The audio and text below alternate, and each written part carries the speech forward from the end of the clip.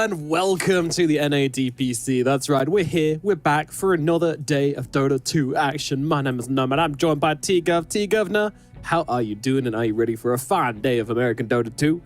I am not going to do the accent because I like my job, and I am ready for some more NADPC because we have been graced with quite a delightful series. Seed 1 versus Seed 2.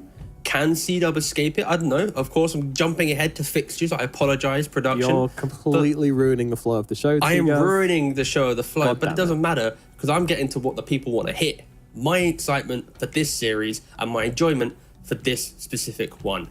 But no, overall, good day. Got to cast some European Dota early in the morning. Always feels a bit strange casting, then not casting, and then casting again on the same day. That weird abnormal break, a bit strange, but I'm good. I've got quite a nice little berry drink next to me, so it should be tippity-top shape for whatever we're about to cast.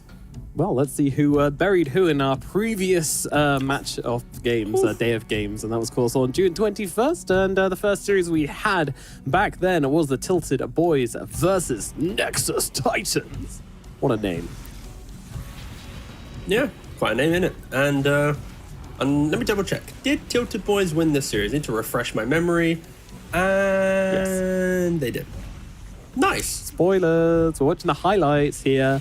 But yeah, this was game number one. A bit of an unconventional draft coming out from Nexus Titans.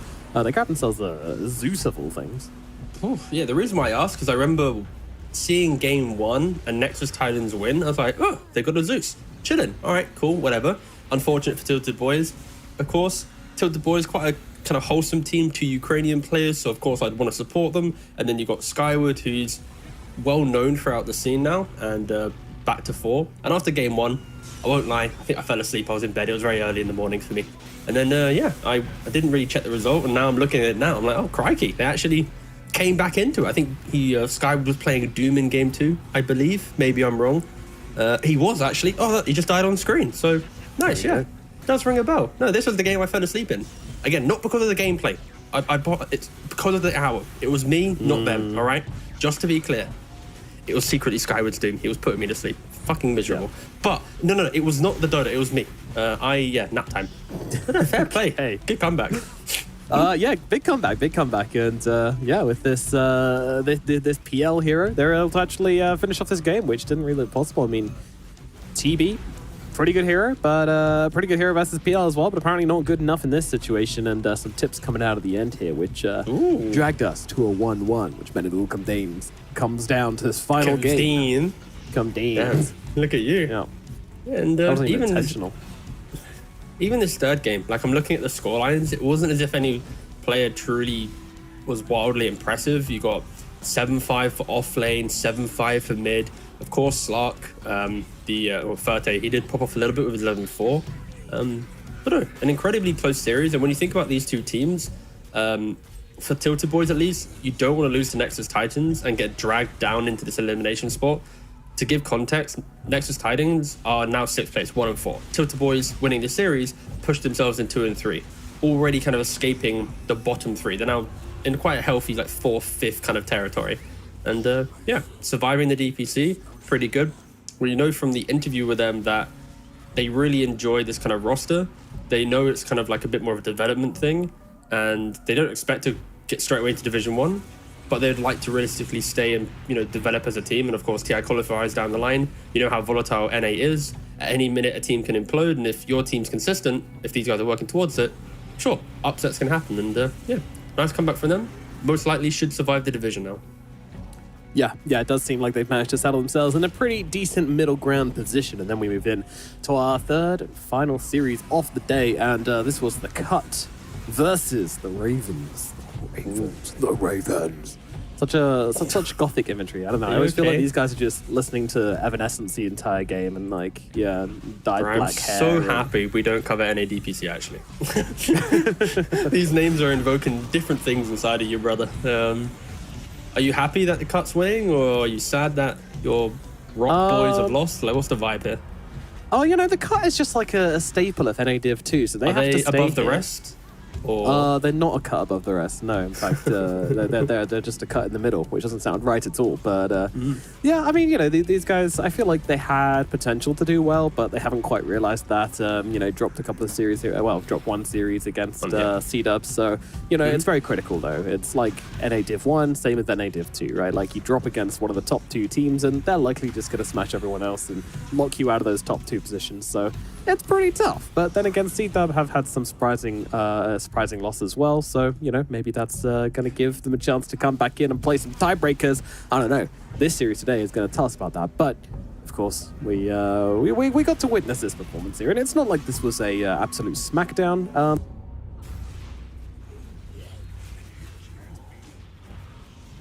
Second one. Yeah, I feel like at least from this series, the cut didn't show us too much because they drafted 3 of the same heroes in both games, Clinkz, Doom, and Bloodseeker. So for them, their game plan was the same. And then even for Ravens, we got to see Morphlin and Timbersaw in both games. The Bloodseeker then countering the Timbersaw in both of them, even countering a Pangolier as well in the second game. So just from glance value of drafts, it feels like the cut just was a little bit more kind of fine-tuned in how they wanted to approach it. We're getting to see insane combos like Doom countering Morphlin, Bloodseeker countering Timbersaw. Like, at least from the openings, I feel like the cut's just in the lead, right? And they executed on it. And to give context to what you were saying, I'll probably go into detail when we see the leaderboard, but the cut still need to play wildcard, right? And C-Dub beat the cut. C-Dub are playing wildcard this first series, so there is a scenario where, C-Dub beats wildcard, the cut, then, you create that little round robin situation, or wildcard beats C-Dub, you get the point. Like, you could get like a trifecta, and thank God we got to leaderboard. I was choking. Mid speech I was choking, but C-Dub exactly. So C-Dub, they have only lost to, as I double check, Tilted Boys, so we don't care about them. But basically, if wildcard lose and then the cut win, you won't get a freeway because it'll be 2 losses. Okay, doesn't matter. My maths was wrong. I actually thought C-Dub had already lost to one of the big teams. I forgot that they randomly lost to Tilted Boys in like the middle of the week tour. All right, my bad. I'm gonna that's stop why monologuing. the Cut's hopes are still very much alive here. Yeah, and, exactly. Yeah. So I guess I guess what we're saying to you, Governor, is that the Cut's chances are really going to depend, and in fact, the whole division is really going to depend on C-Dub versus Wildcards. That would be a very exciting series, wouldn't it? Yeah, I think it would honestly be one of the best series that we could ever get in division. When we see the leaderboard like this, how fleshed out it is. If we got to see that series today, I just wouldn't want to watch anything else. I wouldn't want to watch Western Europe. I wouldn't want to watch some random stuff there. The only thing that could possibly beat it would maybe be the Cut versus Grin. I think you're faking Look at the schedule. Look at this. Wowee. No, I believed you. I thought you were honest, and then you just become some whimsical showman. I lost all faith in you, Nomad. I'm so upset with you, but you know what I'm not upset with? This first series. And I'm going to go back to it again. Yeah, we're going to keep going in circles. Let's flesh it out. No. We're on the straight and narrow now. We've done the things we need to do. Production is so confused probably with how we've done random. Yeah, we've ticked the boxes. It's fine. All right, Wildcard versus C-Dub, of course, the series we have today. Now, to cut through all the noise that we've just been producing into your ear holes, basically, this is going to decide a lot. Wildcard, if they can win this series, they're going to be at 6-0, which puts them basically locked in for Division 1 next season, as they should be expecting. However, C-Dub, they really want to take the win here, and thus put themselves in a very good position, but also evening them all out, really. That would be Wildcard at 5-1, C-Dub at 5-1, and then that gives the Cut a really good chance to try and come in as well. So it's all anyone's game within the top 3 here, and it's today we could know the first team going to Division 1 in the NADPC, which is pretty cool. Yeah, wait, if you get to 6, C-Dub will go to 2. Yeah, I guess 6 wins would do that, right? So that's kind of wild. I think they're gonna do it? I'm kind of torn. Wait, I'll be honest, I haven't been able to really religiously watch this division too much. Kind of been dipping in. We've only cast C-Dub games, so I'm more of a C-Dub expert than a wildcard expert. But when I think about this team, you do have the return of Sammy Boy to carry. You've then got, I think it was Sunlight who played off lane in Dog Champ and previous iterations, like KBU back in the day, has now shifted to 5. So a lot of like role swapping shenanigans have occurred, but they've still instantly kind of held down the fort on the top position in the division. And I see off in the distance, we've got some team comparisons. Nothing too starkly different between the two teams. Again, they're both winning teams, so of course the stats are going to look healthy. I would argue that Wildcard with more wins, having less assists, maybe shows a little bit less team not teamwork around the map, I guess, how quickly they drag heroes into engagements compared to C-Dub. Again, the games that we've seen from C-Dub, they do like to get Double King active in the mix quite quickly. He's playing like Bloodseekers, Abaddons, Svens. He likes to scuffle quite a lot. So I'm expecting C-Dub to be the team that breaks from that kind of split play a little bit earlier, and for Wildcard to be a little bit more of the disciplined team, farm effectively, fight accordingly, and do the good things on the map. While C-Dub is more rough around the edges, go, go, go. Yeah, and I think, part of that assist as well as a Wildcard are kind of more confident in going for plays without like their full team present. They'll go for 3-man smokes, they'll go for 2-man smokes if they know they can make a kill happen somewhere on the map. So and a big part of that, of course, Sammy Boy back to carry role. Here he is versus Double King, the 2 carry players hashing it out. And stats somewhat as you would expect for a team that's won slightly more games, but they've also lost quite a few games as well. Yep. What's up? Found the issue here, mate. So I mentioned how C-Dub have more assists. Well, the issue here is their carry isn't getting the last hits. Look at him, 6.9 to Sammy 8.2. You're not going to win games when Double King's kills are getting stolen from him. His teams are yoinking his economy.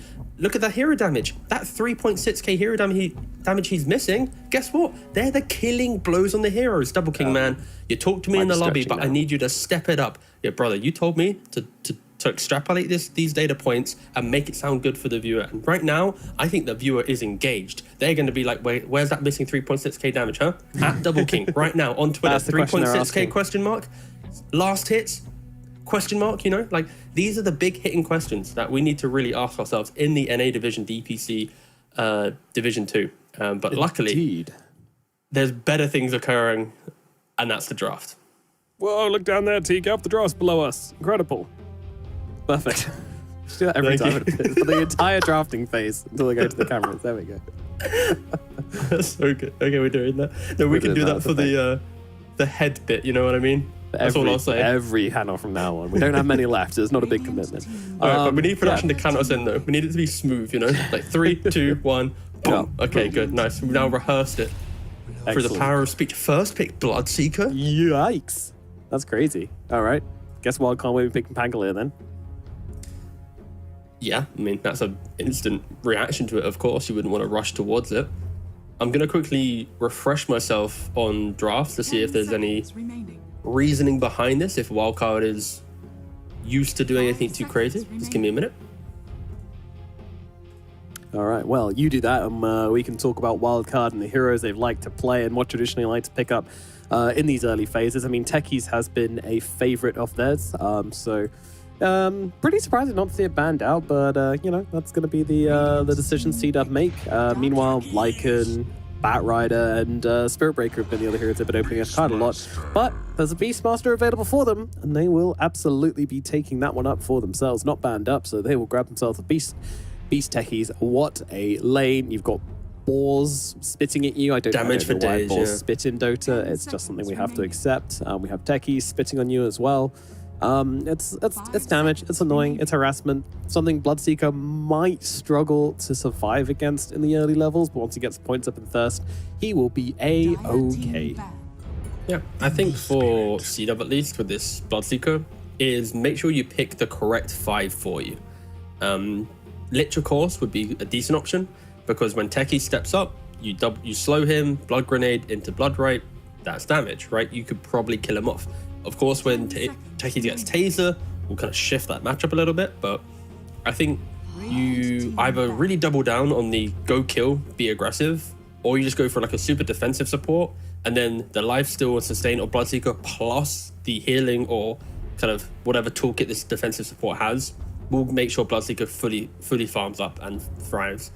And an early Ember Spirit as well, a Mark specialty in regards to C-Dub. Yeah. This is a big favorite for them. Mark absolutely loves his hero. It's something he will pick up every single time if it's given to him. And yeah, we did see him get kind of beaten out in the lane the last time we cast these guys, but usually he's pretty consistent on the Ember Spirit. did bounce back into the game pretty well in that game, so it didn't really matter. You know, you get your Orb of Corrosion and your points in Sleight of Fist, and you aren't going to be a hero. That's the thing with Ember Spirit at the moment, I feel like. Even if you do somehow lose your lane, like, you can come back into it just by clicking Sleight of Fist in team fights, and you'll be like the most highest damage hero in the game with no problem. Yeah. In a game that's hard for Ember Spirit, your comeback mechanism is phase, Orb of Corrosion, and good positioning. Like, if there's a fight occurring, the damage that you're describing is insane if he's present. But an Ember that focuses on like jungle recovery will always just not scale accordingly. So I like Embers who are ready to just get amongst it. And I'm mentioning supports, by the way, that can activate this Bloodseeker.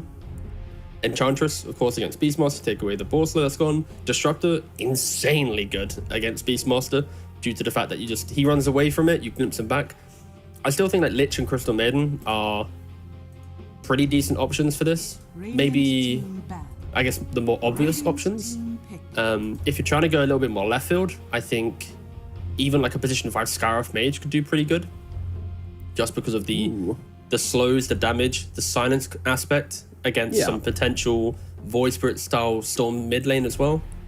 Could be pretty good, but yeah, I honestly want to see CM, Lich, Sky, like anything with a bit of kill threat would be my cup of tea. 5 seconds remaining. Okay, let's see which direction they decide to go in. It's wild card into their pick now. And they need, I mean, they can either grab their support or they can grab a core. They know their mid matchup now as well, so logic would suggest they want to answer this Ember at mid with something of their own. Void Spirit is still available, which has been a favorite. Pangler is still around, but of course that Bloodseeker, not really something you want to be looking towards if you are wildcard here. But they might just leave their mid laner a little bit later. I wouldn't mind like a Shadow Demon for wildcard. Just because of the Dispel onto Bloodseeker, you get rid of his Blood Rage, which removes his attack speed. It also means that your carry doesn't need to go Nullifier.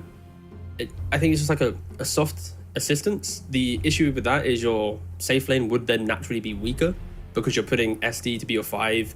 Your carry now needs to be independent. Could cause some issues. It's not as if you could pick any of these like self-sufficient illusion heroes, because Bloodseeker of course buys Ags Mjolnir and deals with them quite nicely. So it could be too much of a pigeonhole style pick in that regard. Oh, they just take this guy themselves. They will grab it, yeah. All right, they're going to give it a go. I mean, kind of makes sense, right? You've got the Beastmaster, you've got the techies, 2 stun setups for that ultimate. It's heavy magic damage come out from the support duo. If you get just an inch of over-aggression from C-Dub, they're going to die. Ancient Seal, Blast Off, Roar, all of it comboed by someone else throwing in, tons of damage like you mentioned. Yeah, this is going to be a game where you poke them, but you respect them at the same time. Yeah. And then if you get BKB, you don't respect them, you just run at them relentlessly. And I think finding that balance will be how C-Dub either excels or falls incredibly flat in this game. Yeah, one thing I want to mention though is that like these are very, at least Skyrath is a very low armor support. I'm not sure about techies. I don't really know that hero so well, but it's going to be very killable for the Bloodseeker and the Ember Spirit. So you got to be careful, especially against Bloodseeker. If he can just run around the fight, grabbing these stray kills to heal himself up, that can be a big problem. Also, got to mention as well with Ember Spirit, when he's sleight of fisting around, if he's like doing loads of damage, like within 2 sleight of fists, he's got them really low. That's also going to power up Bloodseeker in the fights as well. So you got to be really careful with your positioning here on Skyrath, not to kind of be anywhere near this Ember Spirit. Don't let it get the sleight of fists off on you, because you're just going to get low health. You're going to amp up the Bloodseeker, and then you're going to die, and then everyone's going to hate you for it, and then your parents are going to disown you, and then you'll be living on the streets and taking drugs, and wow, it's a slippery slope. That's all I'm saying. And hopefully you get the support and you're back to being okay. Yep. Yes. Yep. You forgot to do that wholesome end of the story. You just went to apologies. An unfortunate sad point. Any sad points in this draft? I'm not sure I like this Juggernaut pick. I'm going to instantly veto that. Great. Because let's argue. We sort of sure. All right. You've got a receding hairline. I was projecting. Yeah. So we just saw in Western Europe Old G versus Level Up and the Juggernaut versus Bloodseeker matchup. And pretty much Juggernaut with Ags, Butterfly, level 20 talent on the lifesteal with a Nullifier seconds remaining. you just don't care about this Bloodseeker. Like, he comes up to rupture you, you stand your ground. If he silences you, you just preemptively spin. If he tries to 1v1 you, you Omni Slash him. If you do get put low, you have the turnaround. And I'm not seeing a lot of anti-Jug heroes right now. Ember doesn't really stop him from playing Dota. He's a high armor hero. Slight change doesn't stop you. Spearbreaker can annoy you, but of course you'll just eat Omni Slash or you'll eat Swift Flash and instantly be dead pretty much. Like, you're a hero that's naturally tanky, but not to the damage that Jug can do. So I don't mind the Jug pick overall. It does amplify the Beastmaster push, the Healing Ward push it, get everyone forward. This slight spam that you're mentioning, Healing Ward will remove that. There is only one ranged hero in this game who naturally wants to play on the backline. So Healing Ward, it's 75 gold, but it's OP in this game. Like, I just don't see how it dies. And yeah, so overall, I like the Jug pick personally, but please counter argue. Okay, right. Well, good points you make. However, the reason fundamentally I didn't like the Juggernaut was because I do feel like they can outpace him a little bit, both in the team fights and in the game as well. You've got Ember Spirit who can kind of just play around a Jug, you know, not a hero you're ever going to be able to Omni Slash or really spin down unless you're playing with some sort of lockdown and stun, which admittedly they have on Wildcard. It's definitely not out of the question. They've got a pretty watertight draft, but yeah, and then it kind of forces you to play pretty fast, I would say, on Wildcard. I mean, Juggernaut in the super late game is a beast, you know, as you say, when you've got that Swift Flash, when you've got that Aghanims, when you've got all those extra items, it can be good, but I feel like CW just want to brawl before then, and I don't know if Juggernaut is going to be able to turn up to these brawls and feel good about it, but Radiant team pick. I mean, the points you make, maybe he can play his way through it. Maybe you're right. Let's see. Shadow Demon's going to be the final pickup for CW here. I think that's a really awesome pick, actually. Gives him a lot to play with, the disruption to work with the Omni Slash and the spin and such, and the save for the Skyrath Mage, so, and also the Raw. So I think the Shadow Demon pick was actually kind of crazy that it never got banned out, but there we go. That'll be the final pickup for CW. And Wildcard are going to grab themselves an RCY Puck as their final pick of the game. Yeah, this Puck is arguably unkillable in this game, right? There's no silence, there's no point and click stun. You can like slight chains a little bit. If Spirit Breaker has Shadow Blade, you maybe have an element of surprise. But this is a very good Puck game. Also 3 melee cores into Coil. It's going to be hard. 3 melee heroes into Juggernaut. That sounds like it's going to be Cleave. I think I'm leaning Wildcard. I just think Juggernaut has a really good carry-to-carry matchup. I think Puck is super hard to kill. And if CW are to win this, it's based kind of on the points that you were making about you need to seek the aggression. You need to break the Beastmaster's game before it comes online. You need to... Yeah. I'm skeptical it'll happen. I think CW's draft is a little bit too brutish in nature, where that often gets picked apart by like a really good puck player. So I haven't seen much RCY Dota personally, but if he is a good puck player, I feel like this is the type of game where he can showcase that. But for CW, like, they need to really just do everything, right? Do well in your lanes, get Mark just poking everyone, kill off Beastmaster 2-3 times, then suddenly Jug's farming, Beastmaster's farming, Puck's all by himself getting hit by a Spirit Breaker Shadowblade charge. Go for first Roshan, everything can be theirs, but I still think Wildcard is like, in regards to draft, it's like 70-30 in my opinion towards Wildcard. Just in, if I ignore teams and just look at the drafts, I think, yeah, preferring Wildcards right now. Yeah. So is RCY a good puck? I've seen his puck a few times. We saw him in Division 1 last season. He did do pretty damn well. So yeah, he can definitely play his hero pretty damn well. My concern is the lane against Ember Spirit. I feel like that is a kind of Ember lane where you just kind of slide him down and there's not much you can do against it as a puck. It's not something you can really dodge. So that feels like it might be pretty good for CW, but I'm not sure. You know, I'm gonna go CW. I think they can just kind of brawl this one out. I think they can just. Yeah. I'm just going against T-Gov.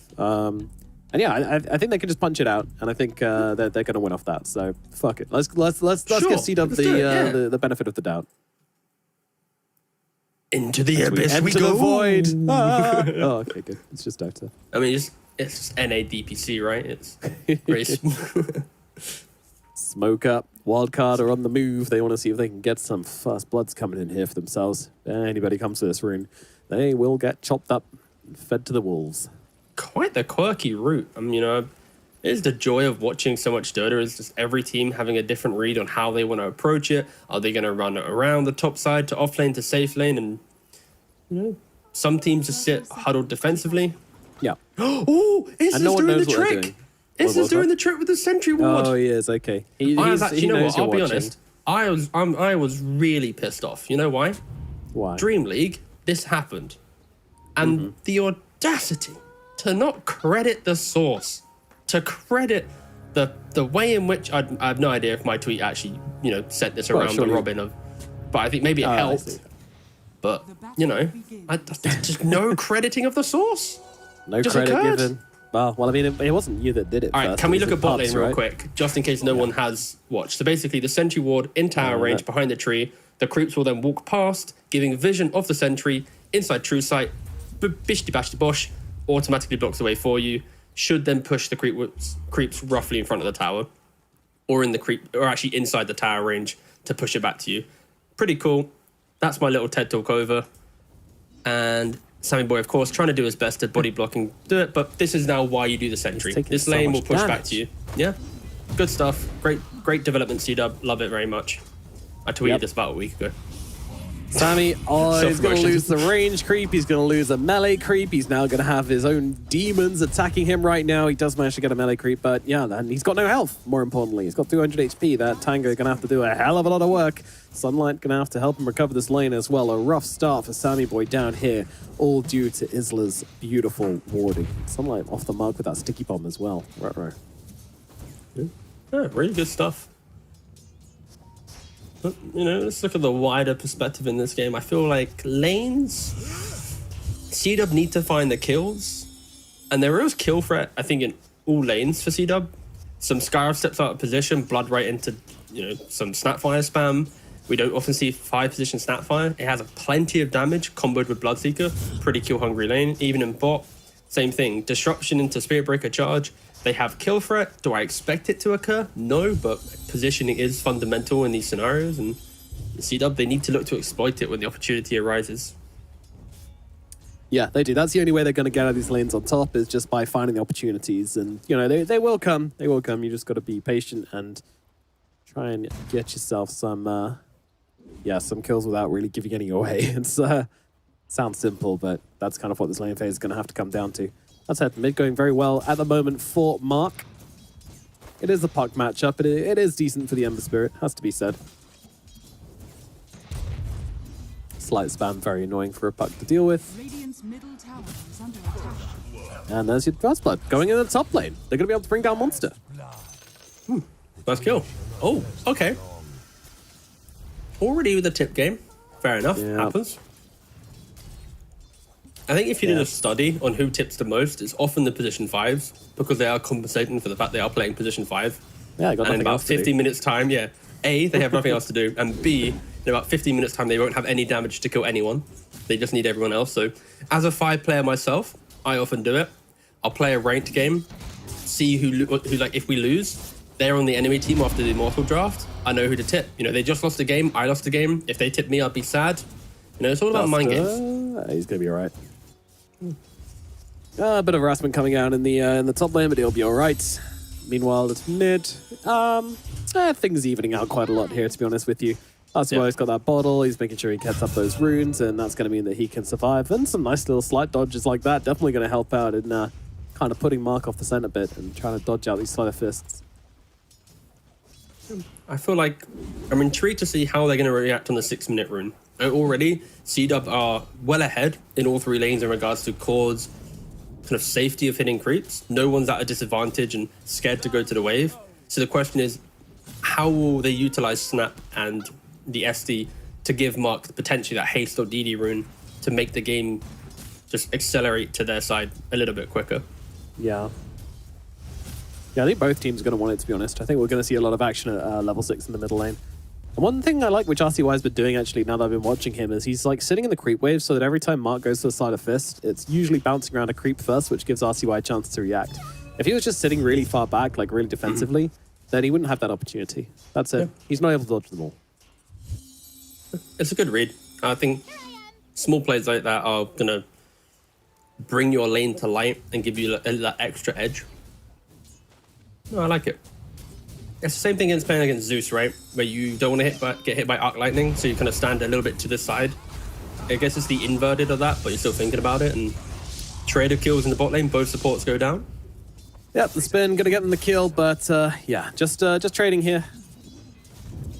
I think the winner there in this scenario is Sammy Boy getting the kill. The fact that he gets his phase boot sooner, SD gets the kill on the Dire side, which means it's not as if you're seeing Spirit Breaker get his phase boots instantly from the kill. He's close, but it's not instant. Yeah, Jugsway is coming out right now, which is going to be a very big advantage in this bottom lane. Movement speed is key in any Juggernaut lane, and when you're against Spirit Breaker, even more so. Over at top, Duster in some trouble. Right click's coming on through. RCY also getting kind of low in the mid. Duster is going to be able to escape on low HP. That'll be that for Wildcard. I mean, Flea is still chasing. Flea really wants to try and finish the job. Even throw down the Observer Ward here to try and catch him out. And he's doing the wraparound. Going across. Yeah, he might still find him here. He's going for the courier instead, and that will give Duster. Duster walks forwards. Oh, he's got the range drop though. Actually, Flea might not have enough damage to bring him down, especially if he's silenced stealth. Doesn't get silenced here. He's got the arcane. Oh, he needs a little bit more right click coming on through. It doesn't get it off in time. The backswing's too long. And Double King brings him down. He will get the kill. And as you say, Sammy Boy down in the bottom lane is going to take a fall as well. What the hell happened down here? He got bashed into banished into bashed into then just right clicked all the way down. It took him a good, 15 seconds of aggression, but they eventually got him. And in top as well, just the audacity of Duster to not even try and go for the right clicks, to body block on a sliver of HP. He nearly traded his life there, but yeah. Going the way of C-Dub. Yeah, C-Dub kind of dominating this laning phase at the moment. The only thing that's going well, down at bottom once again. Sunlight's going to die to Isla. Nice bash from him. He's trying to bring down Sammy as well. In comes the disruption. Duster is here. Cookie available. Timed very, very well. Then comes the scatter blast, and they will be able to bring him down. But now RCY, he's looking for the cleanup. Does he have enough damage all by himself? Yeah, the DD is going to help, but in comes the Ender Spirit as well. The charge is there. They'll get the kill. RCY dies as well. What was bad in the bottom lane turns to terrible for the side of Wildcard. Bro, that bash was so clean. That was a juicy one. Perfect. I was worried about C-Dub in regards to like the mid-game antics, but again, they've just done so well in the lane that those concerns are slowly fading. They've killed Sammy Boy twice in a row. He just hasn't respected what Spirit Breaker SD can do in regards to that aggression, and all three cores are doing very well. Sure, the Beastmaster's just on the edge, but the fact that you're seeing Spirit Breaker and Bloodseeker just thriving right now, Wildcard, they need to sync up their puck with the techies in the sky. If these three heroes are not in the same lane, I'll be surprised if kills are going to occur. Like, sure, Beastmaster can roar and set up, but you need the puck plus the others to really get it over the edge, and right now they're not doing it. It's kind of one-by-one shenanigans, and great rotation from Mark as well, just to wrap in at the very end, not allow RCY this like 1v3 potential. Yeah, and it's kind of expected, you know, like still a good read, but also like just the counter rotations are such a common thing these days. Sunlight is going to fall here. Mark will pick up the freebie. Can't be giving kills like that away. And actually, Sammy dead again down on the bottom side. Isla, how is he getting away with this? That's illegal. That's actually illegal. That is insane. And let's start getting RTY here. I'm not sure he's getting out of this one. He's got another orb available in 2 seconds. Okay, he will be safe. Force him to pop the coil, though. Flea, actually going on to Sanctified here. Not going on to Mark, surprisingly. Guess he thinks that Mark still has a bit of survival left. I mean, he's got a lot left on that Flame Guard at the very least. And now Flea gets it turned around upon him again. RTY's charging as well. They're linking up so damn well, and now Puck in trouble, does get the orb away. Duster trying to chase him, won't quite have the range on him. Sunlight jumps through the two of them with the blast off, and will get to safety under that tower, though I say that, Mark comes through, and he's going to be able to cut down Sunlight. It's another kill, 1 and 11 right now, T. Wildcard are just not playing Dota right now. They're running one by one, just not utilizing each other, and C-Dub are punishing it perfectly. Duster even nearly clipped the puck with a scatter blast on the tower as he was going for the techies. 11 for 1. What? 4 on 5 minutes of Dota have just fully destroyed Wildcard's ability to play this game. They need to, stabilize themselves, because if it continues going down this route, then it's going to be quite doom and gloom. Honestly, like Wildcard need to find some core kills, and but they need levels. They don't have levels in their support. Yep. Wisdom Rune. Sure, they got one on the side of Wildcard, but that's still a level 4.5 Skywrath Mage. A level 5 techies. Like when these heroes hit 6, then things can occur. On RCY again, and they get the disruption off as the orb is out as well. So RCY is probably just going to get cooked here. Down he goes. Another death for the puck. All right, fair play, C-Dub. You are doing delightful stuff with your heroes. Double King AFK farming top. Yeah, this is good to great to watch. Isla breaks bot lane. He's going for the correct item. I see so many Spirit Breakers trying and R and how they want to build the hero, but this is the way. You know, you need Phase Boots, Shadow Blade.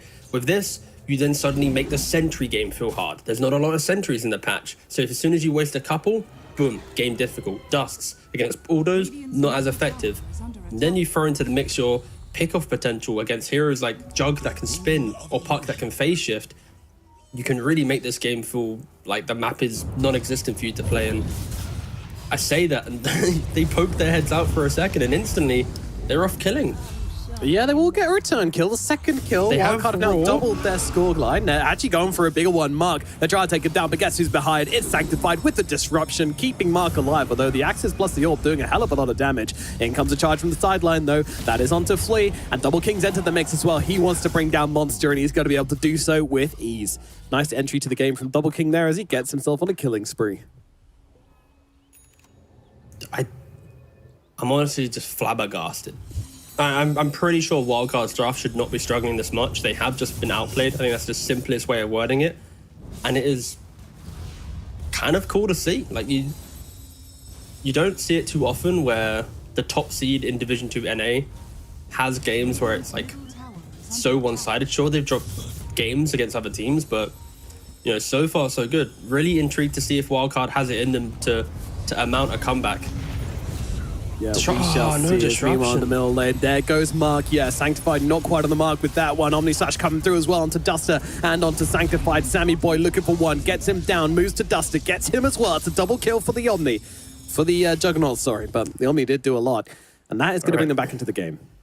Yep. Okay. I was expecting, Wildcard, they 2K, 4K down, one series of events. Boom. Game's back, boys. We're in the Wild West here, baby. Yeah, I guess that's the thing where everything I was praising Wildcard's draft for, even if behind, will still be able to do it right. Will be okay. Maybe? Kinda. Ooh, yeah, he's fine. Nice silence. Yeah. I think if you're seed up, just respect the fact that Coil is going to be so impactful, and even Ancient still. Like, Flea's not been able to do much in this game, but with one opportunity that Mark overextends, you are going to get punished, right? Like, that will be something that Wildcard's draft will always be able to do when levels come into play, and the levels are here now. So C-Dub's kind of reign of supremacy in their aggression should somewhat plateau now, due to that fear of, wait a second, they can kill us. Or they just keep going. They're already smoked up on both supports. Double King at bottom could be in some trouble here. 3 heroes coming down upon him. Can he fight back into this? The Rupture is out, but I'm not sure it's going to be enough. Right-click damage coming through on Double King. C-Dub coming on through as well. Sammy Boy, he is ruptured up, but he's also inside the Blade Fury, so he's safe for the time being. They will bring down Duster. Charge coming through, though, onto Sammy. The right-clicks are there, and they will kill off the Jug. And now Wildcard, they need to get out. They're finally bringing the numbers to this, but it's too little, too late. The Bloodseekers managed to just run his way out of this one. Unfortunately for Wildcard, Sunlight wasn't able to get multiple proximity mines off on the Bloodseeker. I think only one exploded, which gave Bloodseeker just enough lease of life to then disengage to the SD to get disrupted and inevitably survive. And Isla shows himself bottom instantly to top. Shadowblade hit, kills off the puck by himself. He's just gone. I mean, Raw does come down from Monster here, but can he really fight into this? I mean, it just feels like a losing battle. Bash even comes through onto Sunlight. Duster is going to fall to the right click, but Sunlight will follow him to the grave instantly. Isla getting bombed over on the side here. He's just going to charge back in there. The absolute madman on the Spirit Breaker is looking for the engagement. Axis. Monster trying to fight up into this. Will be able to get the kill with the Wild Axis, but will likely go down to Mark here. The chains. Oh, that's unlucky. That is really unlucky. A 1 out of 3 chance there for Mark. But that means the Beastmaster gets away. So, honestly, a tower, a couple of kills, trading it for your techies, that's all right for Wildcard. I mean, there's been roughly like 2 kills each minute right now. Like, yeah, what do you say in these games? It's so much action, so much aggression. I think if we look at Beastmaster, though, he's going to be such an important factor for me. because he's not going for this Ags meme build that we see. And I think this Ags on Beastmaster, situationally incredible. Farming capacity, way to play the map. But I think there are games where just going for Helm of the Overlord, having the Vlad's component in play, a creep to push out waves, is always going to be like a good option. And I think some Beastmasters have kind of forgotten the choices that they have and just kind of follow the meta, right? And in this game, with a Juggernaut, the amp up that you want to provide, just the aggression, Helm of the Overlord, I think, has better scalability in the game than becoming the let me just waddle around the fight with that, like Axe. Like Ember, you're never going to be in range. Kind of playing for the later options as well. You're just not as powerful early on when you go for the Ags. Exactly. Also against melee heroes that are elusive, how often are you actually going to be in melee range to get the Slom drums going? Like Ember, Spiritbreaker, Bloodseeker, they're all very in and out of the fight style heroes. They rarely lock onto a target and the next target and the next target, right? It's like you kill one hero, you disengage, you find another, you disengage, right? Like it's a lot of just nuisance fight. So I love the fact that Monster has kind of reconsidered the itemization required on this hero. And he's only, what, 800 gold away? Sunlight is in deep here. Yeah, he is going to be seen immediately just dropping bombs down. I mean, he's got himself this mech going for the TP out, but Flea's also coming very deep here as well. I think Flea might have been a little bit baited, and yes, indeed, Francis will be dropping. Isla with the charge, looking... No, that's not a hero. That's just a creep wave. Got him good. Yeah.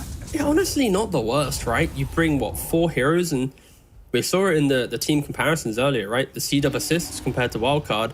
This is probably what we see here, right? They brought 4 heroes on C-Dub to scuffle with a support, and then a secondary support appeared and they killed him instead. Meanwhile, Jug's pushing up bot, Puck's mid. You know, like, this is where you see the difference in teams potentially, where a team that's in the lead might get carried away and take every fight possible, whilst a team that's behind will kind of tactically throw bodies in to get gold elsewhere. And this is the net worth. At one point in the early game, 3 heroes on the side of C-Dub, all cores were at the top. But now, through the absence of like correct aggression, Jug and Beast are slowly creeping their way up. RCY, let's not talk about him. He's currently, you know, hemorrhaging his net worth. But yeah. And also, what, a 60-minute wisdom room just got picked up. So a lot of forward-thinking, aggressive plays are coming from C-Dub, not really thinking about their own side of the map too much. So yeah, the game is very much stabilized. I'm interested to see how RCY can kind of come back into this from this really bad position he's in. Like, he's only got 2,000 more gold than Sanctified. It's a tough spot, so he needs to find a way to have impact without money, which can be pretty damn tricky as a Puck. Bro, this Techies has no mana. He's got a mech. All of his spells cost like 100 mana plus. And mech costs 100. Like, he uses like each spell once. Plus mech. But occult bracelet. There you go. Sorted.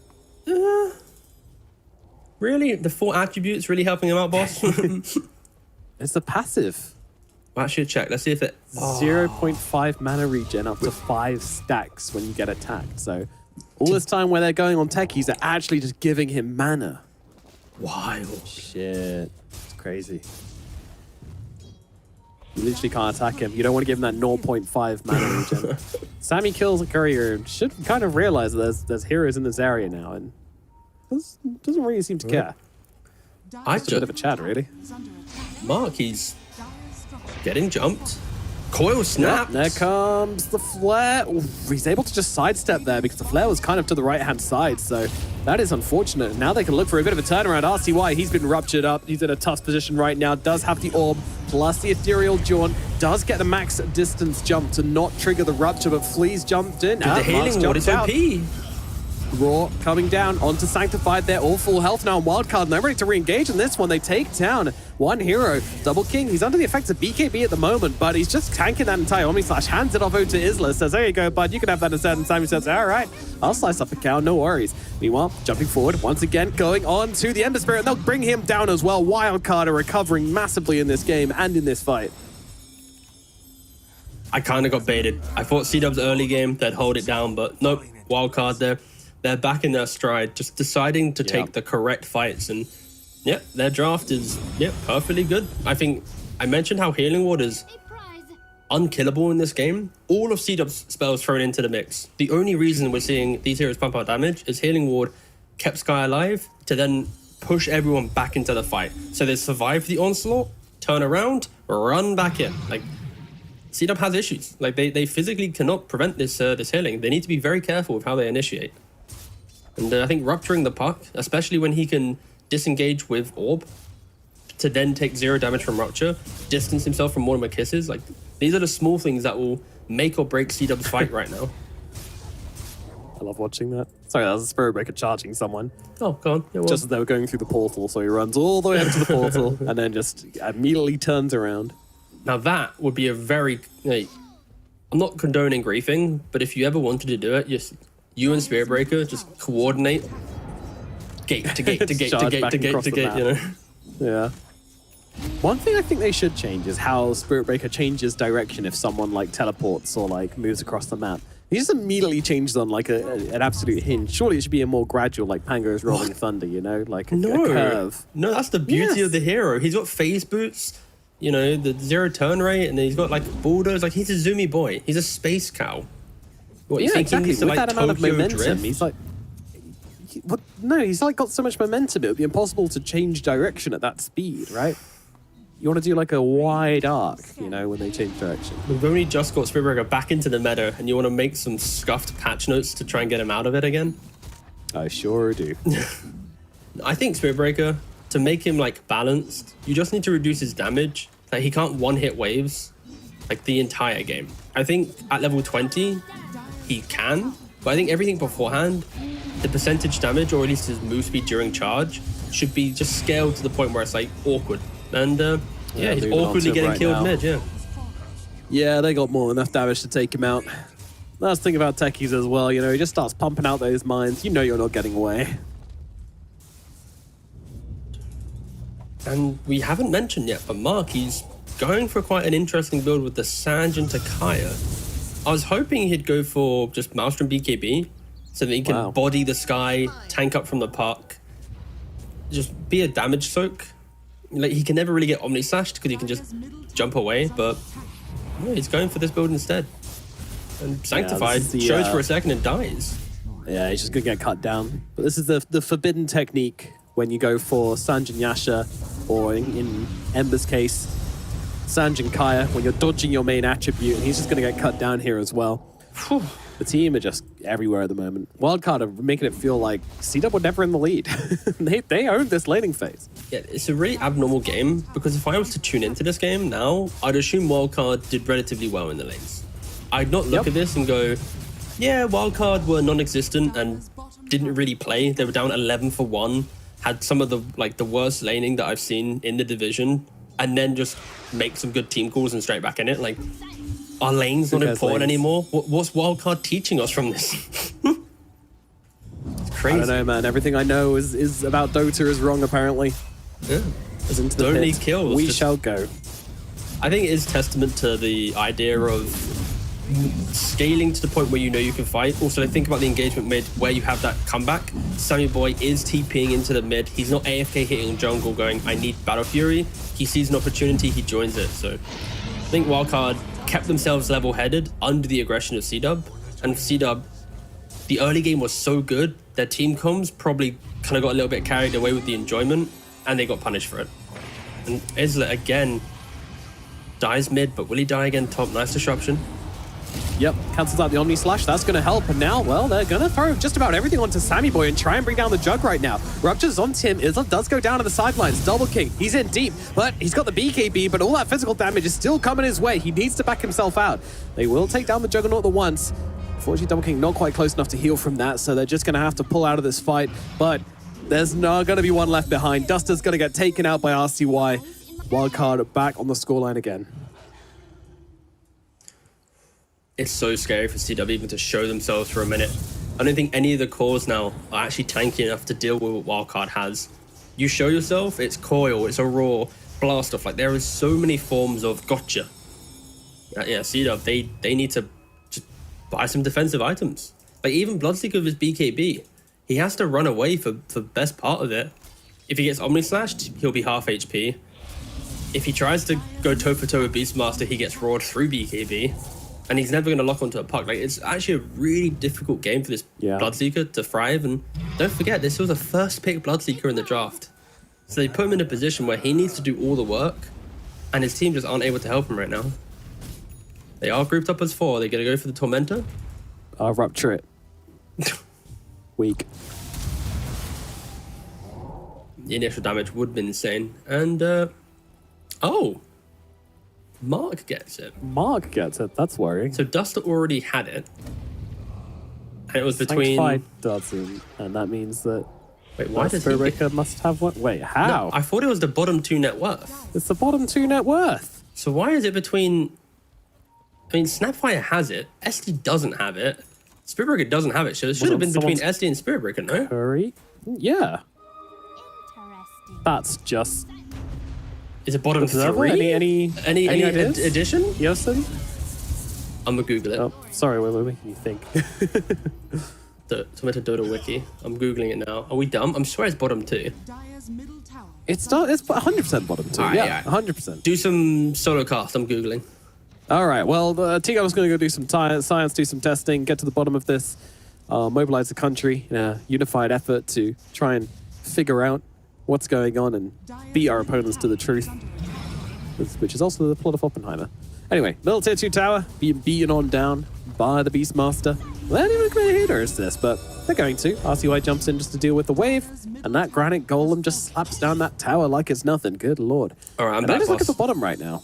Dota Wiki clearly states its bottom 2 lowest net worth. Like, it's very clearly, when a Tormentor is killed, one of the 2 lowest net worth players within that team who doesn't already have the shard is granted Agnum Shard, which is clearly what we expected. And why on earth did Ember, who is... Was it possible that the shard pushed him above the Spirit Breaker then? But wasn't he beforehand? I get 1500, I guess. Yeah, no, he might have been 300 gold. Yeah, true. Maybe just below. I don't know. We'll figure it out. Meanwhile, Isla, he's actually committing hard for this fight. They've got the rupture once again on Sammy Boy as well. Roar comes through though onto that Bloodseeker, stunning him up, but Sammy Boy is going to get off the Omni Slash. Can he get the kills? Yes, he can. He comes out the other side, immediately stunned, but they don't have the damage to bring him down. Healing Ward doing so much work, and they're just going to murder everybody. The fight, it was so damn close. That really was on a whisper's edge, and now tips en masse towards Mark for some reason. Ooh. Yeah. I guess to conclude this shard point, I didn't catch if the Ember was above net worth prior to the shard taken. Indeed. So I guess that's probably the only logical scenario. Is the shard came in, we looked over and went, oh, what? At the exact moment. So it was probably our own stupidity. And Ember was probably below pre, but alas. Anyway, at this point in the game, I don't see how C-Dub can fight into wildcard. They've hit their stride. They're a Beastmaster push strategy with Juggernaut. Healing Ward pushes them forward. Yep. We saw the previous engagement. As close, whatever. Where's the damage in hindsight? It's 17k down at 27 minutes. I don't think many people would have expected the game to be broken this quickly from wildcard, but fair play. They've done a great job. They really have. They really have, yeah. They've taken the opportunities they were given and just run with them and turned their small advantage into a massive advantage and, yeah, made it feel like they're the winning team. And now, C-Dub going to come running out again. I mean, they're looking to try and fight up into this. They've got the charge coming on through. Isla committing hard. They want to just bring down Flea straight off the bat, but the Yields is out on him to buy him a little bit of time. When he comes down, well, he actually gets off that Mystic Flare. And with all the armor he's gotten from that shard, he's actually going to be able to stay alive. Double King looking for a target here, but he's got no one to jump on. He's just going to die. It's looking like a disaster for C-Dub right now. Mark trying to jump around. There's nothing to be done, though. GG's are called. They go for the last hurrah. And unfortunately, nice that'll tips, be guys. it. Nice tips comes out from Monster.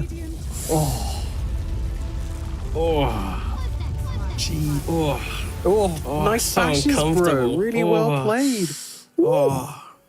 I mean, I don't think wildcard can be too excited after how atrocious their laning phase was, but they clearly were the much better team in understanding how to play the map and how to play their draft, right? Like, that's clear. Yeah. But a bit of spicy old chat, you know, clearly the tips got to them. They wanted to prove a point, instantly won the game, 20 minutes later? And I think this is a tale of two teams. For C-Dub, incredible punishment in laning phase, but they got so carried away with it that Mark died behind the tier 1 tower mid, and then suddenly supports are dying there as well. And then Isla's dying 2-3 times in a row. Double King's never scaling into the game. And on the flip side for wildcard, it's hold your ground, wait for the opportunity, and then as soon as Beastmaster is ready to play, everyone rally around him, go, go, go, go, go. And at that point, there's no stopping them. We'll see it soon. Like at this point, it's a 4K lead. CW are thriving, they're poking, they're prodding, and this is the undoing. Mark, he's behind the tower, gets Ancient sealed up, and look at the positioning. Wildcard TP and Sammy Boy, Isla's not able to connect on his charge, supports are dying, and already this alone just cuts the momentum straight out of CW's draft. And the next highlight, strayed back again. Look at Wildcard. All heroes into the mix. CW already on retreat. No damage getting pumped out. The BKB, sorry boss, I got to run away. So yeah, Wildcard just taking 2 really good fights to just remove everything CW did in the laning phase. Absolutely turned this game around in a U-turn, and yeah, it's kind of beautiful to watch. Not gonna lie, because it looked like this was gonna be a stomp one way, and then it turned into a stomp the other. What a breakneck change of speed in this game. Really crazy, but you know that's kind of part of the draft as well. Juggernaut, you know, Beastmaster, these 2 heroes always get a lot done. I don't think the Beastmaster was ever really like kind of shut down either, so he was able to hit that Helm of the Dominator timing, then into Helm of the Overlord, and that gave them like a lot to fight with. And yeah, I think this Juggernaut is probably going to regret his moves this game. Like I feel like going for the BKB, just an invitation to be rawed at every single fight. And like you're playing against Puck, you're playing against Techies, you're playing against Skyrath, like you kind of need it, so I get it. But then I don't know. I also don't feel like it helps you because you just get rawed every time you're into the fight. So it's tough. I'm not sure there's an answer to it. That's the issue. I think just don't first phase Bloodseeker could genuinely be the answer, which is unfortunate. Yeah, I think they first picked Bloodseeker against Grin Esports, where they won the second game, to then eventually come back and win the whole series. I often am skeptical of an overall first pick Bloodseeker. Sure, it's a deterrent towards like Timbersaws and Pangoliers, but if you're so confident to pick Bloodseeker, why are you then banning out Timber? Sorry, I'm choking on air. It's all right, mate. That's all right. Just like C-Dub choked in the laning phase. But no, I think if you're picking Bloodseeker first, like why are you then banning out the Timbersaw, right? There's a lot of question marks now after the fact for C-Dub at least. They need to answer this after the game 1 post-game talk.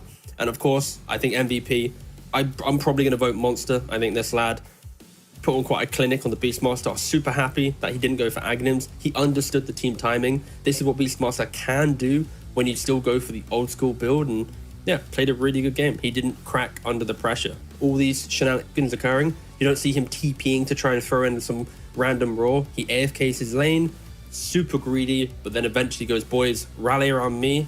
I'll get you through the awkward part. And yeah, great game. Yep. And shouted at the Bloodseeker a lot, which I enjoyed as well. So yeah, 10 out of 10 from Monster. Controlling up the game very nicely. Good build, good control, and overall good performance. And yeah, Wildcard take game number 1 with pretty... I don't even know. It was convincing. It wasn't convincing for a bit, and then it was really convincing. So I don't know what to say about this anymore. All I know is that we can go towards a break, but on the other side of which we will be having game number 2 of Wildcard versus C-Dub. So stick around for that one. We'll see you very soon.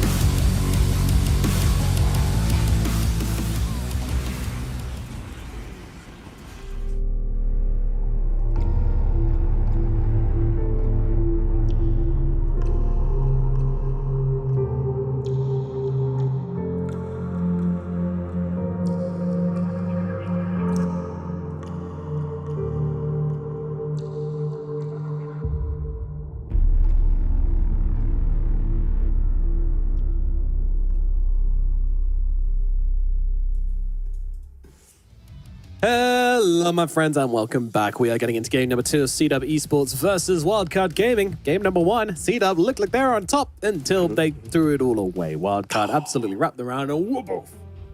There is the draft below us. You didn't do it, T. There you go. There you go. Oh, There's the draft. sorry. Yeah. Perfect. All right, T. So we're going to start things off with the Medusa and the Timbersaw banned out by the side of C-Dub Esports. Meanwhile, on the side of Wildcard, we're going to ban out the Bloodseeker and the Pugner. So that'll be the draft so far. Nice. Yep. So this time around, of course, C-Dub. Oh, second pick, not first pick. Interested to see which route they go. Some of their big second pick pairings have often been Ember plus Pugner, Ember plus Batrider. Wait, Animal.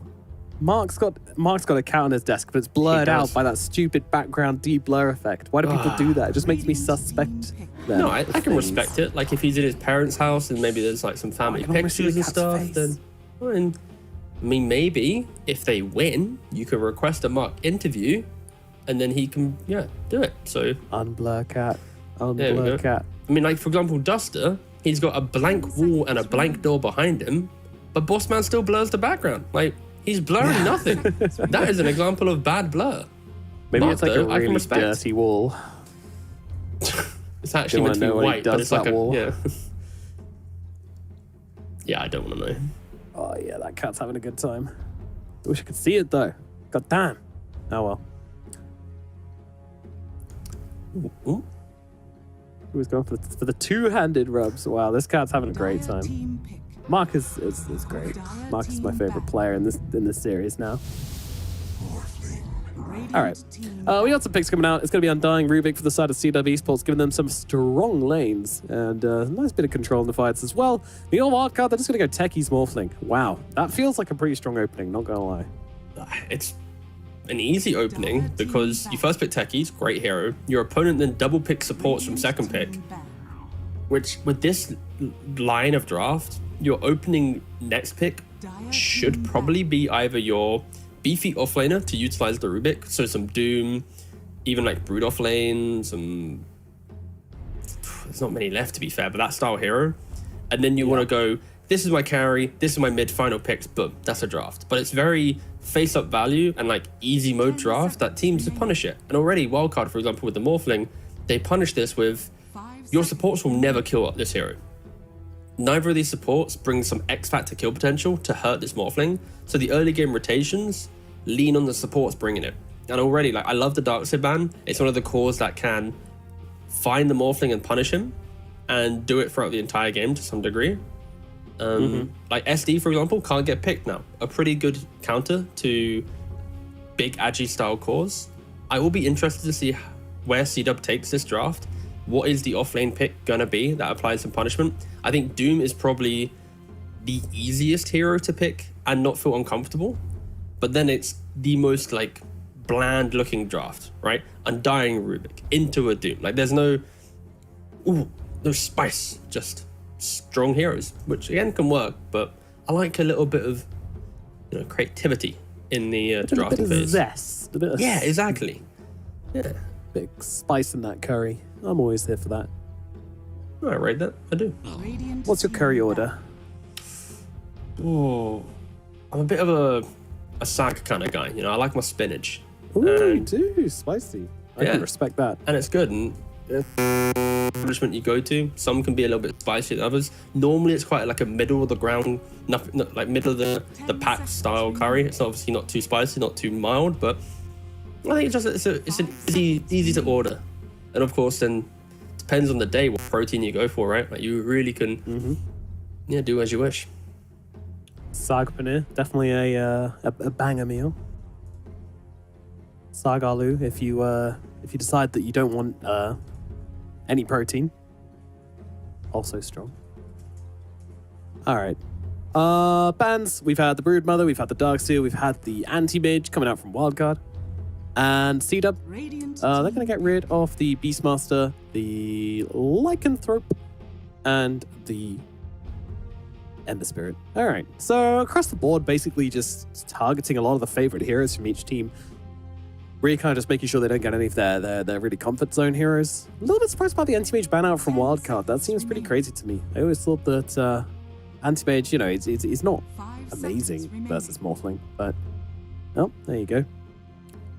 So C-Dub, they need to start picking up some cores. I mean, basically every hero they're going to pick now is going to be a core. And they just gave Wildcard basically like an open gallery to just shoot down anybody they wanted. Dire team pick. It's kind of tough. And they're going to go back for the Legion. All right, so knowing C-Dub, this can be a flex hero. We can see it on Isla, or we can see it on Mark. He's happy to play it mid, if that is what they want. So it could be very interesting. I 10 seconds would. remaining. I'm gonna wait. I'm glad they picked something which was flex here, though. You're waiting. I think you have to pick a flexible hero in this kind of third pick. Once you've already got your 2 supports in, going for like a hero which is just locked into a lane, I think is just kind of making it way too easy for Wildcard. Yeah, no, I'd agree. I think this Legion, it's kind of flexible. I've seen it, at least in European high-level pubs, be played in all roles at this point in regards to core roles. I still feel it's not the most gotcha type pick, because an early pick Legion, you just pick more elusiveness, right? Spearbreaker with the bulldoze, winner on a win run. Morphling already naturally is going to be decent in the lane against Legion. So now it's like, I'm just a bit worried. I feel like there could have been a route where you pick a carry that can go toe-for-toe with Morphling, then you've closed the phase of the Legion or an Axe type pick if you see the draft present itself. And sure, they pick up Terrorblade. I think this is, compared to the quirkiness of C-Dub's draft often, with like Isla's hero pool and how they utilize it. But also, wait, how did Kips pronounce it again? Was it Isla? I feel like I've been saying no. Isla. It was I've Isla, been saying right? Isla as well. Yeah, I defaulted to. Okay, let's start saying 5 Isla. seconds remaining. I believe that's how she mentioned it. her. I know it was, yeah. It just hit me like a bag of rocks in the face that we've been pronouncing the S. Either way. So for C-Dub at least, sure, they're going to have okay timings of TB, buying like Scardy into Morphling and kind of those shenanigans, but just a little bit worried about how static their draft is going to be. Like if lanes don't go well, then it will be rather inconvenient for them. And yeah, so wildcard now, banning out the puck. They really need the kind of game opening hero for C-Dub. Like their mid lane, whatever Mark plays, needs to do everything. And I guess the caveat here is, I think you already mentioned it, that Mark has played the mid Legion. Part of me feels like you kind of want to see, I kind of want to see that and have some like axe offlane type of deal. I want to see some punch, you know? I want some explosive hero, and Izza already has, it's so hard. Isla, what are we settling on? I'm probably just going to revert back to Isla anyway, so... Okay, let's just stick with Isla, and I really hope... Look, if anyone bullies us, then they're being anti-British, and then we can report We like to pronounce our S's in words that look like they shouldn't be pronounced, and when they should be pronounced, we don't pronounce them. It's just an issue of our country. It really is. 5 seconds remaining. So, Puck and Queen of Pain taken out by Wildcard. This is probably going to be a win mid, I would imagine. So C-Dub have ultimate last pick. So we are going to obviously get one more bit of information before we have to talk about the Legion to mid, offlane, yada, yada, yada. And for wildcard, it's like, I feel like you should probably be putting like the Windrunner into like the Windrunner Barrage, like your offlane duo. Techie's Morph is like your safe lane duo. Like sure, the supports are interchangeable, but I kind of equally want to see them have a bit more of a punchy mid laner. 10 seconds remaining. Yeah. I mean, I respect Wildcard's bans. Like, they're just making sure that there's nothing like Super anti-wind here. Super Andy here. Super Andy Wind. Make sure you ban Andy Wind. OP hero. He's so strong. What is it going to be? Pick. Yeah, so that's like a little bit of flexibility. Land, yeah. Probably just an offlaner, I'm guessing. You just want to be a bit of team fight with this pick, I think. I still prefer Windrunner in the side lane with Spearbreaker here. Unless there's some... Like, when I look at Monster's hero pool, I'm not seeing the annoying ranged offlaner that will utilize the position for Spearbreaker. So I just wanted to see Spearbreaker and Windrunner lane together. I don't care which role is which, but yeah, in the end, they do go for the mid lane, the Storm Spirit. when you think about the bans already, like Pango's gone, Ember's gone. Supports again from C-Dub are very weak in their kind of initiation tools. Of course, Rubik with Lift and 8th Lens can be something, but it's quite soft. Yeah, Storm Spirit will punish that. A lot of poke from Wildcard. Like C-Dub, it's kill within the duel, and that's about it. None of the other heroes are going to keep Morphling or Spirit Breaker, Winter or Storm contained long enough to utilize this meta. So this final pick needs to be additional layers of control that can really just threaten Wildcard and give TB another kind of source to right click onto. I still think just slap the Legion mid, pick Axe offlane could be okay. Yeah. I hate saying it, well by the way. Storm. I'm so uncomfortable right now in C-Dub's position, but I just don't know what that oomph will be. Where's the change up? Yeah, could they also go like Darkseer or something as well and just give Banned themselves out, like mate. some It's open gone. team? It's gone. Oh, it's gone. Oh, that's unfortunate. Can't see. That's right, happens. Five Final pick. You may now select your heroes. Oh, wow. This I would have never suggested. Sure, it's good into AA, but offlane So Undying. it's the offlane Undying. Alrighty. I That think is this is... wild. You know how I said like 70-30 in the previous game? Was it 70-30 or 60-40? I think it was 70-30, you said. This one is like 85-15. Maybe even 90-10 to Wildcard, I feel. Like, I respect the idea of C-Dub trying to throw in the creativity of the A at the end. I was mentioning how this draft was probably one of the more bland drafts they've tried to do, but AA, sure, very strong hero. Ice Vortex now has the damage built into the actual spell, not having to buy Shard. The Shard is now 60% stun based on your current level of Cold Feet when you use your ultimate. So there's ways for him to stun, there's ways for him to push out lanes early on, to damage amp and to do things.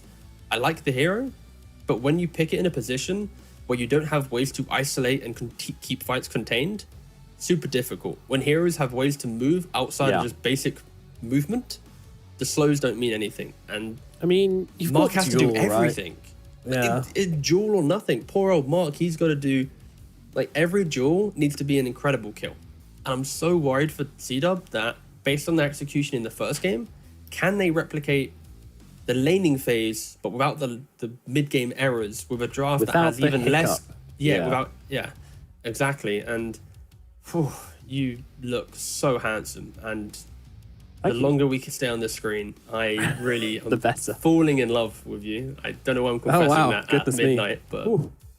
Yeah, you know, you shouldn't stare directly into sunlight, so you should get a pair as well, to be fair. But yeah, it's looking like I don't know, like this is a crazy draft. I'm willing to see what C-Dub are cooking here, what they're going to lay down on this, but yeah, it's there's a reason we don't see a lot of AA, right? Like there's a reason this hero is not very, very popular. So let's get into it. Game number 2, Wildcard versus C-Dub. C-Dub just choose to go completely off the rails for the second game. Let's see if it pays off for them.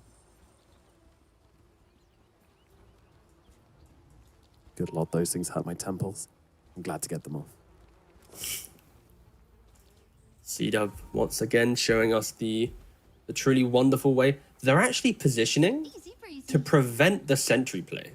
Like the reason they're standing here is to stop Flea from placing the sentry under tower, and I feel like they're actually preemptively checking for it. They really respect the sentry, but it just Not hasn't going for happened. They don't care. Yeah. Seconds to battle. Some teams will do By it, the some way- teams won't. Yeah, what's up? We're going to use Isla from now on. Isla, it is Isla. I assumed it was Isla. I mean, that's why I reacted so scared when I heard it. Indeed, Or myself indeed. say it. Yeah. Isla. It's like an I. Oh, there you go. I. Yeah, he even, life. yeah. Nice. Isla. I apologize, Isla, for saying Isla for nearly... He said he's. I mean, Kip said I mean, he it's doesn't been care, 3 but, years plus. yeah. Like, I think ever since I saw you on like some random Dota buff page or Liquipedia page, I've been default saying Isla for time. So I will now say Isla.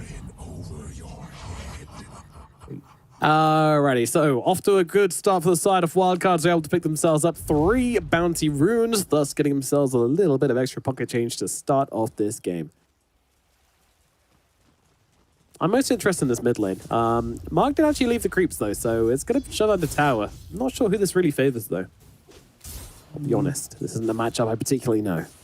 No, I've not seen this matchup too much, but I think both heroes have quite a lot of annoyance within the lane, be it Legion using Moment of Courage to get additional denies, RCY with the magic damage burst of Legion having to get close to the creep wave, so Storm will always be able to thrive there. I think it's also about resource management. If Storm can make sure that every time he goes for the CS, he's also chipping away at the Legion, the lane should be pretty good for Storm.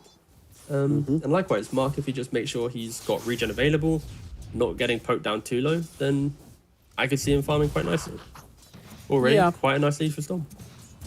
Yeah, and Mark actually missed the first range creep, and he's going to miss the second as well. Very surprised that he's not holding overwhelming odds for these range creeps, because that does seem like a pretty crucial thing to try and secure yourself, but nevertheless. Oh, he's actually gone for no points in Moment of Courage as well. So something that I expected to maybe come into play. Maybe he doesn't want to continuously put himself in a position of CSing like that consistently, but okay. He doesn't want to put himself in position of CSing consistently, yes. Who would want that? A terrible thing. No, I meant more like normally against like melee heroes, you max that, you stand inside the creep wave, you deny everything in CS, right? Against a Storm, maybe if you're buying bottle, you have more mana, so you can tank the remnants, heal up with your or press the attack, sorry, and then look to play a different way. It's interesting. Might be the undoing of him, but still. RCY easily just winning the mid lane right now. Not what C-Dub want to see. Nah, definitely not. RCY, if they let him have a good enough game on this Storm, there's not a whole lot to stop him, you know? You've got a lift, you've got a duel. Beyond that, you're kind of screwed, so you need to really make sure that you've got this Storm in check, and right now he's flying off the handle a bit, but we'll keep an eye on that mid lane and see exactly what goes down there. Meanwhile, down towards this bottom side, we've got Flea on the Spirit Breaker, Monster on the Wind, lining up against this Duster, AA, and Double King. I'm interested to see how AA does in the lane. I haven't really seen a whole lot of this hero recently. Not really too sure how it does in the lanes. Again, a relatively strong laner, but I think it's based on Ice Vortex. Because of you getting 16% slow on level 1 Vortex, and it's scaling quite nicely, especially with the damage going from 12 to like 28 after level 3. It's a relatively good laner, but you need the correct hero to play with you. Often you need like the Sven or the Jug or someone who can utilize your slow plus the magic damage amp and a blood grenade style of play. But right now, with a TB, all physical damage, it's kind of awkward, right? It's not the easiest Risky tipping is in the top lane. All hell's breaking loose. They are going to be able to bring down Sunlight. That'll be your first blood. Isla taking some heavy hits here from Sammy Boy at the same time. No waveform available, though, so won't be able to finish the job on this Undying. Kind of the same as the previous game, right? This wildcard safe lane. They're throwing away their lives a little bit early on. This time around, though, Sammy Boy is farming throughout this chaos rather than the, I guess, quirkiness of that previous game. Not entirely sure why Sammy Boy didn't deny that range creep, but whatever. So, mid lane, how's our Legion? Wow, she's still struggling. Mark is still having a pretty bad time. RCY asking for the high fives, but the tower, we'll take it instead.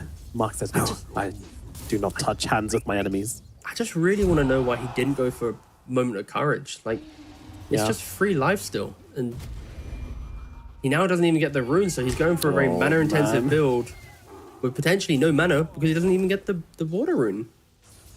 It's a tough old time out here. Yeah, but it's rough, yeah. The mid lead. There goes the banner creep. Jesus, that's a lot of damage.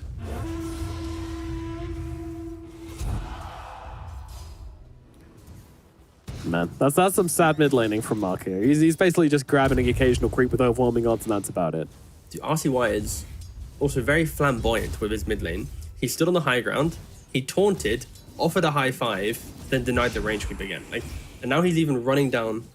Yeah, this is. Well, look at him throwing down banners. Like, he is doing everything. On it. Oh, this feels so bad. That's a pretty cute. I don't know what you do here as Legion. Yeah, you can't. I mean, it's not as if you can even hit jungle. Like, you don't have your Moment of Courage either, so get what you're given and hope for the best.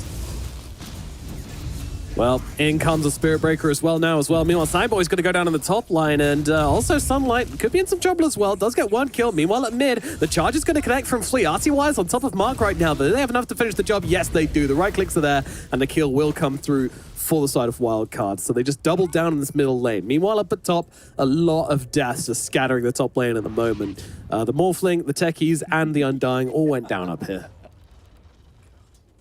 Absolute carnage. Yeah, again, it's like, I think for Morphling lanes, it's like 1 or 2 deaths aren't too detrimental to your overall game plan, as long as you're not giving it away to a hero that suddenly takes your tower, right? And this isn't really going to be the case. Duster shows himself for a mere second on the ward.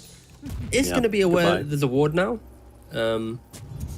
Maybe they take it away, but no, doesn't look like they are. I think Isla as well, he's identified the fact that tower progression is going to be key in this game. He's trying to go for a Meteor Hammer on this Undying. We'll see how it pays off. Often with Meteor Hammer build up on offlaners, you take your offlane tower, and then you kind of have that awkward feeling of moving to the next tower. If you get killed off and you can't progress them up again, you're maybe a bit of a lost hero. So CW, even though it's 6 minutes into the game, I think they're at a very pivotal point where they could already feel quite lost if Legion can't play, Undying can't take towers, and the supports aren't finding kills. So you don't need to make sure they make the correct moves here.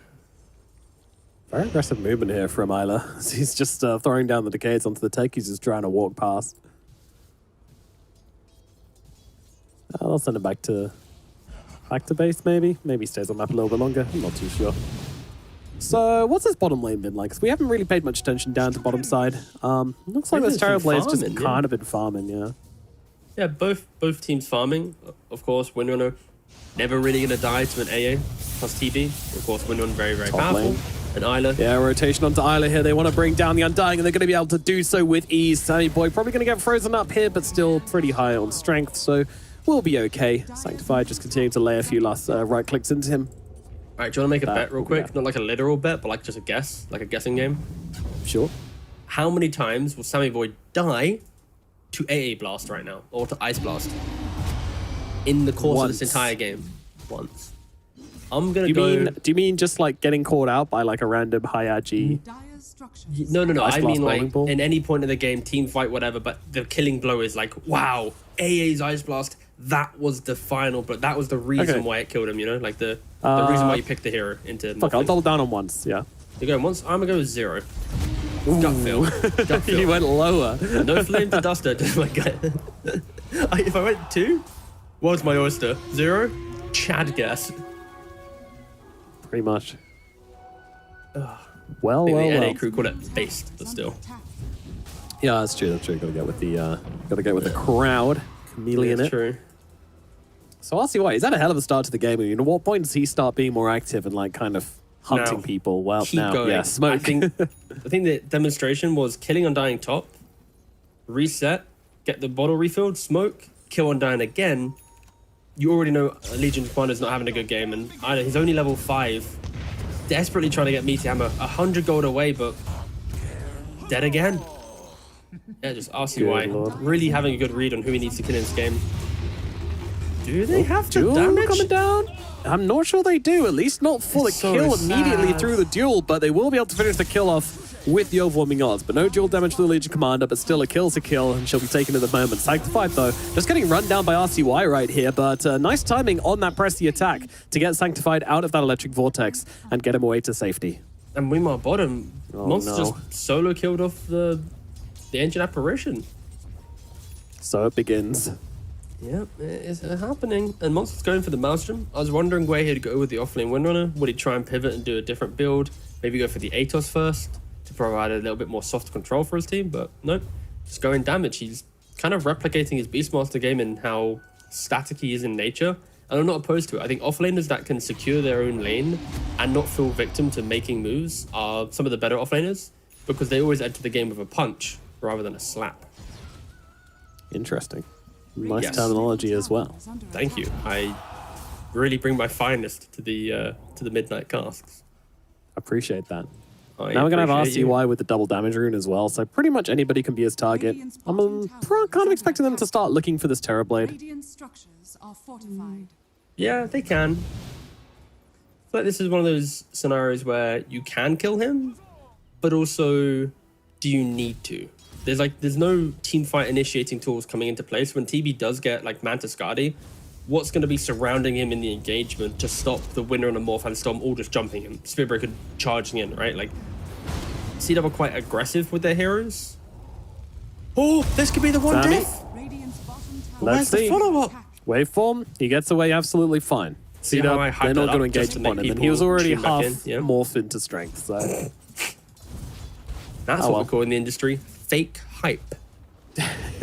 I was ready, man. I have my one guess, you know, that would have been perfect start, but Storm jumping in with the DD. Big jump onto the backlines, trying to grab Sanctified. They're going to go for throwing with the duel here. RCY, he is getting low, but not low enough. And it's actually Mark that goes down and RCY who gets the damage. Oh, dearie me. It almost looked good until it wasn't. RCY, though, is pretty low, so he is going to have to get himself back. And it will just be the Legion Commander going down here by the looks of it. Though I say that, they've actually managed to catch a glimpse of Sanctified. Sanctified with a nice lift, throws him back, though, and keeps himself alive for the time being. Monster just trying to run down Isla here. Isla, is getting brought down by 1,000 cuts from Monster, and they will finally get that kill. So, another death for the offlane Undying, just making his game very, very hard. And they get that kill on the Legion, and more importantly, the plus 10 damage for the Storm. Feels like such an impossible game for this Undying. Every time we watch C-Dub, and this is now our third game or series that we've seen them play, I feel like either if he's on some like pop-off potential style hero, it gives C-Dub so much confidence to play, but he's already been just shut down from this game. RCY has understood one of the key players on the team, killed him off 2-3 times in a row now, and you're a Meteor Hammer Undying with no Tombstone, with no real kind of desire to progress down the lane to even get close to that tier 1 tower. Be interested to see how C-Dub can bounce back from this, because already a 5k lead, RCY running away with it. Sammy Boy isn't even top net worth, it's the Windrunner and the Storm Spirit who are doing all the heavy lifting in regards to net worth right now. Yep. Mark trying to look for a duel, but I don't think he kills this. Like, Mark doesn't have anything. He has Let's 80, be clear here. Flea might die to AA Blast plus duel. Yeah, this is a kill. AA I mean, Blast. they... Okay. It's fine. It's fine, okay? The threat of the AA Blast was the important part there. It was zoning. Look, 10 dual damage. That's what I'm seeing. Big dub. Yeah, I'm getting over it already. For Mark, this is the best play he's made in the game. He's got 10 dual damage. He's living the dream. Take that back. He's getting dueled up right now. He might die. Okay, he's fine. Structures are fortified. Well, they're slammed away at this top tier 1 tower. Meteor Hammer doing its job. Stupendous. They're nice smoked sense up. wild Techies card. and Storm. They're looking. Yeah. They're wrapping around. Let's see. Oh, they're on Terror Mark. Blade. Oh my god, they find him deep in the jungle. RCY and Sunlight tag teaming it up and bringing down that carry hero. Double King just didn't respect the Dire. Oh, no, that was actually a Radiant Watcher. It was a bugged. But still. Well, they just read Dire it. Ward, that's why. Monster Meanwhile- on the run. Oh my god, that's a fast little piggy. Radiant's Monster's flying Windrun away in at a 2 million miles seconds. an hour. Windrun available in just 1 second, but they are on top of Monster right now. Do they have any more spells to throw her away? I don't think they do, but at the same time, they'll just be able to bring it down the old-fashioned way. Another deal coming in as well for Mark, and I think Fleet's just thrown his body into this as well for some reason. That's not ideal. Fortunately, not able to contain him for the 55 seconds needed to get that second duel off and provide Mark with more damage. That would have been hype. That would have been insane. Yeah, I mean, okay, wild card. They throw some numbers into the mix, provide C-Dub a little bit of a lifeline.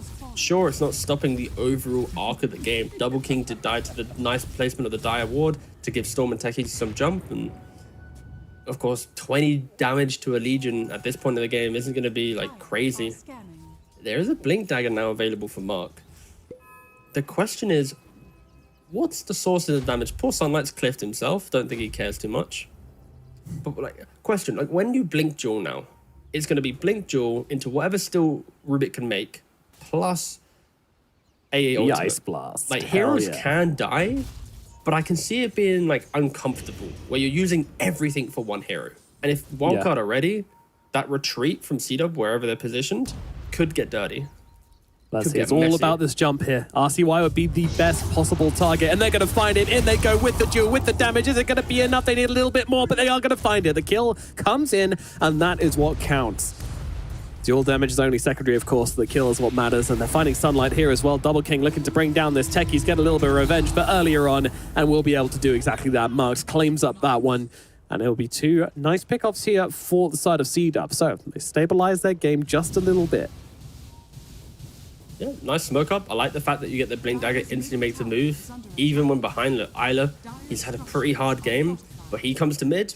Now that means the mid tier 1 towers should, in theory, fall. Nice fortification to deal with the burn and... okay, yeah, they are going to take it. I was worried there'd be some like charge into Windrunner Storm kind of amassing, but no. They're already farming up ancient stacks on the side of the map. C-Dub, they are so desperate to keep finding picks. Because as soon as this game gets to the point where items are in play for wildcard, it is going to feel even harder for them to play. But I can respect the fact that Mark has entered the game. He is on a bit of a kill streak right now. After the start he had, it is commendable. But can they continue? Can they find their stride? Pick off after pick off. Yep, that is a question. Unfortunately, they're kind of chasing their tails here. Nobody in this part of the map at the moment. Not since that last rotation you made. They kind of claimed this part of the map as their own. Now they smoke back into it and won't be finding anybody. Maybe they find Flea. Oh, no. It's doing some fancy Sanctified farming showed, here. Yeah.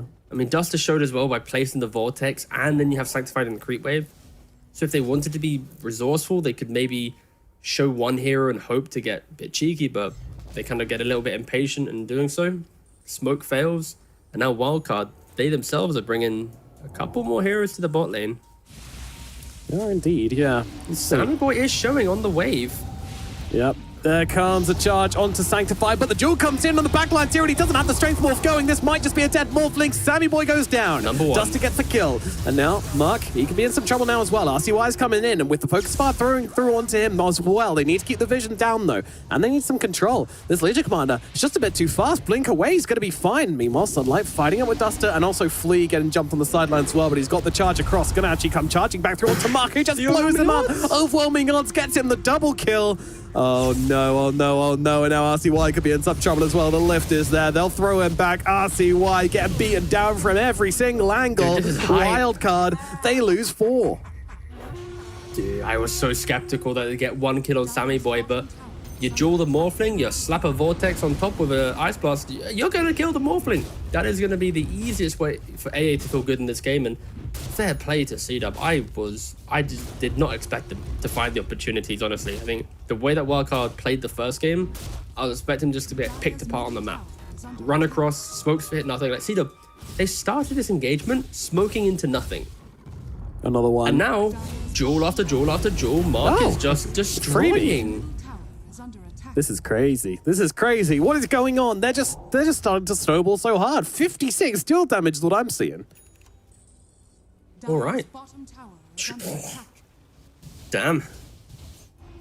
I think Wildcard will be kicking themselves a little bit. I feel like these moves from C-Dub are very, not obvious, but you should kind of anticipate the Legion needs to do everything style of play. And the fact that Wildcard have opted to go aggressive, even like Sammy Boy waveforming into that fight, becoming the Rubik when you don't see Legion. I think these are just poor decisions from Wildcard, that you provide a team that should be on the back foot opportunities to use AA and Legion together. And if you just don't waveform, if you just hit creeps and continue to farm, suddenly a Legion with a Blink Dagger gets 0 kills. AA that wants to get a pick off on Morphling can't do it. But because Wildcard were hungry for the engagement, C-Dub are now like, boys, they're playing into our timing. Just go, just kill them. So yeah, not the best decisions from Wildcard. And yeah, fair play to C-Dub once again to keep looking for that. Mark is really leading the charge once again. Will he find any more pickoffs though? The man has duel. The man wants to kill. I do have to say, like, RCY, it's been a bit of a disappointment. Like, he had the dream start to the game for a Storm, basically just a free lane at mid. And what has he done with it? I mean, not a whole lot. He's really struggled to get into the game, died a couple of times as well, so now we're in this awkward position where RCY will not be the one to control the tempo, and instead it is just C-Dub. And it's not Mark alone, it's Mark being the frontliner, and his 2 supports behind him, backing him up whenever he may show. I never thought I'd look at Undying and be like, wow, he's about to overtake the Storm Spirit's net worth in this game. Well, that's just ridiculous to say out loud. And sure, it's Especially because after the of start. like the Legion getting the duel to pick off the Storm to then make him play more defensive. Like, Dire's bottom it's all tower due to the is under attack. aggression of C-Dub that the heroes can farm behind that pockets of aggression. And Mark as well, like, smoked up again, already leading the charge to look at top. This surely is Yeah, another free duel, no? Okay, I don't know, they're doesn't a want little to go bit for scared it. this time, yeah. I respect that. No one was really showing, but you know, I've seen some Legion just go for it anyway. And ooh, Isla, you've been farming quite well, boss, but you're all by your lonesome. Everyone just showed Yeah. top. He's got the tombstone down on Sammy Boy here, and that's going to allow them to just bring down Isla and maybe get the tombstone as well. Yep, certainly will. And they even use the sentry for that, so they get the free D ward. Oof, that's rough for Isla. Still, C-Dub dragged back what was like a 5k deficit to now a relatively even game.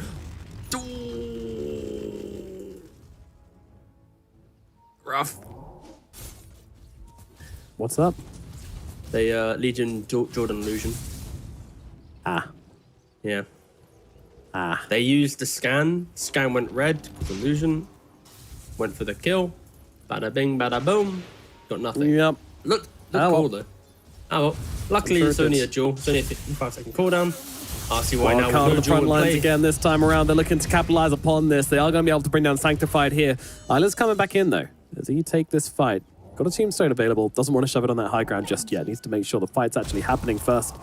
Ice Blast also just going to fly off into oblivion. That one will not connect. You know our guessing game that we had? 0 and 1. Does every missed Ice Blast count as like a negative one? No, it does not. Oh, so you're currently in the lead with 1 because he got it once. Sorry, Yeah. nice. And there So is if he no hits way it twice, then I could have just won if I just. Unfortunate. Unlucky, Guess that's why you yeah. don't gamble, kids. he played the odds terribly. No, what can you do? What can you do? All right, well, 22 minutes in, and Wildcard, you know, they kind of threw away their gold lead, and now they've kind of clawed it back again. So this series continues to be very entertaining. You know, whoever's in front, you're just kind of on edge the whole time. It is I about just this don't know who's going Terrorblade to as make well. the next who- game-breaking play. That's the issue, I think, with these teams. At any minute, they can be absolute kings of the division and just make some worldy of a move, or it's like, huh? So that's why these games are truly enthralling. In truth.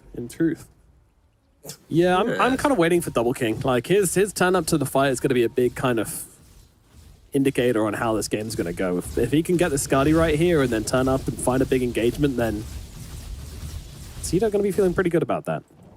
Boy, meanwhile, he's not going for a Skadi or anything like that at the moment. Looking for the Linkins, then straight into the Aghanim Scepter, as it's a build at the moment. Dire's structures are fortified. Dire's bottom tower is under attack. Tower comes crashing down in the bottom lane. Constant Meteor Hammer's coming through as well. Double King's here as well. Skadi picked up, ready to go. And he is challenging Wildcard. And Wildcard, they are not answering. They're spread across the map right now, farming as fast as they can, trying to reach their timings.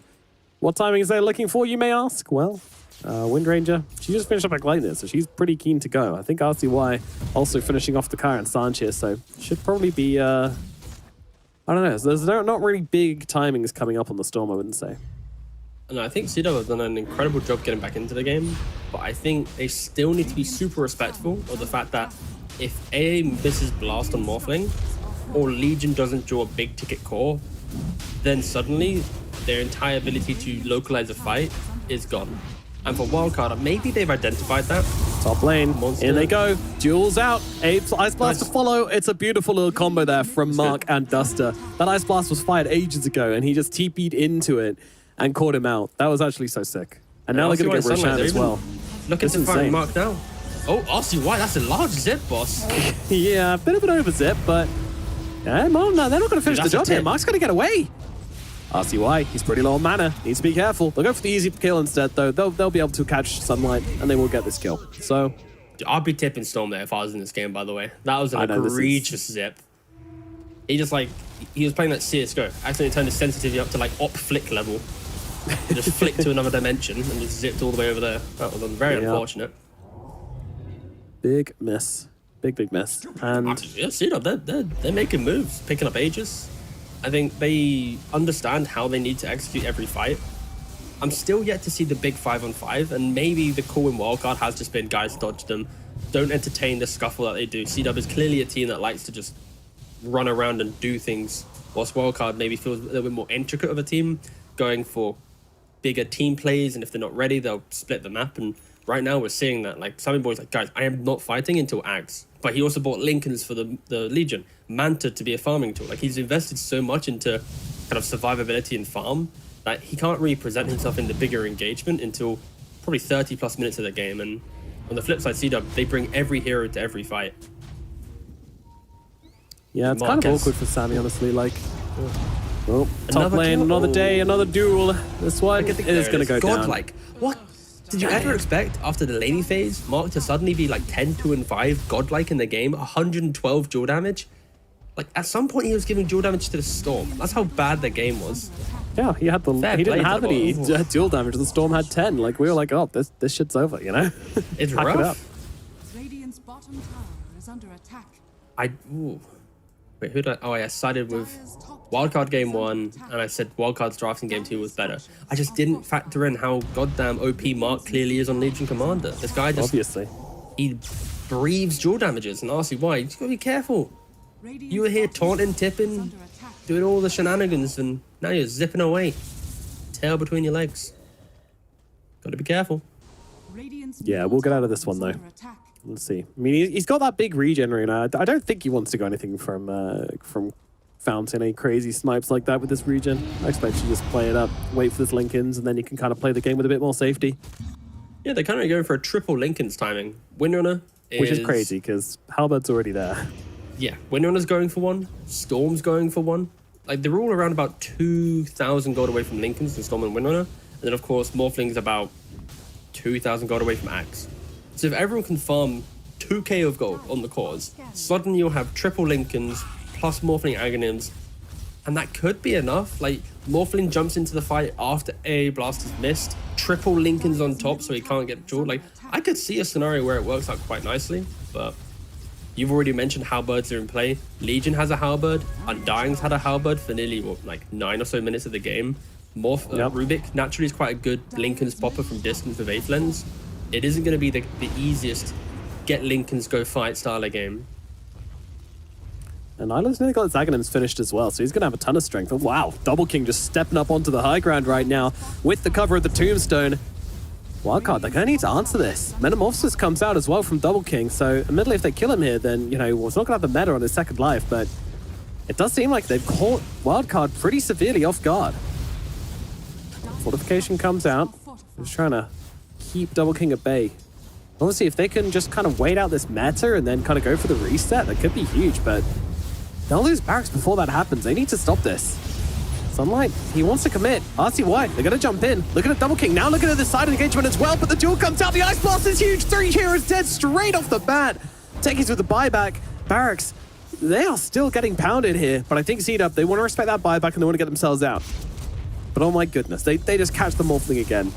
This is ridiculous. That can't happen. The Lincolns is non-existent. Like, the Legion's already at the halberd, so you need to double Lincoln's minimum to even prevent that duel. And Yeah. Sammy Boy, ever since this bottom engagement where he waveforms in as the Rubik and dies to the first duel, we've yet to really see it punch him again. And here it is, 28 minutes, same thing occurs, duel into AA Blast. Like, the only aspect of initiation that CW have is somehow working out consistently for nearly, like, 20 minutes of this game. 20 like, minutes, literally, yeah. It's crazy.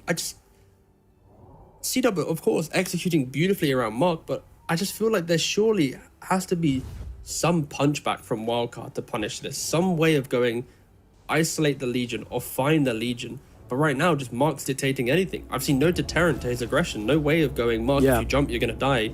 Or if you're going to show, Barrow's going to be on you. Like, Mark has just been untouched. Yeah, it really has. Honestly, Wildcard just been lacking teeth this game. They've been gummy. And, you know, I mean, whose job is it to kind of make those moves, make those decisions in this Wildcard team? RCY needs to be mad in his initiations where he's like, just getting into the middle. Like, look at me, I'm the Storm. And as soon as that happens, you indirectly will identify where the Legion is. For like Spirit Breaker to charge on top. And as soon as that happens, then Morphling can start fighting elsewhere. Like, there's layers to this. It doesn't help that your Tricor are all ranged heroes, so no one naturally is really in the middle of the fight for too long. But yeah, like Storm or Spirit Breaker need to just get into the middle, do something, and show Mark. But Mark has always just been disciplined, playing on the fringe of the fight, hugging the tree line, making sure he's not in vision. Like even now, as they hit the high ground, look at him. He's playing from behind. He's looking elsewhere. He's making sure he's not just instantly shown. Oh, Techies has spotted him. Certainly has. Jump in from RCY. He's got to be careful though, that duel. They're trying to get it out upon him. He's got no linkage at the moment, but that said, I don't think it's going to matter. The Ice Blast does come through onto Sammy Boy regardless. The duel comes down onto RCY. RCY doesn't die, gets away. They won't be getting the duel today. Meanwhile, inside the fight, Double King's just trying to hold their ground at the moment. They'll TP out on the Storm. Sammy, he's got the waveform. He needs to use it well, and he's going to throw it down here, but they're still chasing the Skadi. It's so damn annoying. He needs to get his way up to this high ground right now. Adaptive Strike, very nicely done as RCY jumps in again, just trying to cause some chaos, trying to stir the pot. Sammy, waveform up to the high ground, but yeah, they do not have that follow-up right now. Monster cannot get into this fight on the wind. He blows up one target with the focus fire, and that just doesn't really seem to impact very much. But this is the execution I was talking about. Where was this move from Wildcard at any point in the mid-game? Like, they perfectly demonstrate if they wrap around, force the disconnect between AA and Legion, don't allow the simple dual into blast kill Morphling, they can take their fights. Unfortunately for them, you click on the Terrorblade, he's already sporting Butterfly, Manta, Skadi. Like, this is not a TV to joke with. He will just A-click you down if you aren't decisive in a wildcard. Just haven't been decisive in this game at all. No, and there's still no Aghanim's.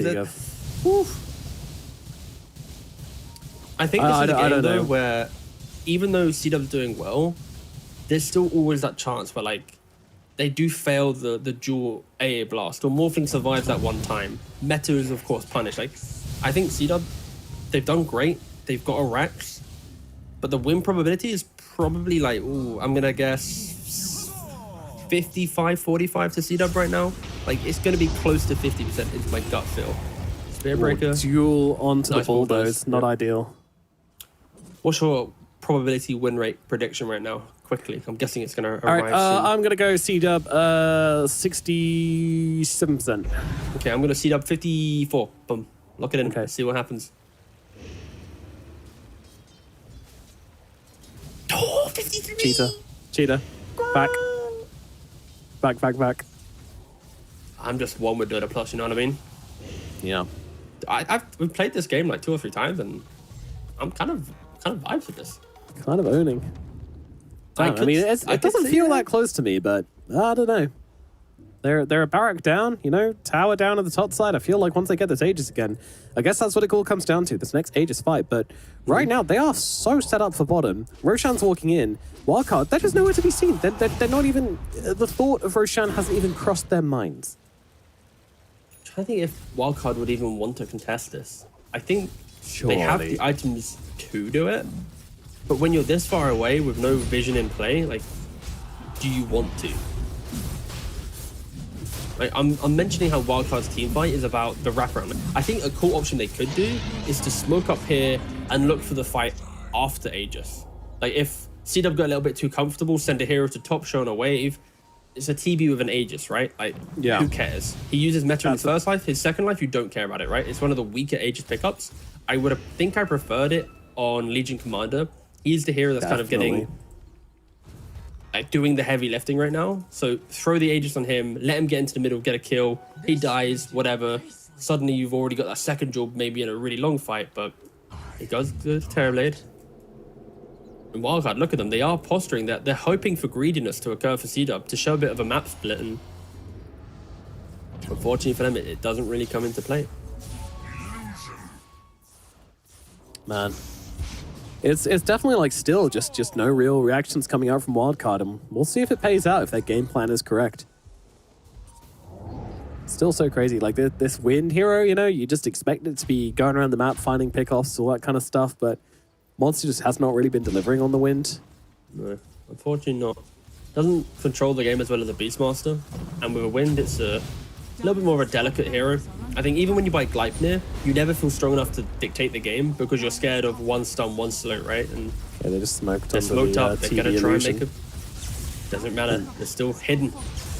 RCY, big dump in, very, very deep here. Lincoln gets popped, but they will be able to throw it on the duel. They managed to get it on top of the Wind Ranger, but she's got that wind run off, so she's not really dropping low at all here. Sammy Boy, meanwhile, does he get clipped by that AA blast? He does not, so he's going to keep on fighting into this one, but Double King's doing so much work. Brings down Sunlight, brings down Monster in his first life. What can he do on the second, Sammy? He needs to back out here. Marks upon him, and that right-click damage ain't no joke. RCY is back in the fray, and I think they'll push the reset button here. Wildcard, they'll be happy with what they've got, I'm pretty sure. They're just improving at teamfight execution. Though. I mean, Double King, he doesn't care, right? Just go up. There's no techies, there's no Windrunner. 2 heroes are dead. They get another Rax, and once again for Wildcard, they're taking the fights a lot better this time. Layers of initiation, causing disruption, but it's just a little bit too late. At this point in the game, even in a lost fight, the passive, like, tower damage that occurs with the TB, it's gonna hurt you. 2 Rex now on the side of C-Dub. Wildcard playing the game a little bit too late. And like, even in that previous fight, RCY jumps onto the backline, finds the Rubik and the A, continues to jump the AA, so then Dust is like, get off me! Kind of throwing the blast into the middle of the fight, doesn't hit the Morphling.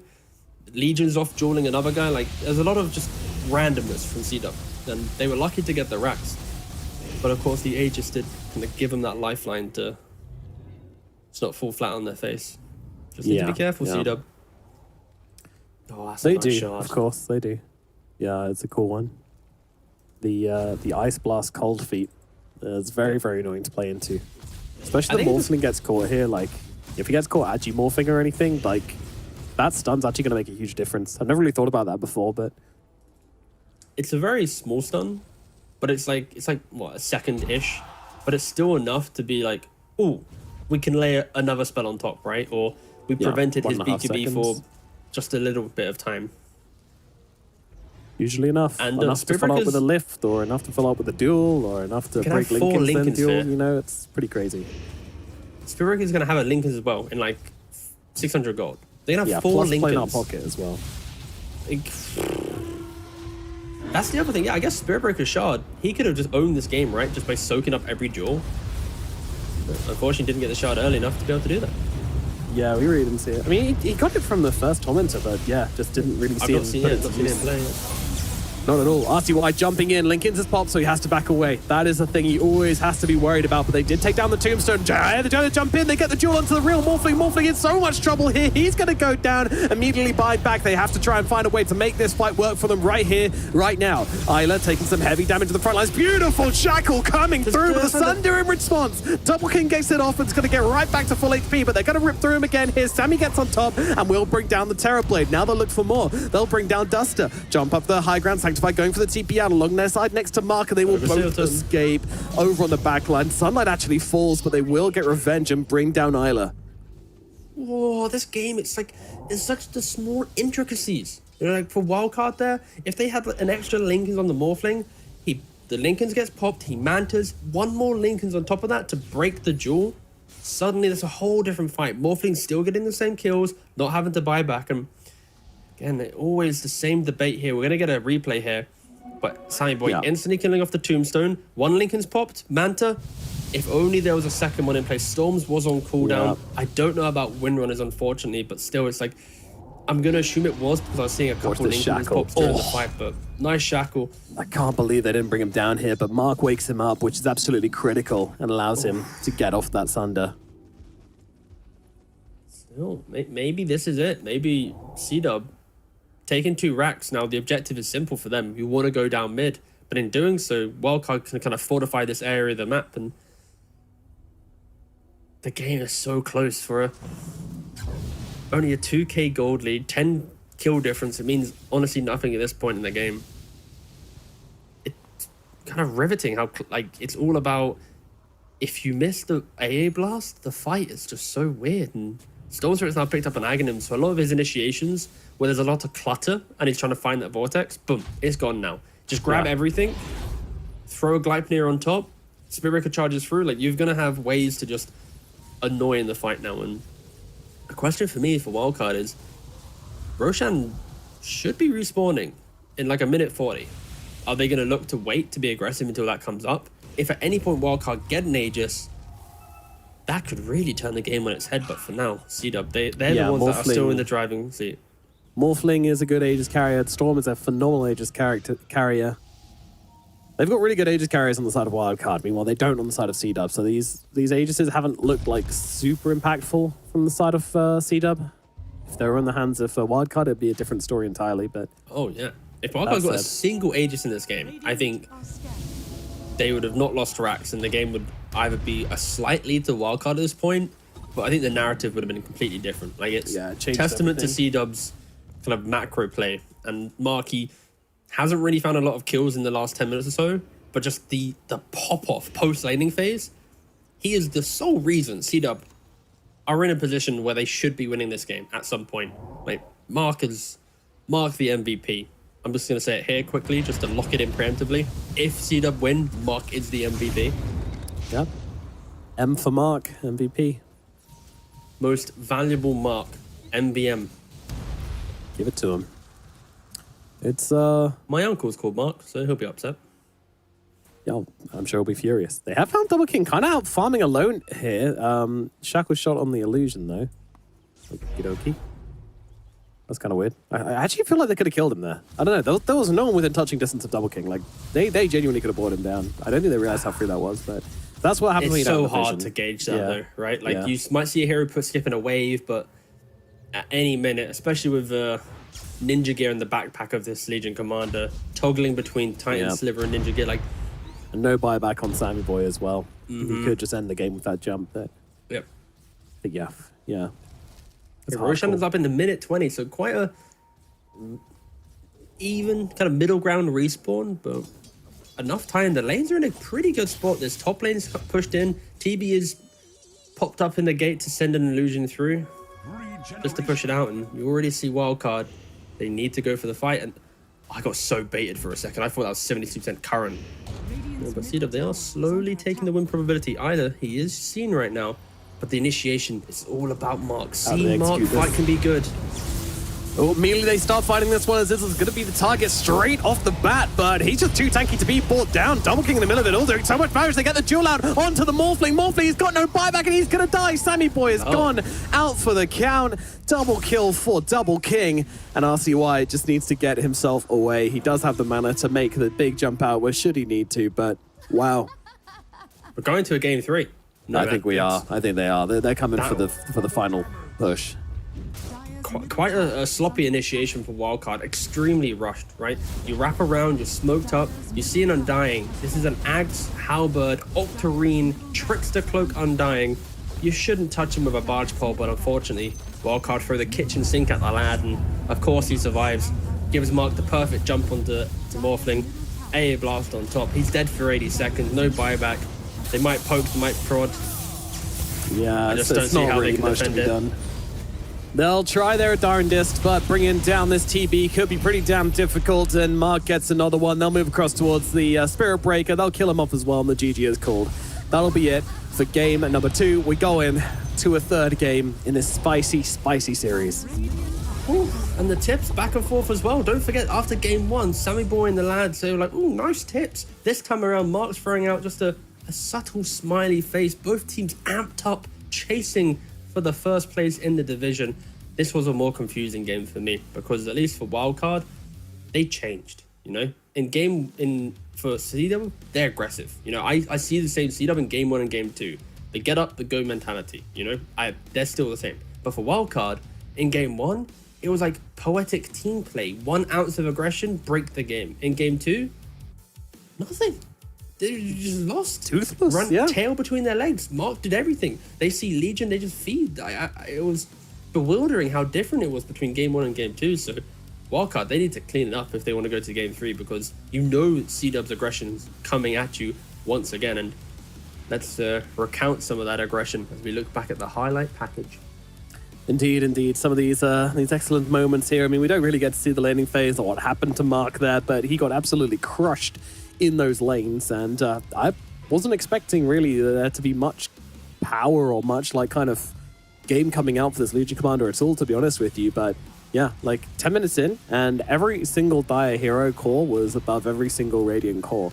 Like, those aren't usually positions you can come back with, especially with a draft of, like, Legion Commander, Undying, and Terrorblade, but I'm wrong. And I love the fact that I'm wrong here.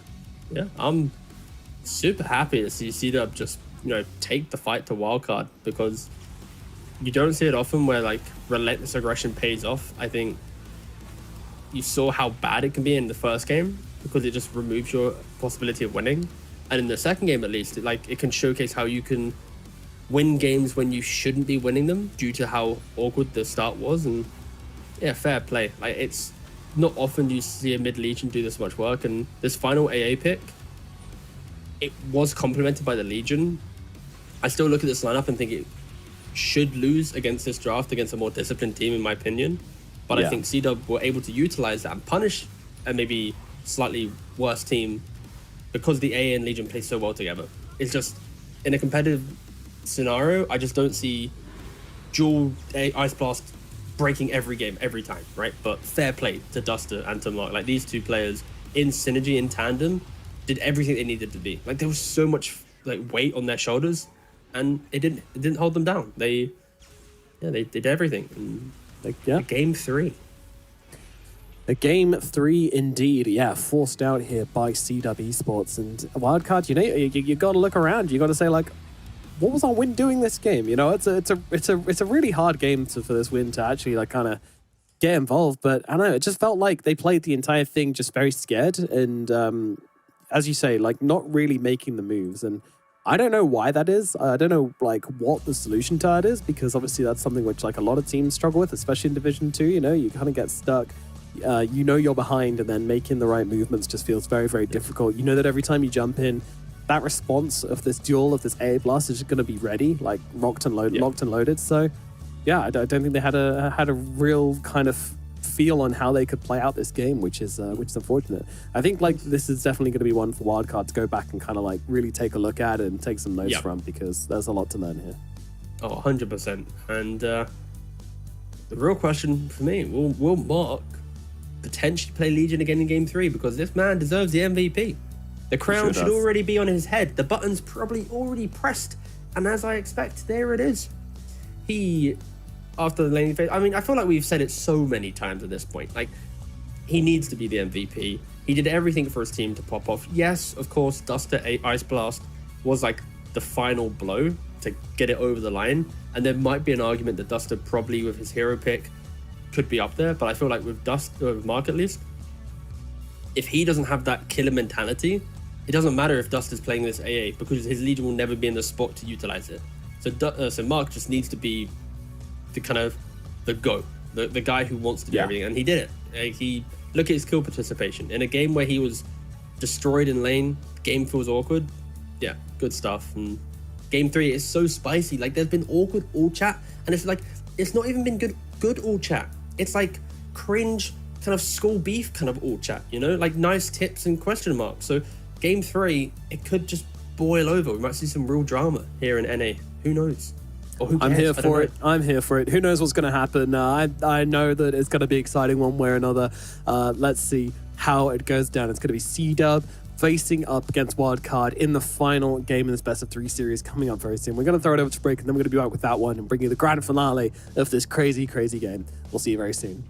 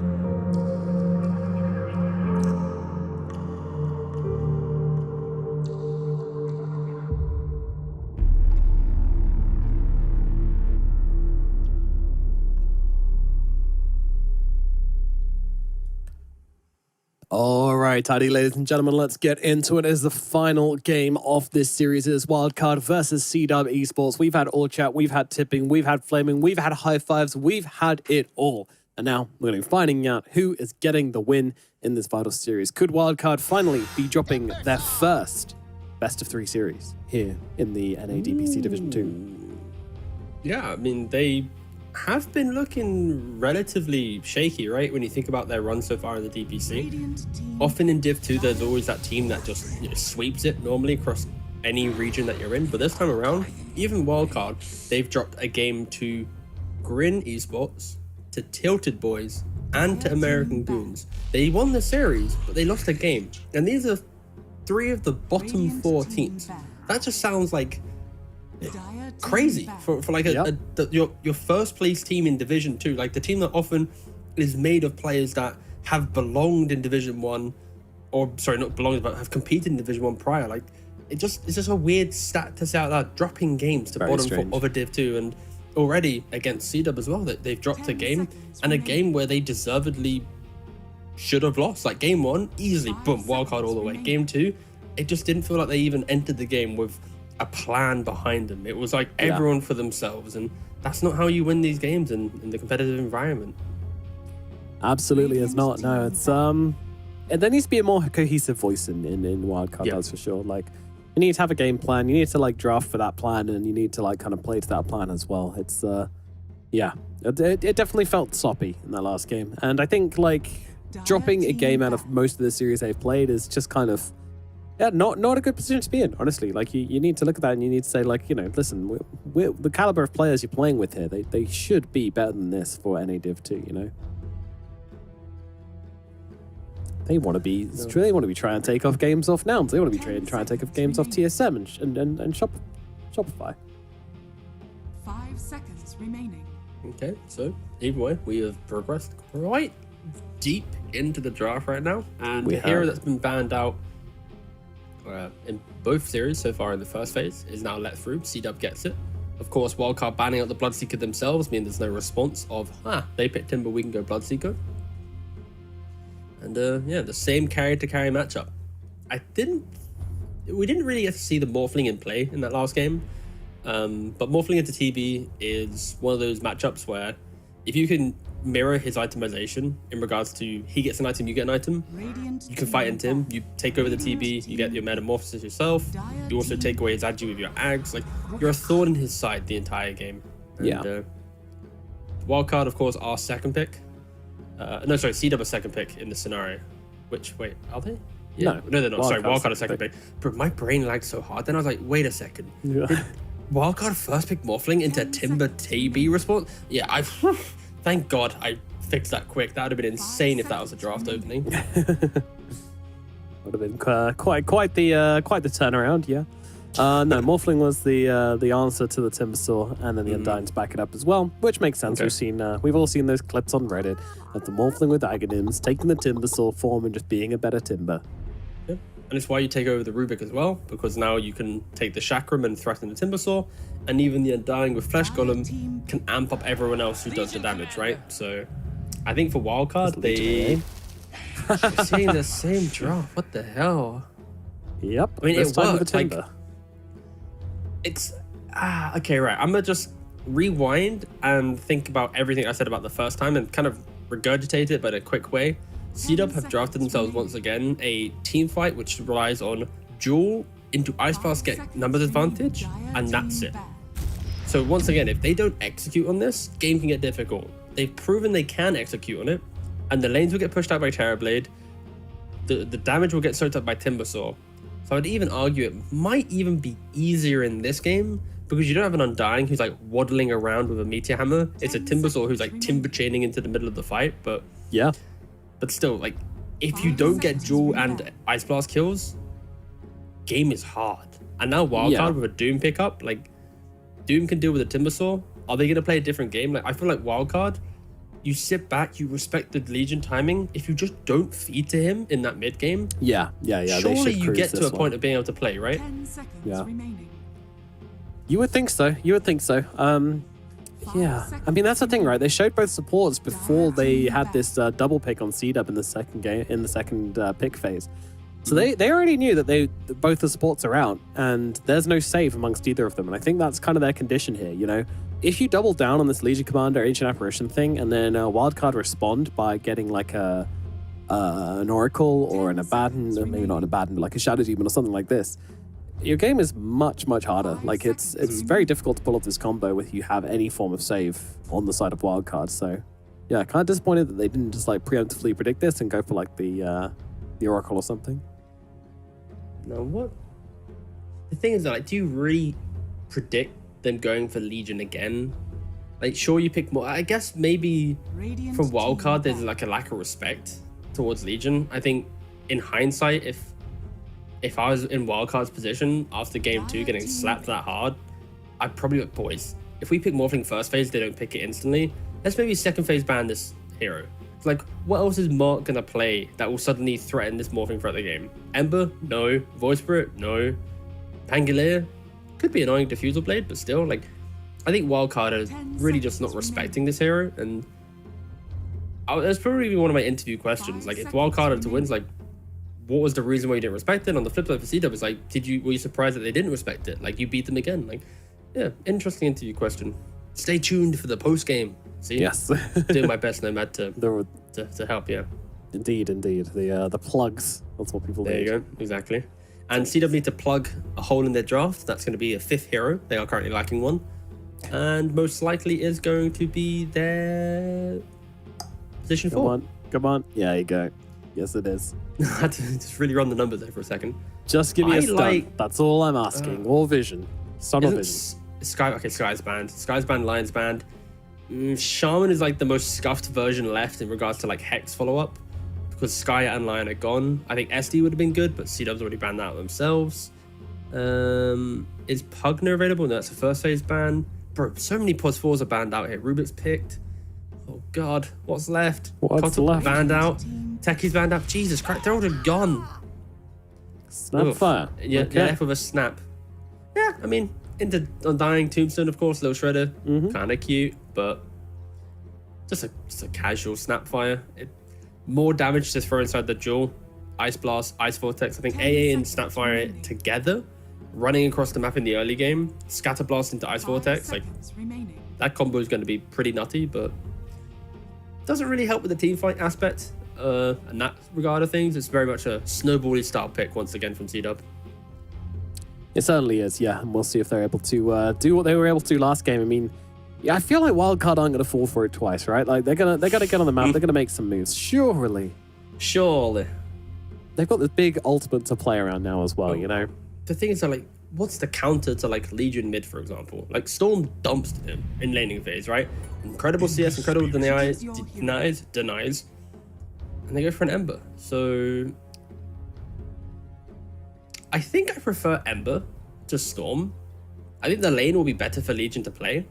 But when I think of the game and how much poke you provide in the engagement, Ember will be much better at finding heroes. And also, when you pick up your shard and start cancelling Blink Daggers with your remnants, you can annoy Mark through his initiation.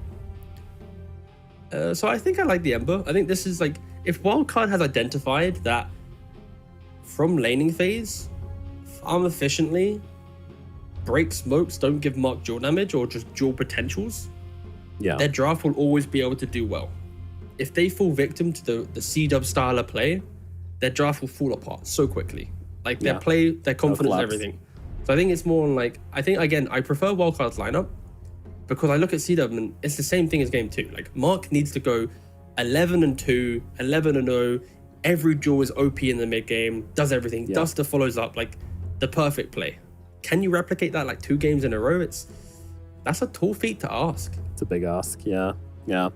I'm not sure, to be honest. Like, I feel like Wildcard are going to come with a better plan because I don't feel like they had a drafting issue in game number 2. I feel like they had a gameplay issue, and that's kind of easier to figure out going into a second game than it is for a team to repeat the same thing they did in the last game, honestly. Like, it sounds counterintuitive, but it's true. I feel like there wasn't anything conceptually wrong with the last matchup for Wildcard. So, yeah, I don't know. Maybe maybe it's just the fact that they're top of the leaderboard that I'm saying this, but like I really do feel like Wildcard should just be able to like play this one out. But No.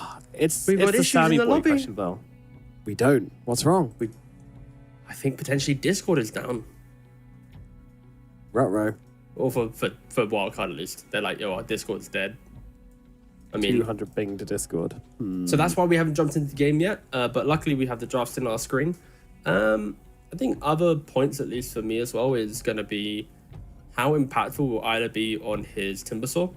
The Undying, he was kind of like sleeper active, where he existed, but through existence, he annoyed heroes. And that alone was good enough for him to contribute to the game, right? Meteor Hammer some towers, buy a quick halberd, be a Lincoln spot, but like, he was there.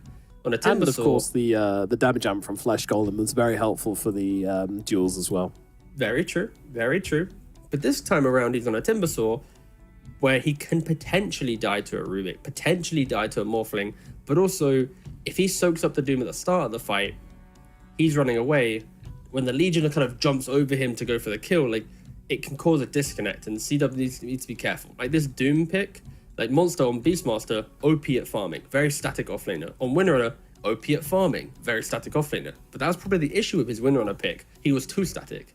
But now he's playing a Doom, one of the kings of static farming. So again, I still feel like Wildcard have moved in the correct direction, but after game 2, that can break teams. There is a We'll see chance if they bounce just back. like, there is a chance they just don't answer it again, right? Like there's a chance they play the same kind of game where they just feel like they're on the back foot and don't ever kind of answer this heat of draft. And you know that comes down to vision, that comes down to control, and that comes down to willingness to go and kind of take fights even if you don't see this Legion. You know, sometimes you do just have to jump the Terrorblade and hopefully that'll work out for you. But we are resumed, we are back into the game, so let's jump into it. It is the third and final game of Wildcard versus CW Esports here at the PGL Division 2 NADPC. Who's going to take this victory and earn themselves very, very important points in this division? Let's go and find out as we get into the game. Soon. I actually have a better question for you, Nomad, because you're trying to do this whole hosting stuff where you segue. I think it's commendable, but the real question is, how many times will Sammy Boy Morphling die to AA Blast Legion combo? Or, you know what, just even AA Blast. Last game, I predicted 0, you predicted 1, he died twice. Maybe even 3 times. Maybe. I'm this time gonna go bold. Don't do it again. You ready? Don't do it again. 0. God damn it. What are you gonna predict? I'm I'm going gonna to predict 1. No, I'm going 1. I'm going 1. You're taking my 1? Okay, all right. Yeah. I will go 3 times. 3 times? 3 times, yep. Okay. I'm reluctant. I don't want to say 0 because I feel like Sammy Boy's playstyle in the previous game, he's kind of asking to die to it at least once. But any more than once, it's like, have you improved since the last game? And I'd like to think that these players should improve. So, You'd like to think 1. so. You'd like to think so. That's the bounty runes once again. Wildcard going to get away with 3 straight out of the base. So that is a pretty nice start from them. And a little bit of extra gold. Meanwhile. Oh, Sammy Boy's killing off the sentry. Ooh, okay. Well, he did get the smarter, sentry, but now they're manually but- body blocking it. Yeah. I was just like, wait a minute. We can just body block it old manually. tech. But is it as good as the sentry? Yeah, it's basically the same. Yeah, it's perfectly fine. Kind of better, yeah. Yeah, it's kind of, yeah.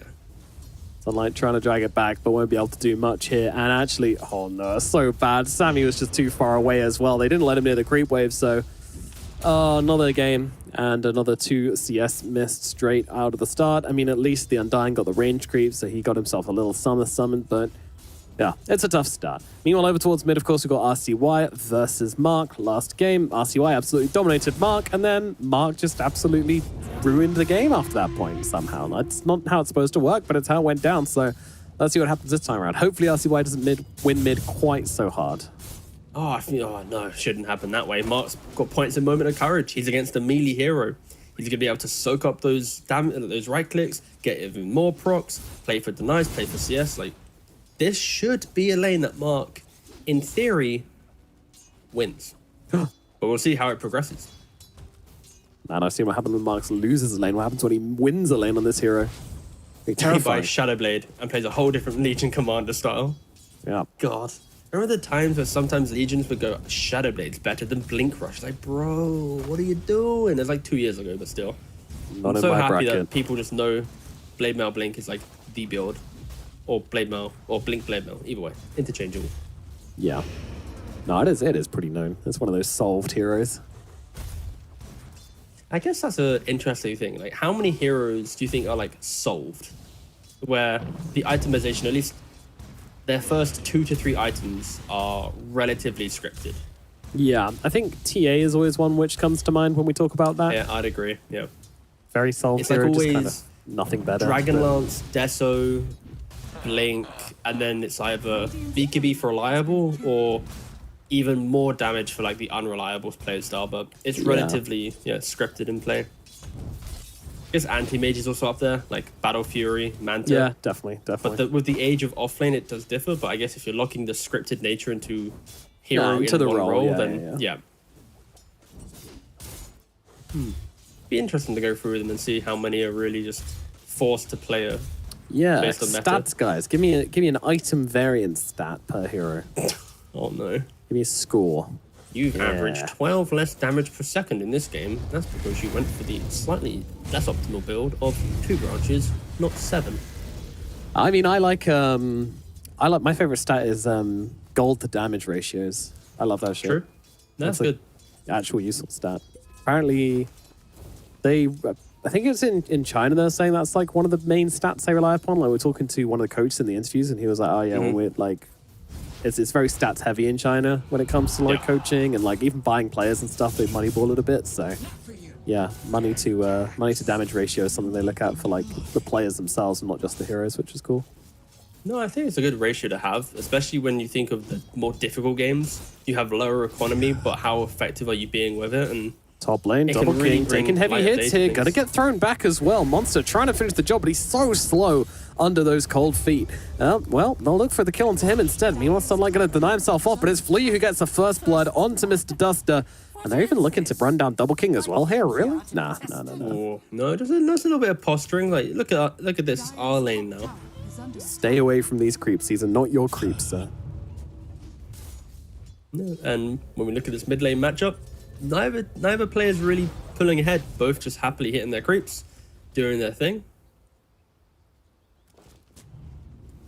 Just vibes in the middle lane. Pure vibes. Mad vibes.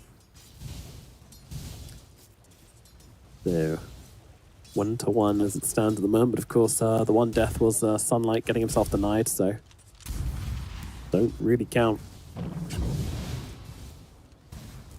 Yeah, I'm I actually feel like thinking... neutral creep should be like a separate number on the kill score, like 1 and then like I a little wish. mini one. Yeah, that would be a huge quality of life increase. Would complicate, I think, for glance value for spectators, but or at least if you hold alt, Yeah, and you hold see on, like and you can the see the separation. you can see like the deny kills. That'd be cool. That'd be a cool change. Write it in. At Valve. Hello. Dear Mr. Newell. Hope you're doing well. Just Monster. wondering if you could add. Yep. He's frozen up. Yeah, they keep kind of just trading spells up in the top lane and kind of roasting each other a little bit, but I guess Duster has died, so there has been a bit of commitment here and there, but in terms of actually getting the kills, it's kind of tricky. Limited It's just a lockdown. bit of a farm fiesta, isn't it? Everyone's just happily hitting creeps. No one's really going down, and of course, I don't mind it.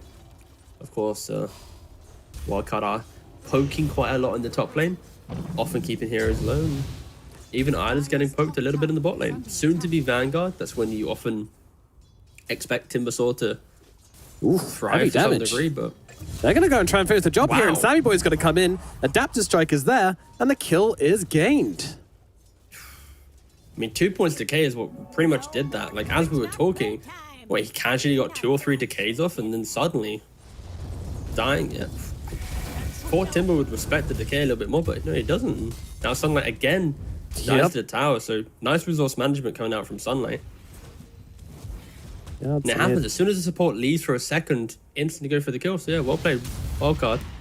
Much better start to this game than the previous.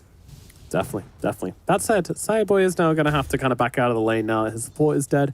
and respawning, so there'll be a little bit of delay in that one. Mid lane, still pretty quiet. Top lane, still just kind of trading spells, but no real commitment. Yeah, I think things will quieten down a bit again. Wisdom Rune action time. There's just Dust is already on the going track. for the thief. 12 seconds until the Wisdom Rune spawns, already placing the vortex to apply the He's slowing him down. Flee. Not for not long enough. 5, 4, 3. He's got to get in close. What is he doing? Lift. He doesn't want to get. Oh, he doesn't want to get cold feet, so he's going to play it absolutely perfectly. Waits just the right amount of time. Gets himself the Bentley rune, and Duster will have to TP out of this one. What a great series of events. I'm so glad we got to witness that. So glad. I kind of wish Duster went for the fight pre-rune, you know? Maybe he just runs past you. No, but like you apply cold feet, the vortex, you bait out a lift maybe prematurely. He gets stunned up, he gets a bit desperate. Like, that could have been a cool way to do it, but of course, he didn't see the Rubik until he walked up the high ground. It's small things. It's more like, I've been in that scenario so many times where you just stand there and then a hero with a stun just stuns you. So I think you need to be a little bit creative nowadays to try and get that rune. Oh well, it's just a random kind of thought I had. Yeah. Keep at it. Keep Thanks, thinking. boss. I am trying. The Do you night listen is young. to music when you play Dota, or like watch anything? Or podcast, God forbid? I have tried to... 1 second, hold let's on. see if RCY dies. The answer is no. He doesn't. No, yeah, he doesn't. Oh, he didn't get off the sleight of fist to cancel these. Oh, cold Duster feet, but it's just very goes. low level, so he's able to get away. And yeah, Duster gets dusted. So I have Dota music on 0, and I listen to Spotify music, but like saxophone and very like chill kind of beats, nothing too crazy or heavy in the background, quite lightly. So I replaced Dota music with very chill music. But if the game is like super competitive and I'm like trying to like, if I'm like competing or something. What? Sammy? Sammy slow? What happened? So basically, What when you play happened to you, my Morphling boy? and you go next to a Timbersaw and you don't shift, Yeah. you can just die.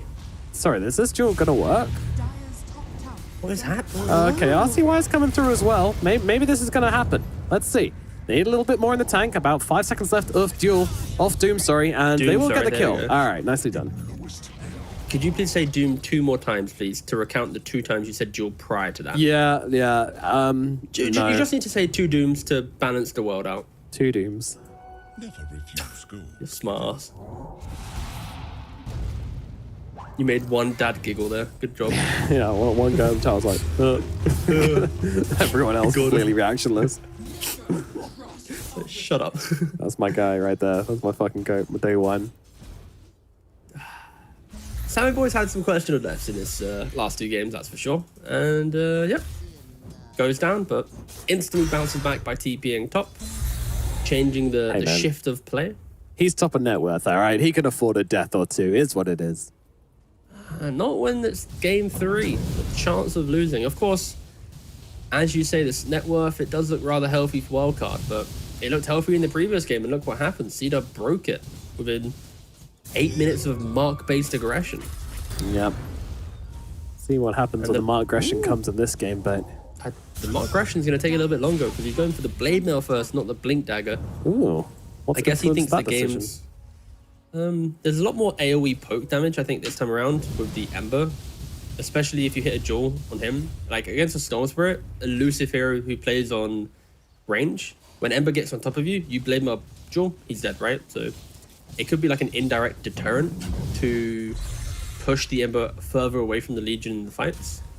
And also farming, right? If the game's more stable, more slow, you buy a blade mail, gets you to the blink a little bit quicker. Aggression up in the top lane. Sanctified tried to come through. Cookie lands onto nobody, and that will likely secure the kill for RCY. He got some down with a sleight of fist. Overall, wildcards, they are making the moves. I think the only kind of plays that have looked good so far is kind of like the offbeat kills from C-Dub. And they are still struggling to, Is under attack. I guess, progress than that. But don't forget, this is a Dire's top tower. Timbersaw that died in lane a couple times. It's a Legion that's not going blink first. Both the supports on C-Dub are kind of rushing to get their 6. Sanctified just hit level 5. Duster's soaking up bot XP to hit level 6. I can't help it. See, Question is, how do they enter I the need to game? highlight this inefficiency here. What's the inefficiency? I just watched. Oh, hold on, man. They going for this? Nah, this is just Timbersaw being Timbersaw. Mark was jungling a camp, right? It was a troll camp, summoned skeletons, and he killed the big guy first, then the slightly smaller guy, then the slightly smaller guy, then one skeleton each at a time, okay? And he 100 to 0'd them each at a time, okay? On Legion Commander, if you've got points in Moment of Courage, which he does, you always want to get them all down low first, that you're proccing your Moment of Courage more, and then you go through and finish them all off, because your proc more Moment of Courage is much, much faster. There's a huge kill up at the top side of the map. What the hell? Double King's gone down. Sammy boy, what are you doing? He heard you talking about these random very important efficiencies, things, and it was yeah. like, you know what, I'm gonna get a kill real quick just to silence him. Yeah, I respect it.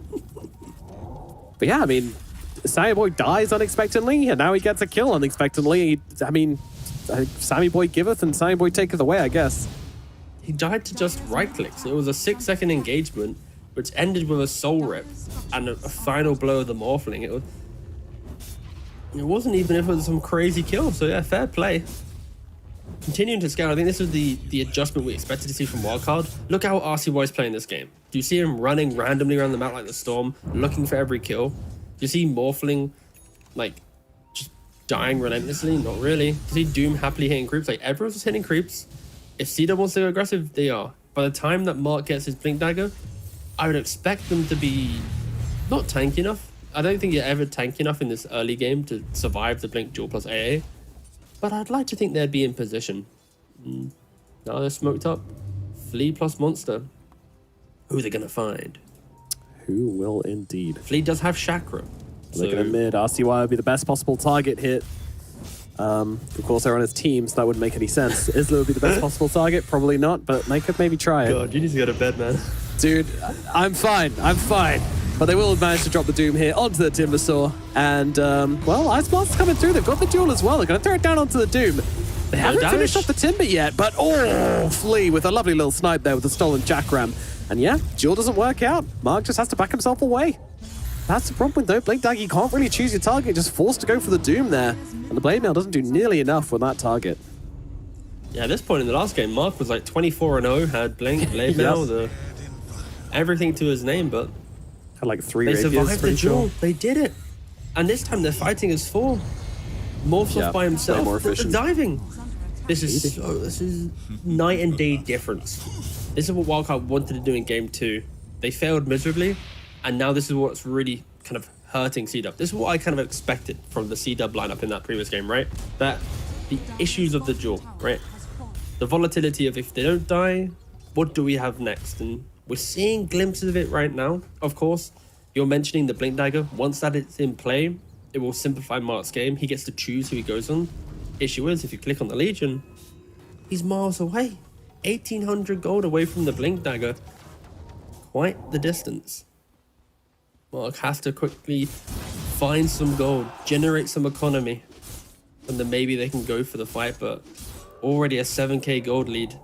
This one might be a little bit harder for Mark to carry. Yeah, it could very well be. I mean, going for the Blade Mail first just feels like they kind of don't have a play. Like, they don't have catch. That's a problem with Timbersaw in the offlane. You don't have any catch. You don't really have a carry like a Monkey King who's going to go in and start fights for you. So, yeah, it's C-Dub this game who are just the toothless ones. They don't have a way to really take bites out of Wildcard.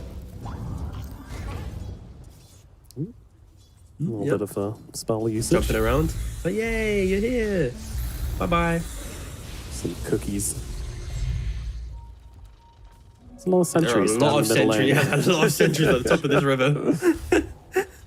There's one bottom, 2 top, 1 more for Dire. Like, Christ. All right, we get it, man. You want to de-ward. Ooh, Ram, quite equal on the vision game as well. Not Everyone's seeing them. pretty much identical wards the sentries placed. Very nice. Oh, left back onto Isla. Isla here. Cooking up the high ground, Timber chain away. He's going to be alright. They do have another Doom should they want to use it. Monster, though. He's the jungle calls. That Midas is off cooldown. Give them creeps. Oh, yeah. Love a good Midas. And Lincoln's first item for Sammy Boy as well, so doesn't want to repeat of last game where there's any of this jump in, duel nonsense. Doesn't want to get caught with his pants down. This is a belt, Lincoln Sphere, so that he will never get caught with his pants down again. Yeah, and also he's changed up his build from the previous game. He went Manta and Lincolns. This time around, he's going for Sand and Yasha. Get a bit more status resistance in you, bit of tankiness.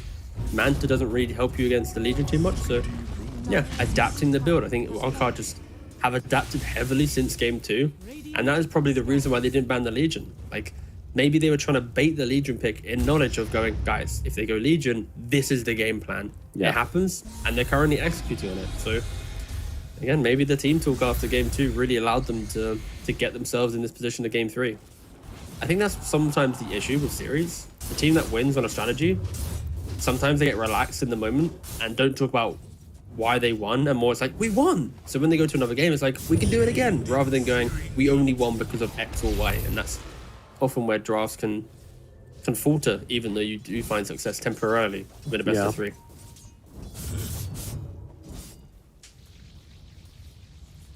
Well, it's currently an 8k gold advantage for Wildcard here. Now, these games have been extremely turbulent, so I'm not going to say anything just yet, but it is looking like it's pretty in control for them. Although that said, Doom is out onto the Timbersaw again. I think that was more a defensive Doom than anything. Monster is just in a bit of a weird position. Team wasn't quite ready to back him up, but threw out the Doom preemptively either way. All right, in we go. Doom comes out with the Blade Mail, and there goes RCY. Great pickup from C-Dub. What more can they find? They're looking over towards Sunlight here. Sunlight is going to drop another kill for C-Dub. Ooh. Is it mark a clock yet? I don't know. The Kleikstrock's 18. Like flea drops. That's another one. That is going to be, yeah, it's marker clock. It's time. It's marker clock? Okay. Officially there. It's marking time. I'm going to keep making random Let's phrases. go. All right, I'm checking the last game. At what point did Mark just obliterate the game? This will do nicely. Okay, time, cool. Chief. So he got his big first blink kill at minute Radiant's top tower is under attack. 15, Okay. and he got 3 kills, 2 assists by the 18-minute mark. So 18 minutes clearly is the timing. To be fair, that is when Blade Mail and Blink are both in play. But Yep. Mark is very much ready to keep on going. And Wildcard, this is where the game went wrong. Like, you set this game up to be farm efficient. Just don't die to the Jewel. Oh, And but here we go on again. the top lane. I mean, you have to know. You have to know that you're not just safe to farm in waves anymore. The blinker's up. Respect the name. Respect Mark. Radiant's top There's tower been is under zero attack. respect on Mark. Absolutely none. No respect at all. I Especially know. when it's marker clock. You need to be aware. You need to have watches on. That's the thing. Thing is, I don't know what time zone marker clock really works in. So how do you set your alarms to know when he's coming to gank? Radiant's Just top impossible. tower is under attack. +2, +3, -1. Like, what's happening? Yeah, Too that's late. true. You're George. You're dead. Time zones are my enemy. And I like the fact that Mark's going for the halberd again. I think it's always good to see Legions who identify that Jaw is the main component. I think there's a lot of players who go for Blink Blade Mail BKB or go for like some AC, just really leaning on, haha, I'm getting Jaw damage. But if you're not able to connect on the Jaw, what are you as a hero? So Sammy boy looking for a little bit of solo kill action up here. And I think he's going to find it. Just runs down the Snapfire. Very good body to steal. they're smoked up as well. Ida's all by himself. There's no dispel, so Yeah, he's also pretty low on mana also, so this is kind of going to hurt right now. But where's he's the rest got of the the Timber Chain. Oh, Arcane's, Soul Bind, Soaring is there, but in comes a duel onto RCY, and they're just going to get another one. Is Isla going to get away from this? I think he actually might. Oh my god, I can't believe it. It's happening again, T-Gup. It's happening again. Of course, again. There it What on is. earth? Radiant's bottom Overwhelming tower odds. is under attack. Mark be marking, but I saw 3 heroes smoked, but only 2 heroes burst out to go for the kill in the Timber. have no idea 94 where the dual duel went, damage. but- How? How I'd did like he do to see it? a replay if possible on that, but I'm pretty sure I saw 3 heroes smoke moving into that engagement. Doom, I think, went to the left, and then doing so, you don't have any Infernal Blades, Doom itself, and it's a lot of soft commit. Yeah, so as we see here, yeah, so for some reason at the tail end of that smoke, Radiant's bottom tower has fallen. yeah, Doom's in the area. He wasn't actually He was a smoked bit up, but further still, behind. He wasn't part he of was it. just further It was just behind, Flea, but- who just was way too far forward trying to catch Yeah. Ilone. Just got It's annihilated. uncomfortable. Yeah. Like, where's the kill threat with Undying Rubik as your supports coming in? Like, use the Doom. It's up. Why not use it? Yeah. Okay, Great so yeah, question. it wasn't Doom covered in smoke, but still close enough to the engagement that they could have respected his position and used him accordingly. But now they're like, boys, what are we doing? Doom's available. Go again. There was like a 7k gold lead to wildcard minutes ago. It's now barely a 1,000 gold lead now. Feeling quite uncomfortable for wildcard. Well, they're looking to take Round things two back on into the their hands Isla and immediately show. jumping forward here. They're going on to There it Isla is. once again. They've got the Doom, they've got the damage. This time, he will not be making his way out of this one. Duster also going to be seen here. Flea jumping on forwards, using that Soul and Timber Chain to try and get on top of that Duster AA. But over on the Oh, sidelines, Simon, guess who they find? I mean, the Halberd just pops the Lincoln. Sammy Boy just did not respect the Lincoln's pop. That is unbelievable. It's a great voice line. Radiant's bottom tower is under Mark's a great player right now. I've 2 games in a row. He has just dismantled the mid game, and I but don't know. somehow Morph dies, but 3,000 gold gets generated. Ah, they did. No wait, no. C-Dub did Tormentor. Interesting. Interesting indeed. I guess maybe some big ticket kills really helped out, but yeah. Wildcard, wildcard, wildcard. You're now smoking up, but Mark's ready. He's here to play. He's indeed lifted up though, so he can't quite get off the duel straight off the bat. Still looking for a target. It is going to throw it down onto the Undying, and they will bring him down. Meanwhile, Monster's getting blasted by Double King up on that high ground. Sammy trying to fight into this, but Isla, he's not taking any damage at all from this Morphling. No threat at all, to be honest with you. Stolen Ice Blast going to cut through onto everybody. Maybe this is the opening they're looking for. Sammy does find one of the backlines, but Flea goes down as well. And look at this. Double King just blasting into the Morphling at the moment. Isla does eventually get cut down by RCY as well. It looks like they might be able to find Mark as well. Sammy's on top of him, dealing the damage, just trying to take him down. Run, Mark, and with run. RCY and Sunlight Blink, blink, chasing, blink, blink, blink, I blink. don't think he's getting away from this one. Blink Dagger, 3, 2, 1. Okay, they don't have to chase. Slight was so close. The pretty slight close. was milliseconds away. When a clutch tip as well from Mark. Sound strategy. You just can't kill him. 8-0-4. Man, Div 2 NA is so unpredictable. so close. It's, I don't know At which some way point, you're I'm just going. gonna sit back and enjoy the show and just. I'm gonna stop trying to like second guess who should be doing stuff, because it feels like it's always just crank up the weirdness by 12 and then suddenly divide by 4 and suddenly that's Yeah. a game you're gonna get going. You Okay, gotta ride the waves, man. yeah, I'm gonna sit back and just. Okay, that's my wave riding sound, by the way. I just. Very surferish. Yeah, of course. I like to. I was about to say wave. That's not the No, that's not. act of surfing. It's just surfing, yeah. Surfing is fun though. Would recommend. I've never been. Kind of scared of big bodies of water. Huh. It's like the. Yeah, the idea of like the deep kind of spook me. Yeah. Oh. Well, good thing waves, the surfing's not really out to sea, but you can still see It's the on the sea, I fringe. guess. Yeah. Oh dear. There goes another duel. There goes more damage for Mark. 178 right now. 178 Ooh. damage. Sanctify just lasers down Flea. That's some accuracy coming out from that Snapfire. Radiant's bottom tower is under attack. Good lord. I'm really wondering how Wildcard fights now. Like, the entire momentum has shifted away from them. The only way I see them actually fighting is if they can get into a fight to then layer the Doom on top, right? Like, you need to set someone aside and kill. But yeah, I'm just not seeing that opportunity right now. Like, RCY is still scrambling his way towards the Lincolns. This Morphling, once again with his double defensive toolkit, still doesn't have Aghanims. And now CW are going for Roshan. Like, they are doing great. I think there's honestly opportunities for Wildcard to have maybe gone to Roshan earlier with Undying, Flesh Golem plus Tombstone. That's a good point. They could have taken this themselves, but they never really gave themselves an opportunity to set the map up to take it. And in doing so, yeah, C-Dub, 26 minutes into the game, threw an Aegis onto a Terrorblade, Mantis Guardian play. Big component of Butterfly Complete, that being the Eagle song, and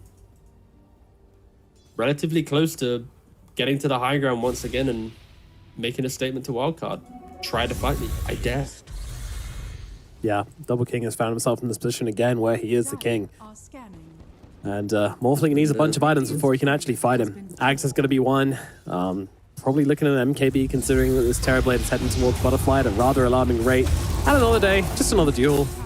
I cannot believe that this keeps happening. Like, How is this like 2 games in a row? Like,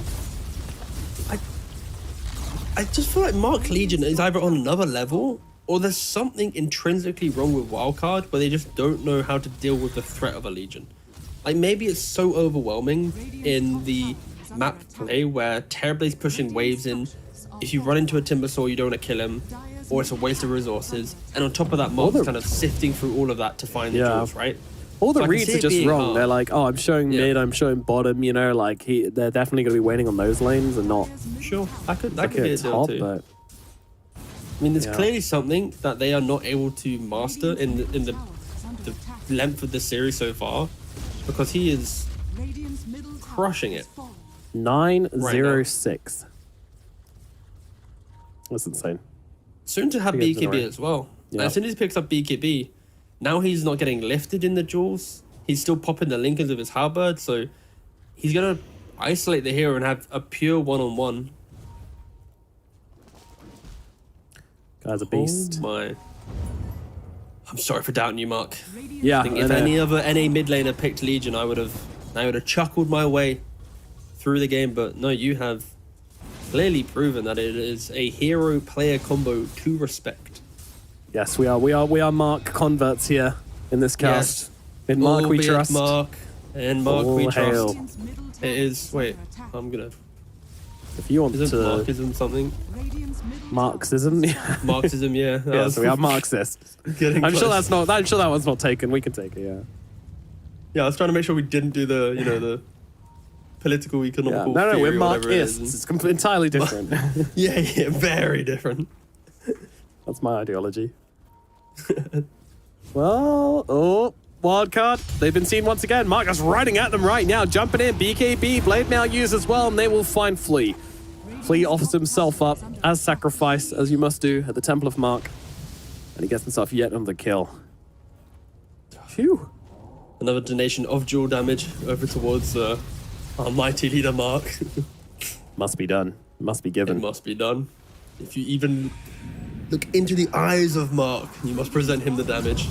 And that's kind of been how it's gone. Like, every time he's seen a hero, like even in that engagement, he blinks in, fails to get the Doom, but because of Wildcard being clumped up, looking to make a play themselves, just go for the Rubik. And it's unfortunate. In that scenario, you could argue that Wildcard, if slightly better position, would have survived that initiation from the reactions of the Doom. But again, they were grouped up looking to make a play. It's why they were clumped up. And at some point, maybe Legion blinks in. They survive that jump. Don't get jawed. Counterplay with Doom. Run them over. Like, this is probably the game where the last game was like 54% at this point. I think this game, maybe it's like 63% to C-Dub. I'm probably leaning slightly more C-Dub way. But I think just the fact that we haven't really seen it at 5-on-5 with Tombstone plus Doom, lifts, Morphing actually doing damage, like, I think there's room for comeback potential. Like, it's only a 3k They lead. might catch Isla here. Once again, in they go. Duel comes down. Damage is there. So, I think the damage is there. It's Timber, taking some though. time to come on through. Yeah, the team is just not coming to join them. And now with the full stuff, with the cookie, they're going to try and get Isla to safety. And actually, the Doom's going to run out. They can maybe look for the turnaround here. Sanctified is going to die. Isla, meanwhile, he is out for the count. As in, he's they've out of used this the fight. Legion. Oh, They the finally duels. critted him.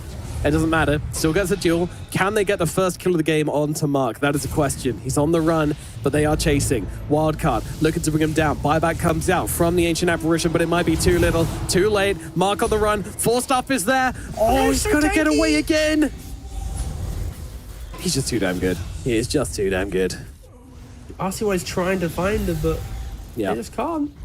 Not going to happen. And now with this this Aegis TV arriving to the fight, I think they need to respect it on the side of Wildcard. I mean, to be clear, it was still a relatively decent fight. And I think they got the die back on the Ancient Apparition at some point during that as well. They did. Yep, they did. Okay. Unlucky That's Duster. kind of what I was expecting, but even the start of that fight was so clunky from Wildcard. A little bit weird. They jump onto the Timber, great, use Doom, but then the Rubik opts to lift the Doom to try and hit the Timber rather than lifting the Timber just to the team, which then causes She this great swallowed the chase. spider And, to catch... No, sorry, go on. all right. Wait, it's 71% to C-Dub? Fair play, I guess. I see it. Yeah, I mean, 64, I'm actually quite far away. Quite a failed prediction this time around, my apologies. But sure, I feel like for Wildcard at least, like, they should be confident in the fact, like, they have Octarine on Doom.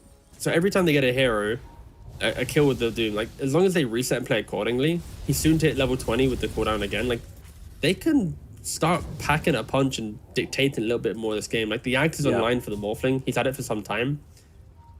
And we kind of saw the weakness of C-Dub shine through there. You're dueling the Undying, but then you get yours up because your BKB's expired, and suddenly things get a little bit weird. Like, there's ways where C-Dub can still falter here. Like, Yeah. Doom is always a currently, guru. You know, this is now the point where Mark Clock has ended. Don't forget, Mark the Clock is from the 18-minute mark to the 30-minute mark. And as the game goes late, then he kind of falls in line with the ranks of his team. He stops shining and more becomes just a key member of the squad. Yeah, But during I'd the agree. 18 to 30-minute mark, it really is just, you know, clock set to Mark. Jewel, does everything. free kills anywhere you want them.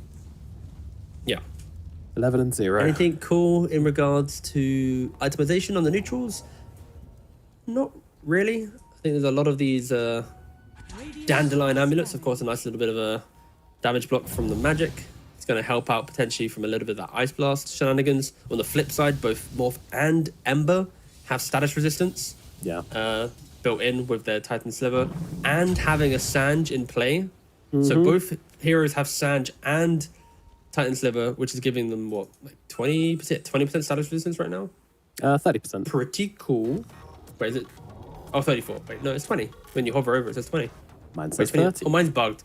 29, yeah. I was confused. I did the maths. I'm like, wait a second, it's 20 and 10. Why is it 20 on my screen? Oh, either way, it's bugged for my screen. I should have done That the does maths manually. happen. That does It happen. wasn't hard. As soon as I said 20, it's like, wait, what? This doesn't check out. I had to That's all right. thank But you, at the ASIN, moment, for not having a bugged screen. we are looking towards Roshan at the moment. That'll be the next big factor. Gonna start maybe respawning in 10 seconds. That's when we will know. But they exciting. will not. They need to hold one area of the map. Now, C-Dub, they're going to hold the top side. So they're basically saying, like, okay, well, Roshan could respawn. Either way, they're not going to take an entire at bottom, and he will walk up here, and then we will kill him. And they're correct. It's actually going to spawn pretty much the moment it turns nighttime. So it will be top. And Wait, hold on. So it's 40 Wildcard seconds. need to come and fight this. So it's 1 second into nighttime when it will spawn. Do you think the game is perfectly coded? That the Yes, of second course I after think the game is into perfectly nighttime, it'll coded. instantly be top? Or do you think there'll be that awkward, like, "Duh, it was a second, sorry, I went bottom, let me run to top"? Do you think Look. it's perfect? Gaben We were 1 second Coded away this from himself. checking how it works. on a New Zealand beach, completely topless, and he would not make a mistake in that talking. scenario.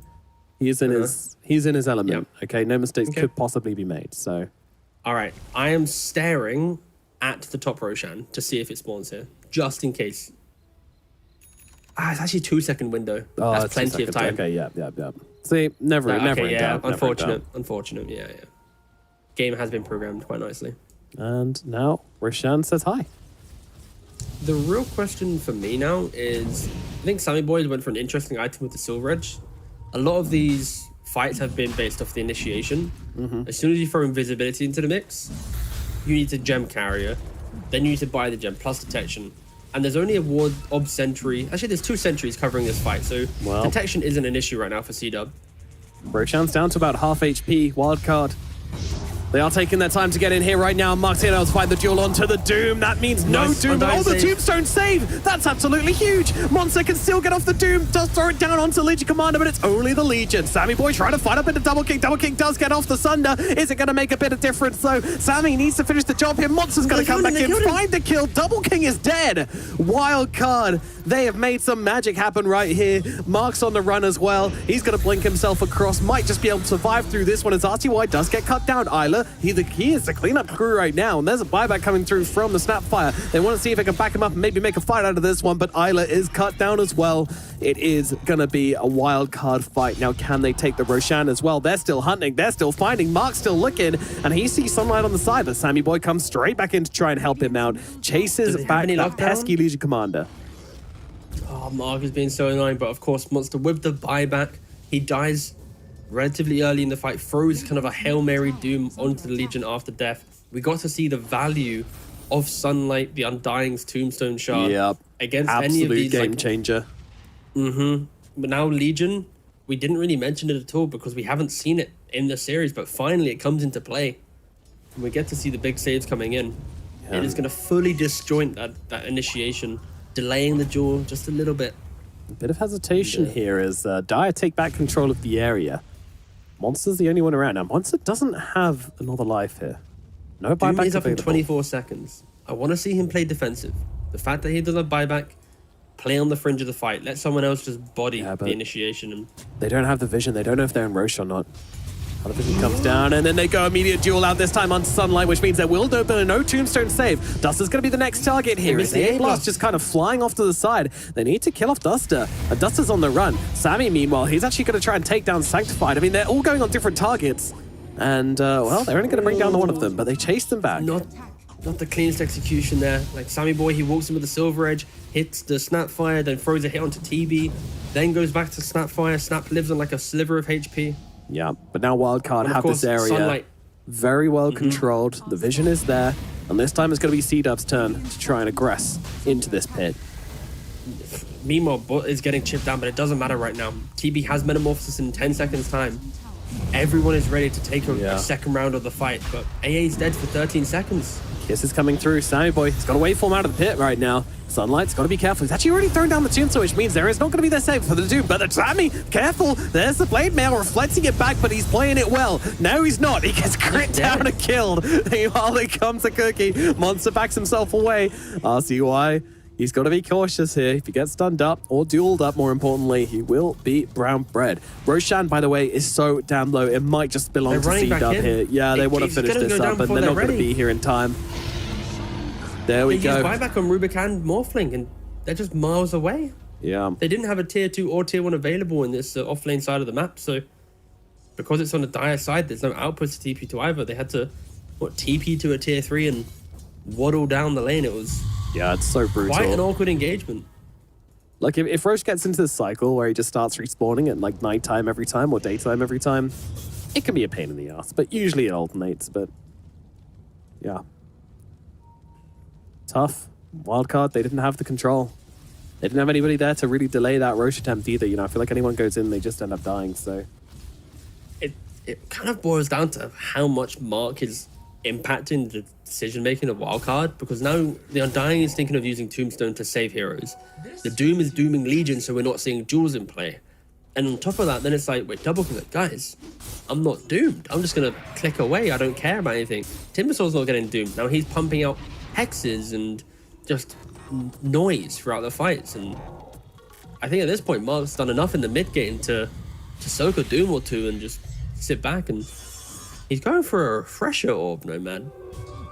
He's going for Blink, BKB, Blade Mail Halberd into maybe a refresher on this Legion Commander. That would be, I'm here for it, quite a treat to see. Just imagine it. Blink, Jewel, support dead, refresh, Blink, Jewel, support dead. Like, it could become Mark o'clock again. Like, normally the clock doesn't strike Mark twice. It does strike twice. Yeah, Mark twice, but we're gonna see it maybe.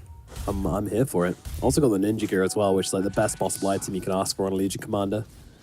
Oh, it's so so sick. good. But Ninja Gear is one of the best items on Initiators or Position 5 utility supports. Yep. Because you're always just in the fog, lost in the shadows of the map, unable to be detected, but Doom has pumping one out too, all which your is key key. stuff. Yep, that's very important as well. Yep. Who's going to be getting the shard from this very awkward Tormentor attempt from Wildcard? A little close for comfort there, but that's all right. And yeah, it's going to be a shard for the Sammy Boy Morphling. Okay, so they can now use it through stuns. Not many stuns in play to really care about, so yeah. Got 15 bonus agility. Let's go! Whoa! now he just needs what? Satanic plus Eat the Ags and MKB. That would always be the awkward thing with going SMY, Silver Edge, Lincoln's, then like Satanic. Like it's a lot of survivability, but you're missing the where's the gotcha item? Where's the haha? I'm 100-0ing you. Whilst if you click on Terrorblade, it's Butterfly, Daedalus, Scardy. Like everything's like got a bit of a punch to it. And of course, Double King, only 1, 2, and 5 in this game, but still not someone you want to mess with. Nah, he is the carry. He might have a weak KDA, but look at that gold. 31k. And here we go. Meta's been popped. The commitment is here. C-Dub, they're looking to take these barracks. And I'm not sure that Wildcard are going to have much to say about it. Try. Poking with spells. Fade Ball bouncing on through. Sleight of Fists lasting a very long time as well. I'll see why. I think it's a pretty big hit there from Double King as he comes close. Sammy is going to break him. Throw a couple of spells their way. Also fortify at the same time as well, so a little bit awkward, but... They have a Lotus as well. Like, they can throw a Lotus onto this TB to prevent potential dooms. AoE press the attack, so these illusions are also getting amped up a little bit. Here they go, doing the found backline. They'll throw it down onto the Legion Commander. She is doomed up for now, so no Jules going to be available. Monster, though, he doesn't have any help. RCY and Sammy, they are making their way through. Sammy's just going to take down the AA. Meanwhile, well, Great disengage. Mark's actually going to be able to survive through this. Now, he can maybe look to go for a duel. He's going to do it. Turns around, goes on the Ember Spirit, and he wins it. Does go down immediately afterwards, but takes the Ember down with him. Buyback from the Ember Spirit. They know they need to take this fight, or the game will be lost, and Double King is just chopping through everyone right now. Morph's dead. Doom's dead. No buyback. Oh, well, I guess the game's over then. He got hit by a Mindbreaker and just deleted. Oh. Look, just click on Morphling. Look how much anti-shift he's got. He just didn't expect the Mindbreaker hit from the TB, and that's just game, Nomad. It's over. It's over. I don't think RCY... You know what, I can just say... Oh my goodness. RCY should not be able to defend this. CW have done it. Mark has done it. Mark is literally OP on Legion Commander. I never want to see Mark on Legion Commander again, but I also do. Smile comes out the from best Mark, thing. and there it is. Great the stuff, GGs. Mark. Great stuff, and the XD as well. Wildcard, they popped off with the all chat after game 1, getting a bit too big for their boots, and it's great to see. Look at Mark right there. He's punching the air. He's animated. He's ready, and that is because he has beaten Wildcard. They are destined for potentially Division 1. Look at him. Is that he's making like loser? L sign? I don't know. High energy. Sheesh. He is kicking I'm feeling off the right energy. now. I mean, again, like they beat the team that is already in top seed.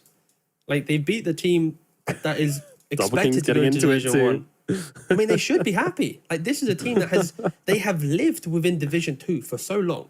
They have lived in the shadows of other NA teams, rising up and falling back down. They have just been a constant.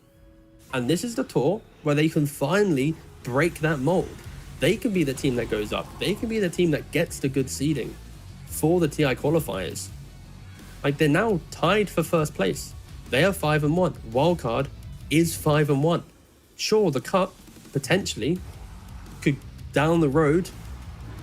I think they play up against Wildcard on the final tour on the 27th of June, the final day. But whoever wins that series potentially will play up against CDub for a tiebreaker for first.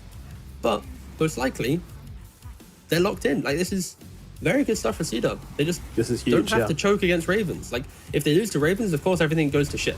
But if they beat Ravens, congratulations. Like they're going to Division 1. Fair play. They have improved a lot. Ravens have lost against Wildcard and the Cut already, so one would imagine, that they should have the upper hand here, but you never know with NA Div 2. But I mean, it's still a great position for them to be in, and they should theoretically secure their top 2 finish here. And Wildcard as well, I'm sure we were saying earlier on that they should have secured their upper bracket or their promotional slot earlier on, and they still have to play against the Cut as well. So they should close that one out, but we shall see. A lot of shoulds here, isn't it? Yeah, a lot of shoulds coming out, and that's actually going to be like the basic tiebreaker pretty much for them too as well. That will decide if the Cut can make it or not. Very high. I think for me at least, I'm looking at Wildcard and I guess a little bit underwhelming of a series from them. I think I expected more. from the position that they were in. But I guess maybe the volatility of the team, dropping the games to these bottom 4 teams, even though they beat them, clearly it's apparent in here. Like, I'm just not seeing the cleanliness of execution. And if I had to attribute it to maybe a reason, I think Sammy Boy shifting from 5 to carry, I think he's quite a vocal player from captaining in that support role to then moving to carry. Like, maybe he still has a lot of weight on his shoulders to draft and captain whilst carrying. And if he's trying to micromanage things on the map, if things aren't going to plan, then he's putting himself in vulnerable positions, maybe not farming as effectively as like that kind of quiet type of carry. Yeah. And maybe it's the issue that's holding them back. But again, for C-Dub, let's talk about wildcard. I think Mark needs to be the MVP again. Of course he does. I'm Yeah. going to jump on it straight away. Like, this guy, I doubted their draft 2 games in a row. Maybe not the overall draft, but the lack of, like, how do they control the game consistently? How do they give TB a game? But it was Mark all along. It was just a single Legion commander can do everything for your team. Like, I've not seen this before, honestly. Like, this level of a follow me, boys, we're going to win the game right here, right now. Like, minute 18 to 30, 2 games in a row. Like, Christ.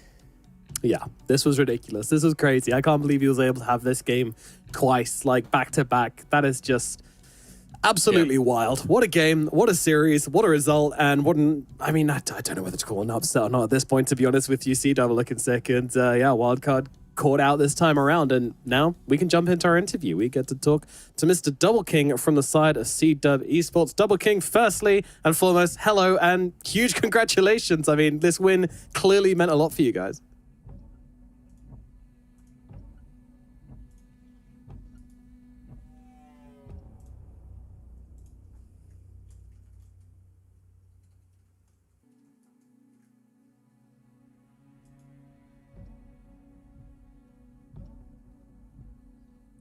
Sorry about that. We Unfortunately, have I mean, there was a lot of smiles, you know, like there was a lot of. I'm sure he gave a great answer there, which we unfortunately missed. Hopefully, we'll get those You have to technical redo it. issues sorted out.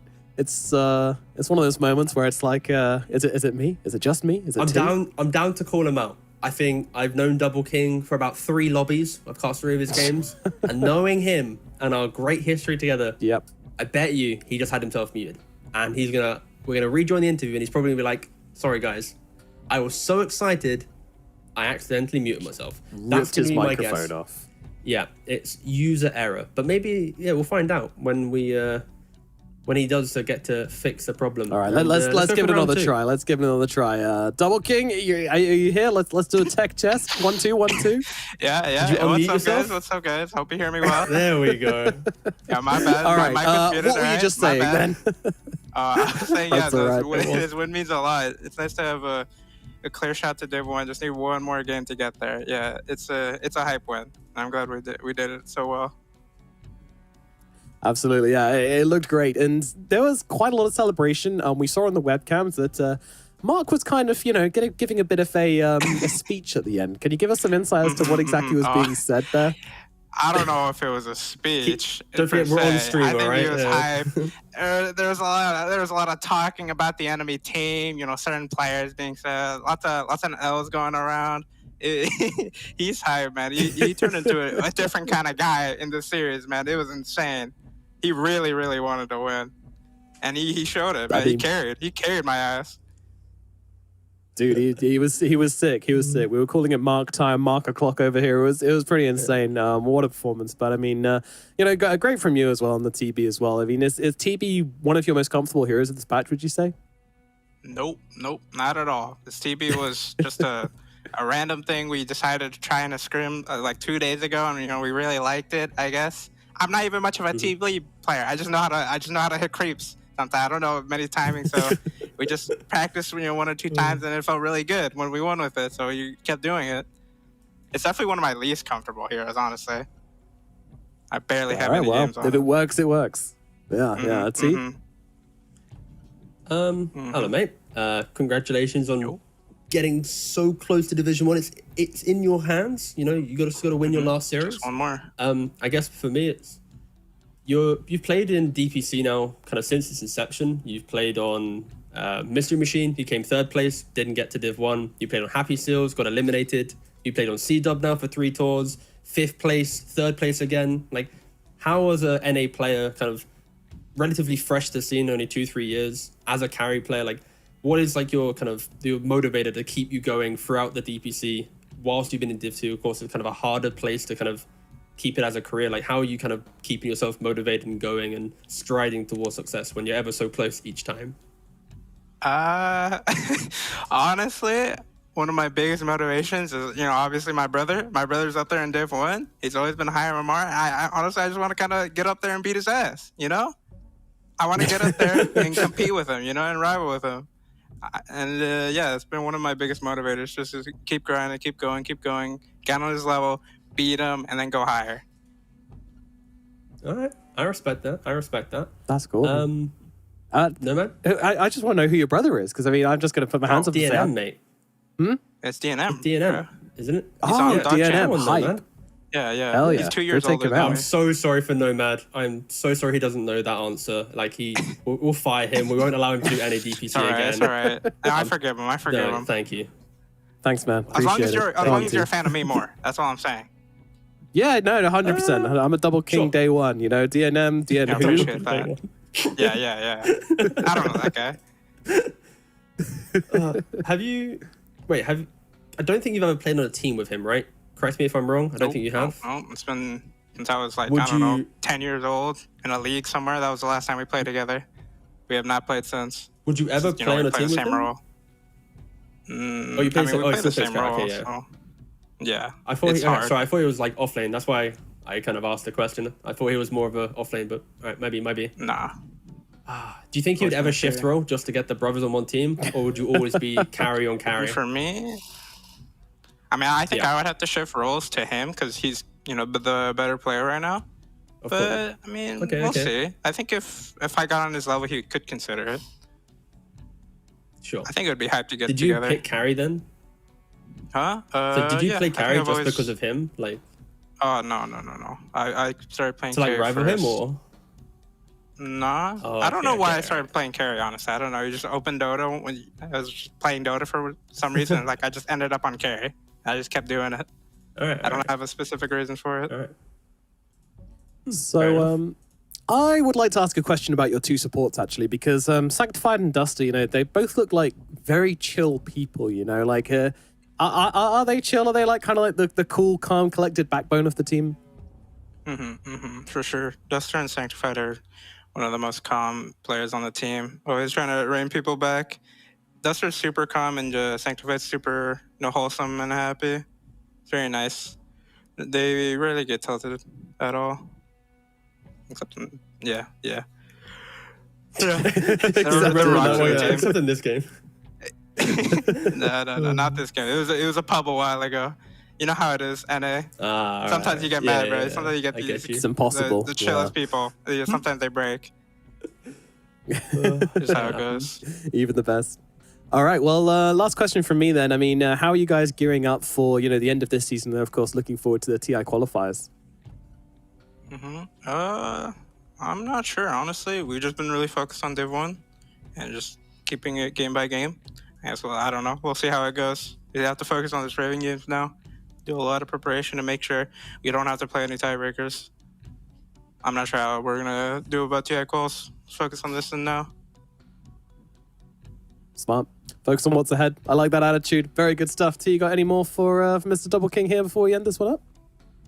You know what? I'm gonna go with no, because I'm gonna expect them to win again down the line, and then I'll have even better questions for when they win again, and we get to talk about that Division 1 thing. He's had 2 years at DPC sitting in the shadows of his older brother, sitting in the shadows of Division 1 teams. So I'll wait until he qualifies to give him the good questions. Appreciate that. I got you. All good. I'm hype. Let's go. Alrighty. Well, we can then say goodbye, but thank you so much for coming to talk to us, and congratulations on getting so close. I really hope to see you guys make it up there and get your spot in Division 1 at last, you and the rest of C-Dub. So thank you, Double King. All right. Yeah, thank you guys. See ya. Cheers. Bye-bye. Adios. Alrighty, there we go. I mean, very happy double king there. And again, as you say, it's been a long journey for this team, but now they're on the precipice of qualifying for Division 1. Let's just hope they can close it out smoothly. But of course, anything is possible here in Division 2. And of course, we've got another series coming up just around the corner. It is the Cut versus Grin Esports battling it out in this one. And again, you know, like, you're always like, well, the Cut should take this one home, but you never know what's going to happen in this region. Yeah, and of course, if the Cut are, for some reason, they throw away this potential lead that they have, then now we're talking about even C-Dub auto qualifying without tiebreakers. And I think, yeah, they got to be super clean now in the tail end of this tour. Of course, you need to go to a break. I don't know why I'm doing that part. I just felt like I need to say it no matter. Stop I just stealing my job, again, T-Governor. You know what? I'm going to do it anyway. No, now we're not going to a break. Now we're sitting here. No, okay. We're not letting Thank the other you very casters much, guys. It's been a really fun evening. Thank you for watching that enthralling best of 3. And we'll have the Cut versus Grin after a relatively short break. Bye.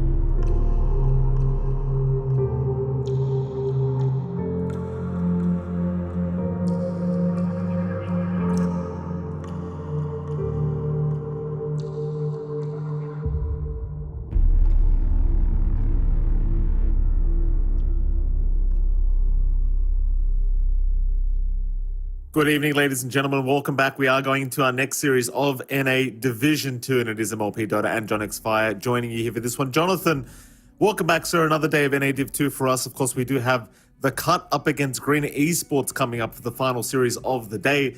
But before all that, how the hell are you feeling, sir? Feeling great, Mike. You know, this one should be a very interesting matchup. The cut lined up for promotion, Grin lined up for relegation. Grin needing anything they can find. They, going 0 wins is pretty tough. We can see in our comparisons. Despite that, Grin stats aren't too far off outside of the deaths, but like assists, kills are not too far off the mark. Again, they've looked really competitive in a lot of their matchups. I believe it's B-God who said you can look competitive. It's not enough to stay in Div 2. It's not enough to get promoted. And he was talking about a Grin match there. So we'll see if Grin starts to step up to the plate. But again, just despite being so close, not finding the wins, I mean, you can be as close as you want, Mike. If you don't win, then it doesn't matter. That's very true, John. The thing is for Green Esports, though, and we have looked at the team comparisons now. Obviously, the cut are favorited in this matchup just based on standings, and of course the stats are favoring them as well. The thing is for Green Esports, John, they've only got 2 series left here for 2 or 3. If they can't win these 2 series, chances are they are going to be out of Division 2 and just relegated back to qualifiers. As we can have a look at the player comparison as well, because we are going to get into the Game 1 draft very, very soon. I believe we are looking at MTD versus Rojo Fireflu. So the mid laners once again. MTD obviously looking fantastic, John. This guy has been surprising me quite a lot. I got to give a shout out to T Panda, because he was telling me during Tour 2 that this young man is something to look out for here. Is a Finnish prodigy is what he called him. And I've got to say, I know it's still NA Div 2. I know it's not Div 1 that we're watching, but this guy has looked amazing. That he has, and he's had a quirky hero pool, I think is considered. His Zeus is one thing that we've seen him look amazing on. He loves his Timbersaw mid. I think props to Rojo Fireflu as well. Like, despite a lot of these games being losses, I mean, he looks good as well. Like, he looks solid. It's just a little bit of a bite lacking there from Grin. We do have the draft ready here for the cut and Green Esports of game number 1.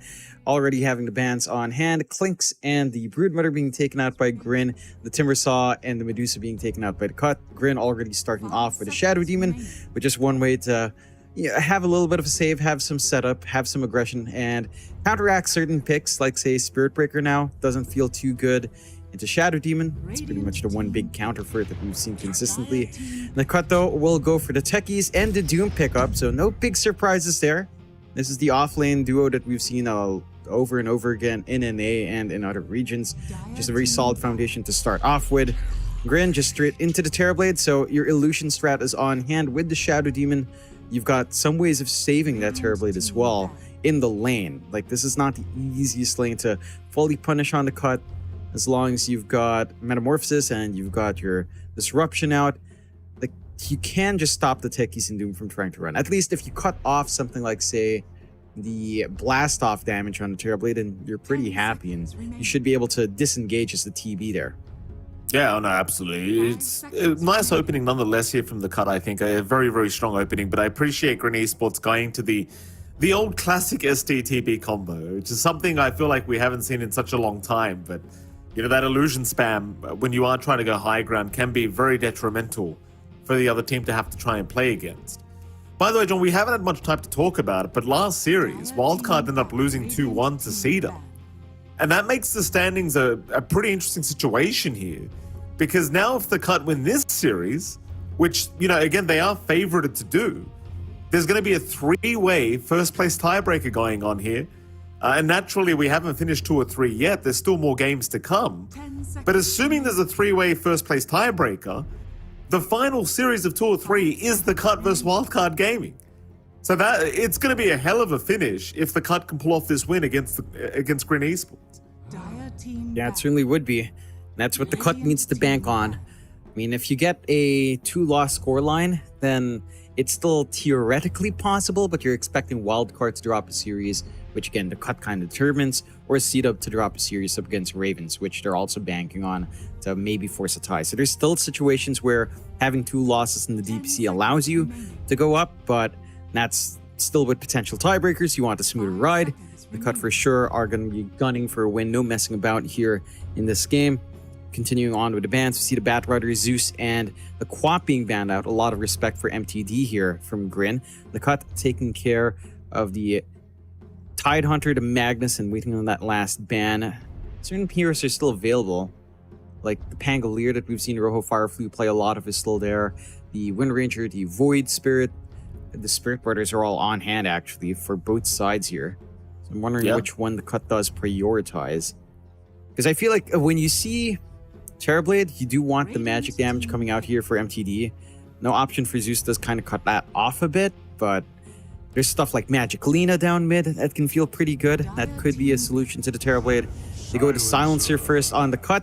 So that's our Empyrean hero coming out. And we have seen Empyrean be on point with the global silence usages.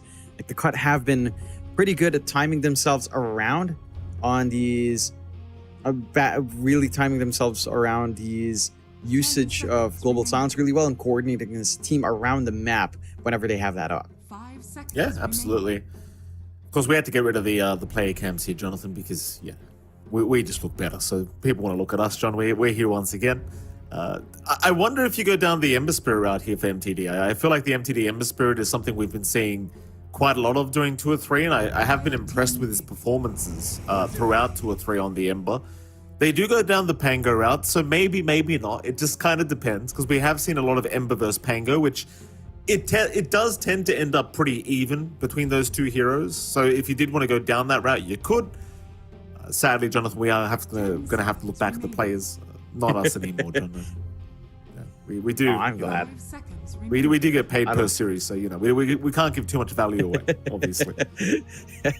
I'm happy, Mike. I don't want to be looking at you all the time in the draft. It's distracting. I keep thinking that's another hero pick.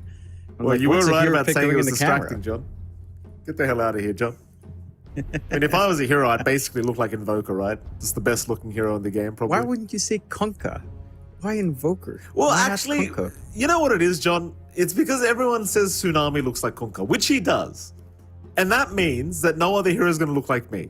Unless they bring out LC Persona with the, where he turns back into, what is it, Commander Tristan? What's his name, was it? Was that his Yes, name? I believe can't so. remember. Unless we get that, I've got no chance anymore. Because he already took How Kunkka. about Mars? But Mars has a beard, right? He's Are pretty you interesting. saying I look like a Greek god, John? Is that what you're saying? I appreciate it. Unfortunately, yes. That's I suppose that's the implication. I'll have to clip this one, Jonathan. I'll never hear that again from you. No, you won't. You definitely won't, Mike. You grin. Tell my wife about waiting this for one the- tonight. Now you're like, oh, you see, John calls me that. Why don't you? Why don't you? And she'll just roll her eyes at you. Oh, Yeah. Say something like this stupid pick, like though. you might be like the size of Mars. Go on, John. What do you like about the pick? the size of Mars. That's a new insult I've heard. Thank you very much, Mikey. Lycan an comes obesity out for a joke. grin. Yeah. Exactly. Yeah, I know. It's not big enough for me to miss, Mike. Lycan's up there. And I like seeing Lycan. Even on the offlane, I think this hero provides a lot. Ag's buildup is decent, although biting the Terrorblade is probably not your biggest move here for Grin, but just the presence in the offlane, just the fact that this is universal type, you have 2 physical cores that will enjoy Howl at nighttime. This does feel pretty good. You don't have a direct way on the Cut to deal with the Dominator Overlord creep. I guess Doom in a way will take care of the Dominator, but Overlord, not many solutions here. And the Lycan has a lot of ways to itemize. Normally in offlane, it's still Dominator into Overlord, something like AC, but there is options like, say, Echo Saber into Harpoon, the usual universal hero buildup of Manta, stuff like that. I do like what this hero does. Ooh. The Cut go into the Earthshaker. Wow. But where the hell are we laning at? You've got the offlane Doom up already. Are you going to run a that's mid? That's a mid Earthshaker. All right. It must be, right? Because you're not going to run core techies. You're not going to run core silencer, I don't think. We know Empyrean loves playing the silencer, so I highly doubt he wants to give that away. I do believe that is perhaps an MTD Earthshaker we're looking at, which is very exciting to see because I could have sworn at the start of 2 or 3 you were calling out for this constantly. You went quiet about it, and now after about a week of not bringing it up, it seems to be here, John. Yeah. After No, it was in Division 1 I was calling out with bait. You know, Dendy was even playing this longer. mid. Yeah, it's been a while, and I'm excited to see this. You know, we talk about MTD having these quirky hero pools, always going back to Zeus and Quap, whereas other mids prefer the Spirit Brothers. And now he brings the Earthshaker mid out. I don't know what to expect. Mid matchup against Pango. First 2 levels, not too bad. Also not the best. It feels like Shaker as a core shines, or Shaker in general shines by level 3. And maybe level 4, which is a lot of time for the Pango to exert some good laning pressure. It's not going to be the easiest time for the Shaker to get much, but this is a good way of punishing the Illusion army of Terrorblade plus Shadow Demon. It's a good way of clearing out the Creep army as well. From the Lycan, if everyone's clumped up, there's a lot of damage to fly out here from the Shaker. So I am keen to see how much MTD can get, if that is our mid Shaker, which honestly, it really does look like it should be. There's no way it's anything else. If it's not a mid shaker, I mean, I'm gonna get so upset, honestly. Like, what else could it be? Are they gonna bring out mid techies or mid silencer? Like, mid techies, that's kind of fun. Mid silencer, I'm probably just gonna leave the game, John. I'm not gonna lie, you'll be solo casting this one if I see mid silencer coming up. Yeah. Yeah, well, I'll take you on your word there, Mikey. I'm sure chat will enjoy a one-man cast. Makes no difference to them when they mute the stream. So. Not gonna make too much impact. Grand close out with the Undying support pick, so really nice way of just softening up something like the Doom, something like the Shaker down the line as well. And we go with the Naga Siren Core, so fight illusions with illusions. This is a very stable lane for Naga into a Lycan, not the worst thing in the world. MTD is playing it. All right. There we go. All right. That's what we love to see. I forget the talking points I had about the Earthshaker mid. I forget what Dendy built. Oh. But and he that's did the run sad it a part. lot in mid. I mean, you never shut up about this damn mid hero. Like you were talking to me about mid Earthshaker and all the power spikes and all the items you could get, and it never got picked up once. Like I had to listen to the John X Fire lectures about Earthshaker mid for hours on end when Bait used to play, and now here we are. Apparently, you can't remember any of the points you had, which is fantastic. I can't remember either, John, because every time you talk, I just tune off. So I can't reiterate what you said either. Yeah, we'll just have to see what MTD can do. A rather interesting way to play this draft. I'm very curious as to what happens. Yeah, it's just that Shaker. That's just very different. Like, I suppose his mid repertoire was taken off, but surely you had Ember. You had even Storm. Right, like even Storm here, there's no hard lockdown for a Storm, so I'm very curious as to what MTD has in mind with a Shaker to pull it out. Again, up against Illusion spam of Grin can be nice, but it doesn't feel good to always rely on like these massive Echo Slams. I don't think that's what makes the Shaker great. It's really down to maximizing your Fisher, trying to play with Enchant Totem in melee lane matchups, which to be fair, up against Pango, that is a melee lane matchup. I'm keen to see what happens. I think, again, Grinder, I mean, the Cut aren't messing around because they need this win to be secured to Div 1. So they must have practiced this quite a fair bit in their scrims. That's the crazy part. Like, they need this win to have a 3-way first place tiebreaker in standings, and then they actually have a very good chance of qualifying to Division 1 if they can beat Wildcard in their last series. So this is a very important game for the Cut. Like, getting that first game victory, to have that 1-game lead in a best of 3 is always going to be massive. And speaking of that mid lane, like you talked about the Earthshaker Pango matchup, I do wonder, like, theoretically, for the Shaker, it should be favored his way because Enchant Totem is a ridiculous spell. The amount of harass you can pump out with this spell is absolutely insane in a 1v1 matchup. But then again, you have the disarm of the Pango and you have the constant runaway with the Swashbuckle, or even the Shield Crash, quite annoying against the other melee matchup. So I don't know how to feel about this mid lane. I want to say it's MTD favored for the Shaker, but I honestly can't say that with confidence. Yeah, I don't think it's the most straightforward lane for the Pangolier. At the same time, it shouldn't be a complete shutout as well. So I'm keen to see what Rojo Fireflu's solution is in this mid.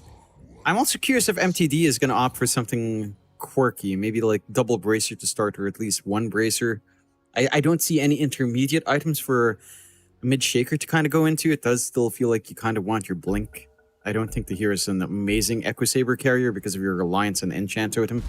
So I'm down to see this. You know, it's not something that uses the new items too well. It still wants the blink.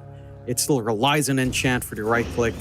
So I just want to see what MTD does. This guy is very different from a lot of mids we see. It's what you love to see. Green Esports, they will be able to secure the bottom bounty, which means they get 3 for their trouble. Nice little start already for them. By the way, John, we didn't really talk about it, but there's a bit of a stand-in going on here for Green Esports. Not sure if you already brought this up, but Rain Prince is here in the POS 4 role. Yep. He's replacing LGTK for, I believe, the second time subbing in for the side of Grin. So maybe that's impacting their hero supports as well, going for this Shadow Demon early on just to secure that hero for Rain Prince, not having the widest pool considering that, well, he hasn't played too much with the side of Grin as well. Keen to see how much that impacts. I think for the most part, Grin still looks competitive, even with the stand-in. I think Rain Prince has done a fantastic job to just step into this. We have a health bar glitch coming out here for Soul. Not sure what that kind of glitch is. Oh, I've had that. Don't worry. It basically means your health bars just disappear on everyone, so you can't actually see what you're doing to the creeps or the heroes. It's really annoying. I actually had a personal situation once where I reconnected the game and it did not fix. So I actually have had a game once in my lifetime, and it was a while back. But basically, I had to play the game without health bars, which I'm not sure if I can confidently blame Dota or whether it was my PC, because I'm still running on a 7700K, the classic. So it's I'm not sure if it was my fault or not, but that was a very interesting game nonetheless. Did you try turning on and off the client instead of just disconnecting and reconnecting, Mike? I'm actually just curious. Okay. I'm pretty sure I just disconnected and reconnected from the game. I'm not gonna lie. Listen, SCA games, John, they don't hold the pause. The pause is not happening. You have about 10 seconds before you're gonna find yourself back in Fountain. Pretty much. That is Southeast Asia sometimes. Still looks like our issues here are fixed up, so good on Soul to kind of just head back in. Still taking a look at that mid matchup as well. And so far for the first wave, MTD is doing a great job of just using the enchant to deny. It's making it pretty hard for Rojo to find too much CS. Again, level 3, level 4 is when that Shaker can pop off harder. Taking a look up top now. Soul on that Terrorblade along with Salivating Salamander 37 up against Ade on the Doom and B-God and Techies. Ade? Yeah, Ade used to be there. Salivating Salamander, able to secure a nice easy kill here on the Undying. Already a fantastic start for Green Esports, and this is kind of the thing about this Div 2 team that we've been seeing a lot. In fact, look at this again, Salivating still just going after B-God, but even with the Blood Grenade, he doesn't have quite enough slow. But what I was trying to say, John, is the one thing I really appreciate about Grin is, here we go again, is they're very good during the laning stage. The Salivating Salamander might finally go down. B-God's going to be just fine to walk away from the reflection. But this is one thing I think is very fair to say about Grin, is they do tend to do pretty well during the laning stage. That they do. Again, we've seen a lot of matchups for Grin go all the way to 3 games. It's down to how well they capitalize on that early game. And they dropped the Tombstone here. He's got a Blood Grenade up on the Undying. This could be an easy kill here for Salivating Salamander. He'll wait for the decay first so he can get that bonus damage in, but the blast off is there. Why not throw the Blood Grenade, Salivating Salamander? He doesn't need it, that's why. Double kill for the Undying. I thought to myself, this guy is crazy for holding on to that item, but turns out, John, he knows what he's doing. He knows. His positioning on the Tombstone, pretty damn good. Your techies can't clear that out for you too fast. Doom doesn't deal with Tombstone all too well early on. So you're getting a lot of that out of that lane. That is a pretty big boon here for the side of Grin, giving Soul an easy time to just farm up, not even having to pop his Metamorphosis to get aggressive in a lot of these engagements. Last lane, we didn't really look out for too much. Scourge McDuck on Naga, Empyrean on the Silencer as per always, Muzi on that offlane Lycan, along with Rain Prince on that Shadow Demon. So far, a pretty smooth lane. Both sides are just free to farm, so no big aggression on either side, and I think that's perfectly fine. Muzi will enjoy that. Scourge McDuck will enjoy that. You do worry about the early Dominator timing for Muzi, as again, you don't have the best solutions here from the cut, and that should be a timing that lines up for the Lycan in this game. Doesn't feel like he's going to be contested too hard here with his Silencer and Naga. At the same time, allowing a Naga to farm can always feel dicey once the hero can work the camps and work the lanes with the illusion spam. it can farm up pretty damn fast. We've seen that multiple times before, even during the start of this patch, all the way when 7.33 launched, Naga kind of popped back in, and the flash farm was kind of ridiculous. Yeah, and Naga's also a very good counter towards the TB, so you have that kind of inherent advantage here for Scourge McDuck in this game one. It's also a bit of good news here for the cut. So we are going to have another quick pause out, B-God. I think a couple issues here on the techies, it seems. We do have the packet loss issue happening here for B-God. That mid lane, by the way, John, has gone very evenly between these two teams. Rojo, Fireflu, and MTD at the same CS. Only difference being MTD has gotten 4 denies, but they are both at 20 CS at the moment. So happy days already here for the cut. And MTD is slightly ahead in terms of XP, so he could have the opportunity to hit that level 6 timing a little bit quicker and maybe go for a quick Echo Slam onto Rojo if he sees the opportunity. But that is assuming he has a full creep wave, and I mean, even then, I have my doubts as to whether he'll be able to deal enough damage to actually kill off the Pango before he just swashbuckles away anyway. But he should hit level 6 at least prior to Rojo with the way things are going. Yeah, maybe he can threaten on the side lane, perhaps, like make a move up top. I think that's probably one of the more viable lanes to kind of pin down. No mobility in the Terrorblade, no mobility on the Undying. No need to worry about saves from something like the Shadow Demon. So I think that's where the move has to come out for MTD. And you could try a flanking position bot, but it doesn't feel like shutting down the Lycan should be a high priority in comparison to just making that early Terrorblade timing of, say, a fast Yasha, Manta, Dragonlance. And, you know, the clump up mid that tends to happen for the Terrorblade at that point, that is something you want to stall out here. Because in conjunction with Lycan timing, the towers will melt fast. So we'll see what the idea is from MTD so far. Not too much being committed onto the mid either. Nothing like supports coming in perhaps by the 6-minute mark. That's when we start to see more congestion over these power runes. For now, water runes just sliding through for free. And Grin off to a very stable laning start. Tombstone dropped here. He should go down. B-God still trying to run, and they will at least find the Undying. Soul's going to move in now with the Reflection, but there has not been enough decays thrown out, so the damage is not too high. Another nice pick off here onto the Undying, just seeing that he's overextended and making the jump in with the blast off. So now 2-3. Grin Esports still with a very, very slight lead, but things are looking pretty even throughout this laning stage here between these two teams. You're still getting... He's fine. You're still getting a lot out of your lanes. I do feel like Soul is getting a little bit too much. Like he's slowing down Ade by a huge amount. Like 15 denies in Terrorblade. Up against a Doom who wants EXP to rush the levels in Devour, Scorched Earth, and get the Doom up and running. That's not a comfy feeling for the Doom for sure. Ade just kind of struggling up top with those 2 deaths. And the 2 kills, it doesn't quite make up for all those denies. So you'll have to kind of watch yourself, as that top lane has been the toughest one for the cut here, and one that Grin can be especially happy with. Absolutely.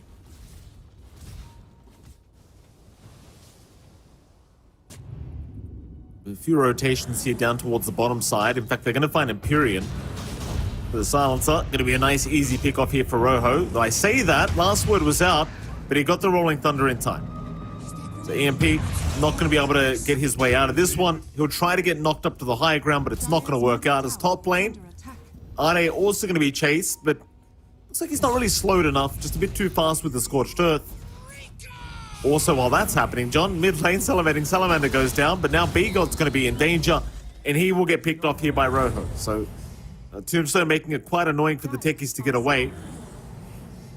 Kills happening all across the map, but it does seem to at least favor the side of Grin a little bit.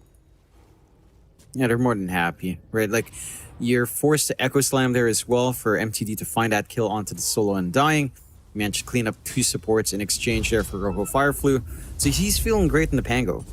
He's having a great old time. He's not being pressured too hard. He's going to hit his Arcanes into his usual, probably just the good old Diffusal build-up. No problems here on the Pangolier. You're getting your lanes opened up as well. Like, Scourge McDuck is probably the one thing you haven't handled too well. The Naga, again, allowed to farm up into the Yasha quite freely, but same thing goes for Soul. So, and even farm, you still feel confident about the Terrorblade maybe coming online a little bit faster if you are willing to make a move for that Dragonlance and Manta timing. to group up with your team. That's where things can look a little bit dicey for the cut in terms of core to core. Like, Naga does need to sit back and farm a little bit longer, but not too much. It's just that the map space that Turbo can find with the Lycan down the line with the early timings can feel mildly oppressive for that hero. Oh, the Undying. Salivating Salamander again, going to be chased down here by Arde and B-God. He will drop the Tombstone preemptively, forcing Arde to TP away. There's going to be no cancel towards that, so at least you get the Undying out, and he doesn't even feed the Tombstone, to be fair. So no real bonuses being given the way of the cut. Rain Prince is trying to move in top lane. Meanwhile, mid, a bit of a fight breaking out as MTD does go for the rolling, or rather, Rojo goes for the rolling thunder. MTD still going to be able to walk his way out as Empyrean again getting caught here by Rojo. The help is there. MTD's moving in. Swash away, and he does actually secure the kill. Empyrean is down. MTD is that position 2 Earthshaker, unable to really help out his silencer. Thing is, though, for MTD, John, he's going for a Blink Rush, and he's about got it. One more creep will do it for him, and there it is. Blink on the way for the Shaker. Radiant's middle tower is under And that's what attack. you want to see. Just a fast blink, start to set some tempo, get aggressive forward. Starting to make some moves up top here as well. Again, on to Salivating Salamander. Yeah, they'll have him, I think. Salivating Salamander going down, but Arde does not want to give his life away for this. Huge pick-off coming out here for the cut. Trading their position 5 for a Middle tower excuse me, is under rather the attack. Green Esports side having a huge pickup. Like they trade their Undying for a position 3 Doom as Oh, mid lane. mid. MTD, Ooh. he's right in. That was no Blink out will be enough with the Echo Slam. Is under attack. Rojo Fire Flu is gone, and Rain Prince could not get there in time for a disruption. Radiant's Yeah, and even Rojo Fireflu gives the tip out. Just surprising with that Blink Rush. Gets a big reveal. Might be able to make more plays here. Oh, Soul, he looks like he's as good as dead. Arde surviving the cut. Able to find the position 1 TB, and that's a huge pickup. And this is where this mid shaker does get scary. Now, he did have to max Aftershock, so his enchant totem damage didn't feel amazing. Now you're getting levels in level 3 into level 4 enchant totem with a blink. And this hero does a lot of damage. The shaker can just burst down a lot of your cores very early on without itemization on them, and they're going to be susceptible to that. Now you're getting a lot of good space out for Scourge McDuck. He's starting to use the illusions to farm up. You're applying some pressure onto Soul, who was running away with top lane a little bit too much. And you can keep applying that pressure onto Doom. He doesn't have Sunder up. You've got Doom ready to go on Ade if they do see the angle in. They are clumping up pretty hard up top. And the pressure's on. 6 to 7. The caught maintaining a 2k lead after a rough laning start. They come out on top. They're going again. Smoke up from B-God and MTD. Keep in mind, they don't have the Echo Slam, but they don't really need it. They've just got so much control and damage with this mid-Earth Shaker. They're just casually waiting for someone to be out of position here from Green Esports, but they're not seeing what they want. Only 2 supports showing on that creep wave top lane at the moment. So it seems like they're just going to give up on this. MTD is going to go back mid lane. We'll just get the farm going once again. It's kind of the thing with this core Earthshaker. The scaling is actually really nice on this hero. Like, you wouldn't think it, right? But core Earthshaker actually is probably one of the best scaling cores in the game. Just with how ridiculous the damage you can get with Enchant Totem. Yeah, he's got the highest steroid in the game. I believe that 400%. There's nothing that matches that in terms of output. And you get a lot of Huge. strength gain as well, like 3.7 per level. You can stat pad down the line. You can go for overwhelming blink. Like, this hero can be a massive issue. Even all your talents actually feel pretty busted.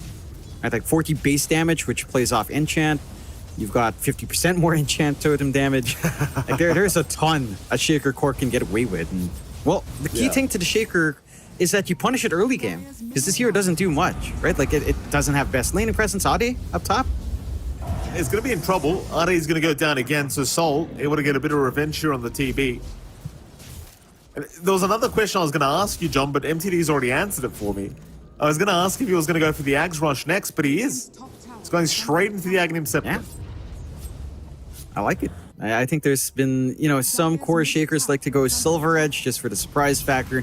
The Ags with the blink, double mobility, lots more control in these fights can be big. They are applying pressure onto Scourge, but can just TP home. Need to find a couple Easy of peasy. kills here, though. Empyrean going to try and run MTD in the meantime, has already found the Undying, so it's a 1-for-1. Ade, he'll go for a run. The chase is on though, he's completely surrounded, still trying to survive, but he's down.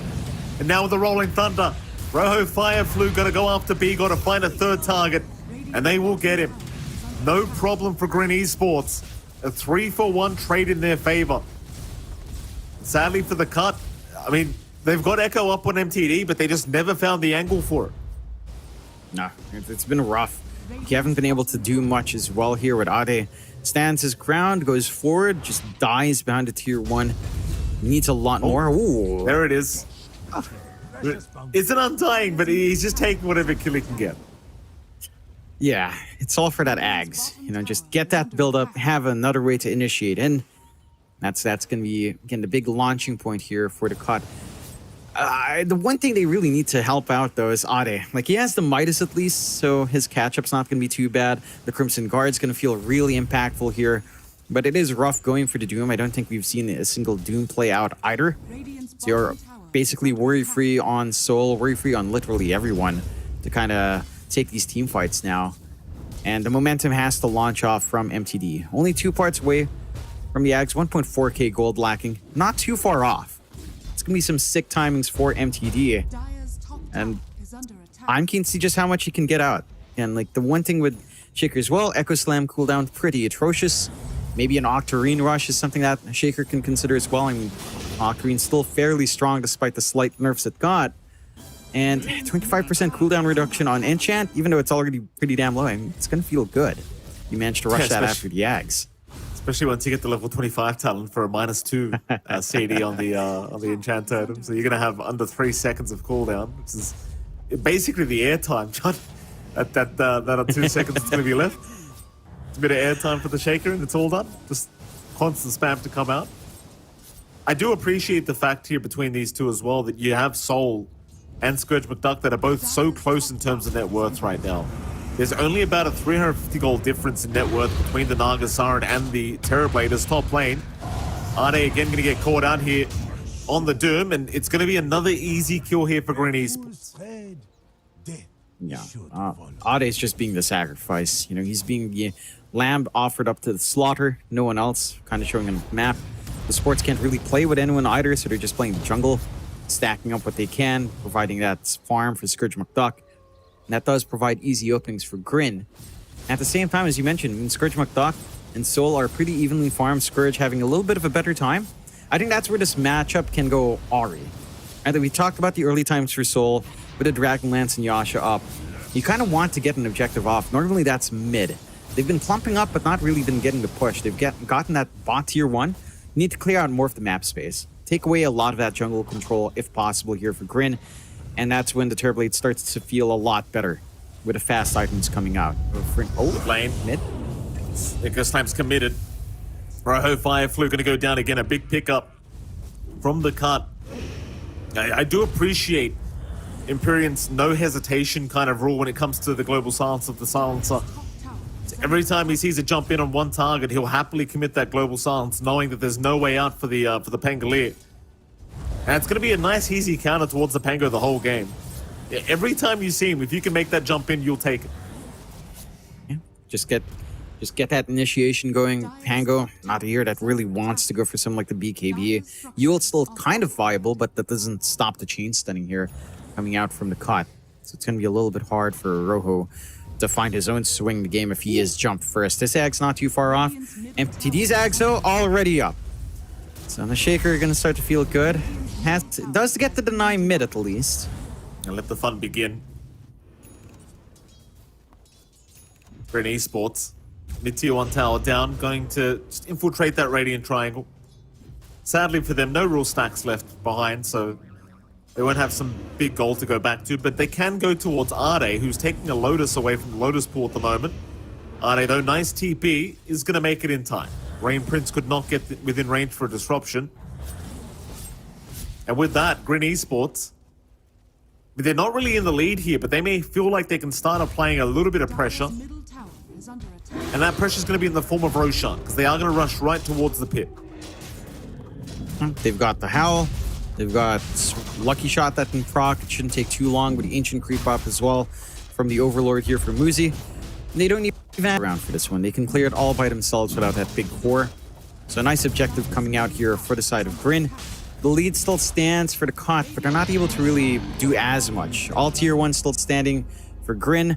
Map space shrinking slightly, but not really enough to stop a Naga at this point with the Manta up. So the illusion spam can still come in, the creep cutting can come out. And then there's this build up on MTD that is still fascinating. He will go for the Silver Edge first before going for anything like the Octarine. So just wants more ways of sneaking around, a nice crit to play with, to kind of roll the dice with your enchant as well. TP's coming in. Salivating Salamander going to be chased by some Naga illusions. He's actually going to go for the man fight here against the illusions. He'll be okay. Rojo will take them down. Meanwhile, Empyrean has been caught. Should be a nice easy kill here for Rojo, but never mind. Muzi will just take it with his creeps. Simple pick off here for Muzi on the Lycan. I mean 9-13 now. It's still on the way of Grin Esports, but if you're the Cut, you're very happy with the way this game's going. Your Naga is still free farming just fine. We know the Naga Siren does very well against the TB. He's already got an Orchid up as well, and Soul has nothing to purge that off. There's no Lotus Orbs available in the game yet. There's no BKBs. There is a Lotus Orb being built up on the Pango, but it's going to be a while away. In fact, the team fight might start right here and right now. They do still have the Aegis up on Grin, so they might feel confident to start the fight, but it seems like they do end up backing off. The Cut will be the ones to smoke out. I am a bit surprised Soul did go for the full Sanjin Yasha over a Manta here, considering you're up against a Silencer. It does feel like a self-dispel would be helpful, but it does feel like maybe the save from Disruption could be enough, although again, Global Silence means no one can save you. Let's see MTD. They're going to fire. Ooh, that's funny. That's a 1.2k crit on the Undying. That's just with the Chrysalis, by the way, John. Daedalus is not up yet. Like, the MTD is going to go for the Sorbet instead. Begon gets a sticky bomb. Muzi going to be just fine to escape.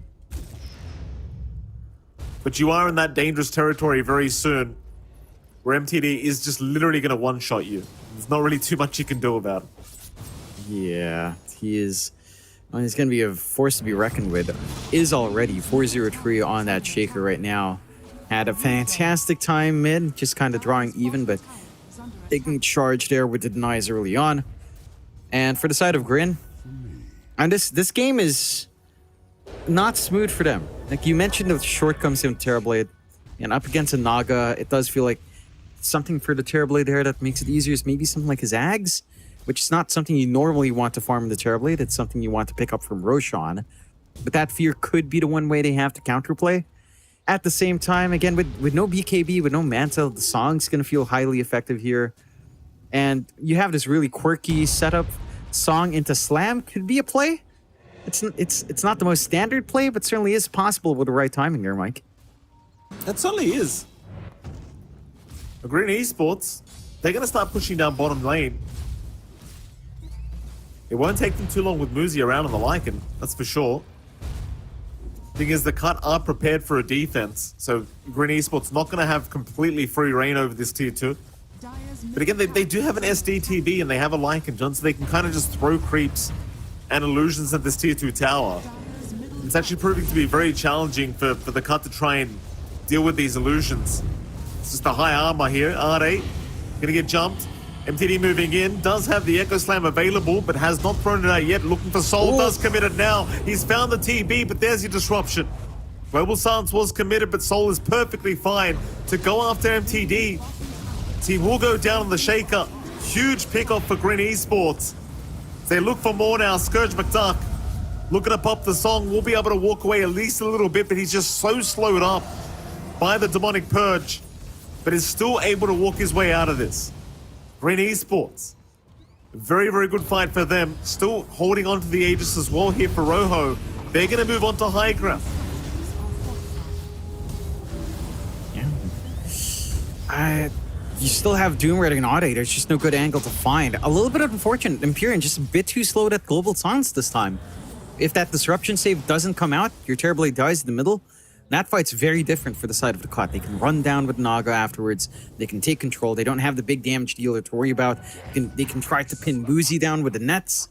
Doesn't happen. You know, just all off the back of maybe a millisecond too late on Empyrean with a global silence there. It's a real shame. Real shame, that's for sure. The good news for Grin Esports, not quite a shame for them. And having a fantastic time, that they have not found the high ground they were looking for at least, but still knowing they are probably the stronger team right now. It's based off the drafts and where they're at. See if they can keep up the aggression. Because you don't want to give time to this draft of the cut, because they have a Naga Siren that can just start ratting and split pushing constantly. Yes, you have a Terrorblade, but you are still up against a core Shaker, who is going to become a problem as time goes on. And of course, you do also have a Doom. Though Ade has not had the best of games so far, he is still playing Doom. This hero tends to just kind of outscale a lot of heroes as the game goes later. Grin Esports again grouping up top lane. We're not trying to initiate yet, but they do go for a big smoker. Mind you, this is into the heart of Tarask for Scourge McDuck, so that's a pretty big power spike for the Naga. But they can just go for Ade top lane because Ade's stuck around. He's by himself on the Doom, and here we go again. Purge out, Tombstone down, Rolling Thunder committed. They are running towards Ade to try and help him out. He is still alive, in fact. Maybe this is proving to be a little bit of bait now. As the Global Stance comes in, Echo Slam committed, but they cannot burst down the Panga yet. Ade is down first. Disruption in the meantime, gonna save the Pangolier. Scourge McDuck, forced to just song and run. He'll commit the TP and get out of there. They need to find a way to deal with this Rain Princess stage on. These disruptions are proving to be too much. It's way too much. They don't even find a Pango killing that jump in. The Doom gets committed, but he can't follow through in Soul. And just the angles are awkward. Ade again, staying behind, not respecting the fact that they can rotate in, does get punished for it. We've got self-dispels now with the Lotus as well for Rojo Fireflu. So just reliance and global silence might not be enough. They need to find a backline. It's really the Shadow Demon ruining all of this. MTD, no mana, is that a the mana? regens there. Be okay in the end. Are scanning. Chase is on from Rojo, but he doesn't really have any detection. In fact, Soul just runs right past MTD. So once again, they do protect their high ground. The tier 3 tower literally took no damage. So while they are losing these fights here, the cut are holding on to that base. And even though Grin are looking extremely potent right now, it does get scarier the more time that goes on. From the cuts end of things, and the Silver Edge is now completed on the Shaker. Mind you, Soul is now building into a BKB and almost has it. So once the BKB's up, suddenly you're not quite as afraid as the TB. That'll be the next big timing for Grin Esports, just waiting out the BKB of the TB. And I mean, speaking of timings, Rojo Fireflu is about to have the full ags up. He just needs a couple more creeps. Yeah. Again, I like that he diverted for the Lotus Orb first, just to have that one Dispel on hand to save your Terrorblade, to save himself as well, just in case anything like the Global Silence comes out. So you have enough defense with just that one item pickup here on Rojo. With full ags up, he's going to be even harder to handle in the middle of these fights. Just getting the swashes off with the shield crash going to feel harder and harder. The disarm's going to be really annoying for MTD with no self-dispel on hand. MTD, he has that full Silver Edge up, is gunning for the heart instead of something like a BKB. So wants to go all in on that damage that you get with the enchant. Playing big on. Gonna realize they are around right now. He makes the jump in. He's found the Undying, but disruption again. To buy a little bit of time here from Rain Prince to give Salivating Salamander the chance to pop the Tombstone. Rojo Fireflu in the meantime trying to move forward, but a nice Fissure. Oh, it's not going to be enough though. Empyrean still going to go down to all the swashbuckle damage that comes out from Rojo Fireflu. That was a very aggressive jump in from B-God. Like, he got the information that Salivating Salamander was in the tree line.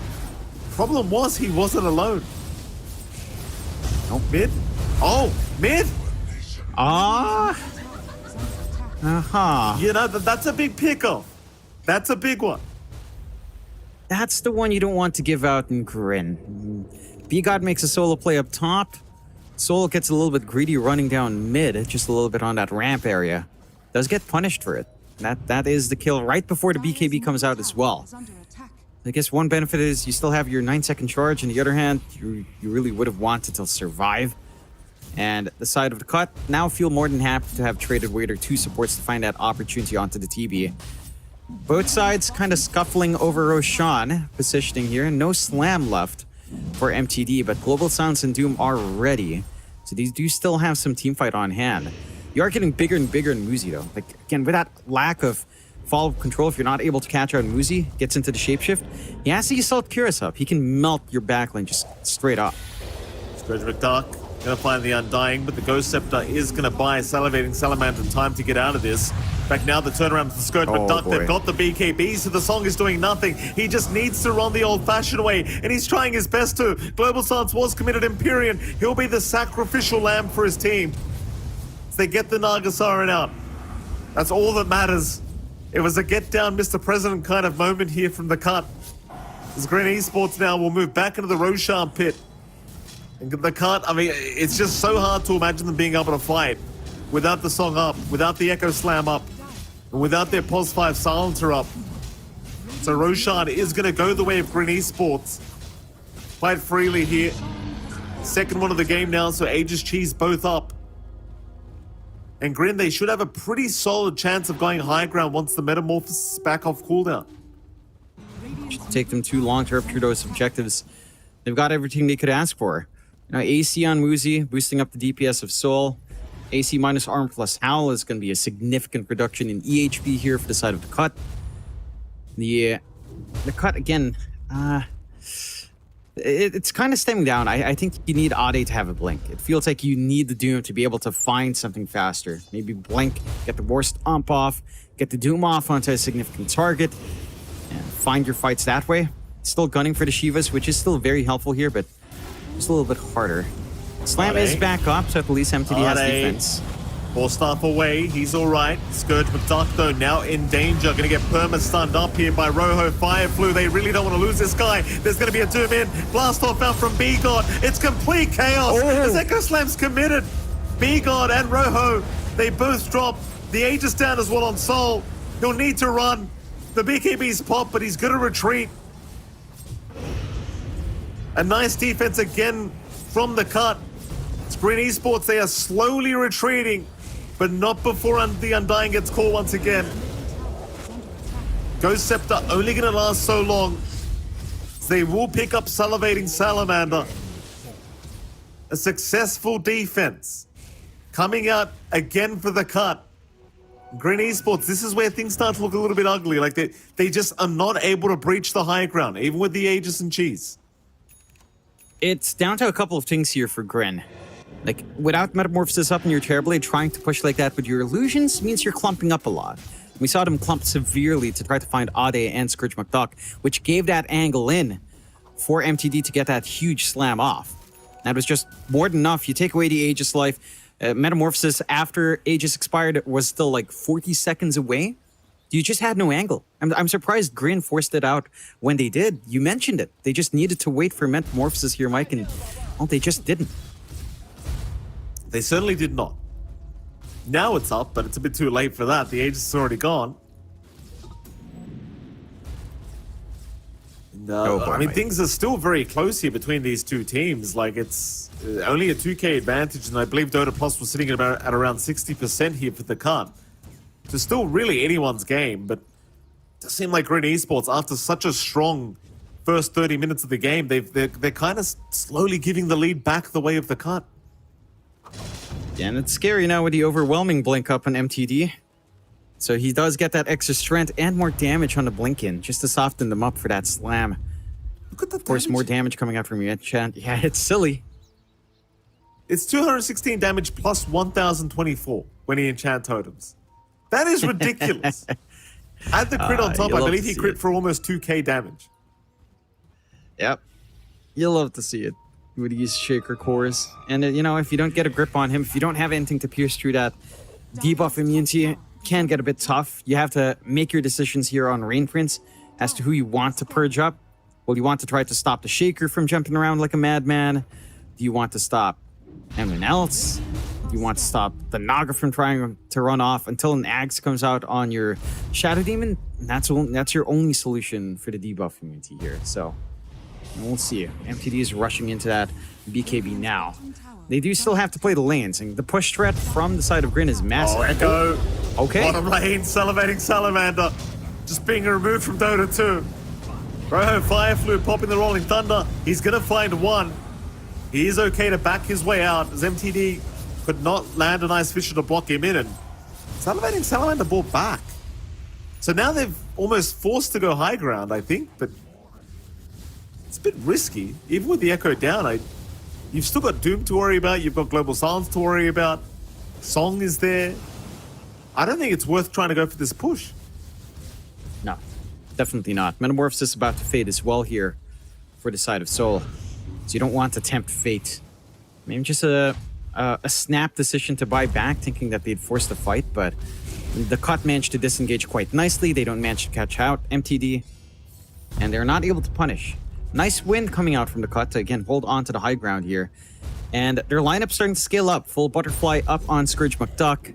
So with evasion, it's a lot harder for Soul to touch that hero. He is going for the Bloodtorn to kind of try to deal with that, but as long as Scourge McDuck is disciplined with a Manta style usage, it shouldn't be an issue at all for the Naga Siren here.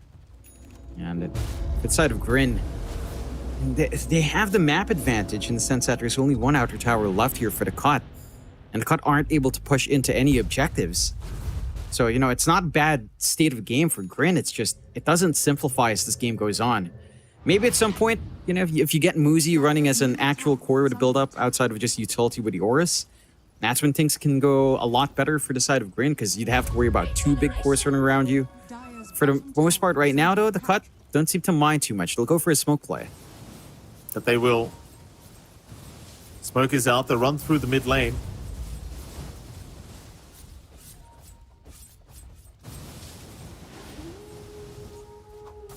Now, or Muzi. They're going to find the Lycan, perhaps. Muzi, though, backing off at the right time. Oh, and an even bigger kill mid lane. Rojo Fireflu's going to show up. Echo Slam and the Fish are connecting on two. Rojo, he eats the cheese. He'll barely survive. Just barely able to get out. They're all like Thunder now to turn things back around.